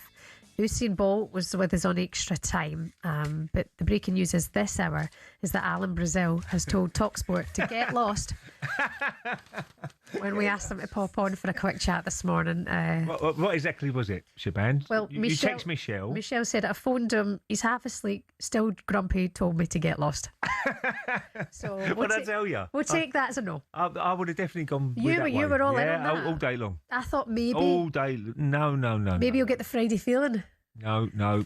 He might have changed his mind if he was here and the custard creams was around. He would have come on, but maybe other than that, no chance. Had a wee biscuit. I mean, he's not that. He ain't going to come on. He's not that given. No. Bunch of clowns. Sorry. We do miss him though. Alan Brazil back with you next Radio Wednesday. 4, probably. We believe he's looking forward to next Wednesday, but anything at 9:45 on a Friday morning on his own show, he cannot do. Well, he's always said to me he's really bored, so he'll definitely be back next week. Yeah, he can't interrupt his sleep. Imagine waking him up. Oh, Ellen. Oh, must be like waking the dead. Well, Come on, let me go. Yeah, no, I think he's been in his house. You've shared a room with him, right? Well, I've certainly, Monaco. Oh, never again. Oh. I had to sleep on the balcony in the end. So the noise, it was like he does snore quite a lot. I think he might have got better now because he's lost a bit of weight, isn't he? Yeah. So he might be better. When you lose a bit of weight, you And don't when you snore don't as drink, you don't snore as much either, do you? much. I don't know. I don't think you do. No, I don't think so. I'm quite a light sleeper, so any sort of noise, I'm up. But Alan, it was no chance for me. No chance for me whatsoever. And he had about 25 Bloody Marys as well. I'm off to get lashed. Alan Brazil back with you on Wednesday morning, so that'll be fun to have him back here in the studio from 6 o'clock on talkSPORT Breakfast next Wednesday. Some actual breaking news for you now though. Arne Slot has revealed this morning Jeremy Frimpong will be out for a few weeks after picking up that injury against Carrick. That's more bad news for Arne. Yeah, no, absolutely. Right back is a bit of a problem position at the moment for Liverpool. Don't know who's going to play the Endo, maybe. Szoboszlai, because Szoboszlai's got a bit more in midfield, though, isn't he? But the way they play these days, the fullback goes into midfield anyway, don't they? Man City do it, Arsenal do it now. Liverpool can probably play that way as well. So, no, it'd be interesting to see. And Newcastle going to Liverpool, interesting game. Really, really tough one to call, that one. Yeah, Liverpool, Newcastle, live for you here Good on game. talkSPORT tomorrow night, by the way, 8 o'clock kickoff. So we'll be here with all the build up to that game day live, keeping you across all the scores in the Premier League. We've been talking about Arsenal all morning because Tottenham play Manchester City on Sunday. Is there a way that Spurs could maybe beat Manchester City? Are Arsenal fans hoping that Spurs get a win against City this weekend in order to extend that league at the top of the table for Arsenal? But Leeds, Elland Road, it's a tough place to go, Ray, especially the form that both sides are in. You've got to try and silence a crowd when you go to places like Leeds. So that first 15 minutes for Mikel Arteta's team will be very, very important. Look, it will be lots of changes for midweek. I call them the first team will probably come back in against Leeds. And if you can get the first goal, but always vital away from home. And then control the game, possession, and all that sort of stuff. But yeah, it's going to be a tricky game because Leeds were very good in that first half against Everton. Thought they was very, very good, and they've been brilliant this year. Calvert-Lewin up front has been great, and Aronson on the wide areas is lively, and they're a well-organised team, so it won't be easy. Well, by the way, just going back to Liverpool, Newcastle, Eddie Howe has said that Bruno Guimaraes will train today, so that's good news for him. That's a big player back. They need him back. Yeah, possibly playing tomorrow. Looking forward to Manchester United against Fulham on Sunday, 2 o'clock kick-off, but also tomorrow night, Chelsea take on West Ham. West Ham being your other team because your old man was a fan. Yeah, my dad was a big West Ham fan, so I really want him to do well. I mean, my dad would be looking down, saying, oh no, we're going to get relegated, but it's still a long way to go. They're giving themselves a chance, but I just look at the above teams, like Simon Clare said earlier.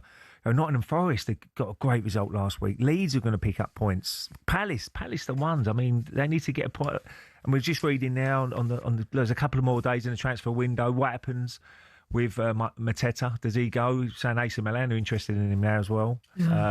But yeah, I mean, that bottom of the league is just whether Burnley can get a result. I don't know. Can they get themselves back in with a chance? It's going to be difficult for Burnley and Wolves. I can see that, but above them, it's a real dogfight, as they call it. It'd be mad, wouldn't it, if Nuno's West Ham sends Forest down? Well, Like a yeah, flaps I in mean, the Sean end. Dyche, look, No, they're doing well. they got a brilliant result last week, and they carried that on last night with a good win at home. So it's a big weekend for every weekend's a big weekend. We do the predictions down at Rose Pub, and it's we get the sheet, and you go, how do we call there? That's why we love the Premier League, because anything can happen, and you can get 2 or 3 wins in a row, and you could really quickly shoot up that table. So another brilliant week in store, I'm sure. Yeah, looking forward to it. Chelsea West Ham tomorrow at 5:30. Liam Rossini, the Chelsea manager, says that it's a huge win against Napoli, and he's chuffed with his start as life as boss at Stamford Bridge. Football is not about me. I give the credit to the players. I said when I came in, they lost a manager that they really respected for reasons that are beyond my control or knowledge. So when you go through that as a young group, to come back and then to accept a new manager the way they have done, and for them to work as hard as they have done for me is a credit to them.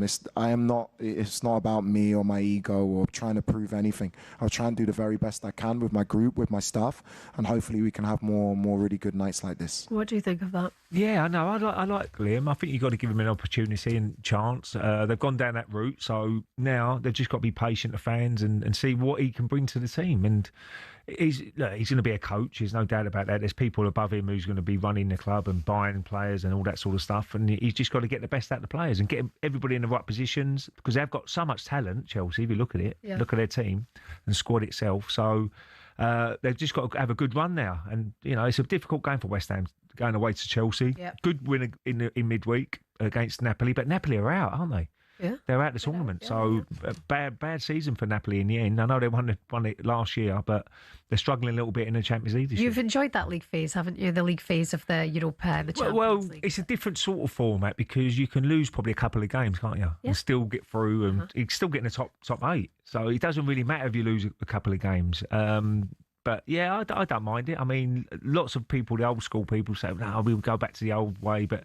I think it's all about money these days. We know that football is all about money. There's more games to play for the clubs and whatever. But yeah, I don't mind it. And I'm pleased Arsenal done well in it. Ray, it's been it's going to be good to see the draw this afternoon. Yeah. 11 o'clock, by the way, that happens. We'll keep you posted on that here on talkSPORT on the White and Jordan show with Alex Crook and Sam Matterface and Gabi up on Lahore. Listen, thanks, Shaban.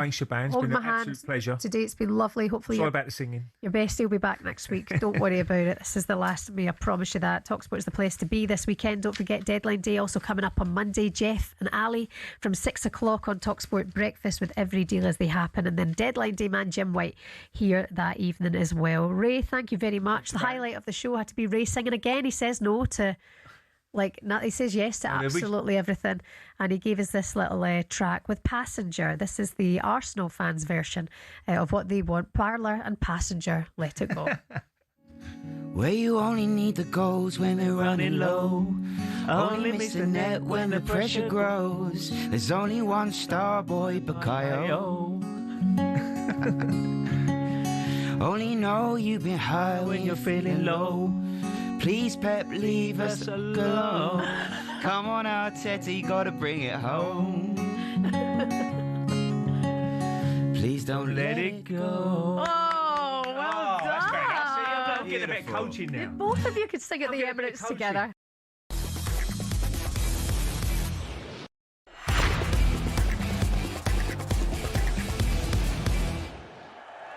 Kenny, big Liverpool fan. You're not King Kenny, are you, Kenny? Well, I was nicknamed after Dalglish. I was born in the 70s. Oh, wow. Brilliant. Me after that because, brilliant. What's acceptable to you then? Well, Liverpool got to win the Champions League. They spent all this money in the transfer window. They've backed the manager, and he's not delivering. He's changing the philosophy of what Jurgen Klopp had instilled after many years of mediocre success. Jurgen Klopp came in, put the philosophy in, built the club ground up. This guy is destroying it. The more he's there, the more influence he's having. You can see the result. He won the league last year because Jurgen Klopp's philosophy was still instilled in the players. Arne Slot plays possession-based football. They're coming the most boring side in the world. It's like when Van Gaal took Man United. I was there at the Burnley game. The fans were shouting, attack, attack, attack. When Van Gaal was at Man United, the fans started shouting, attack, attack, attack.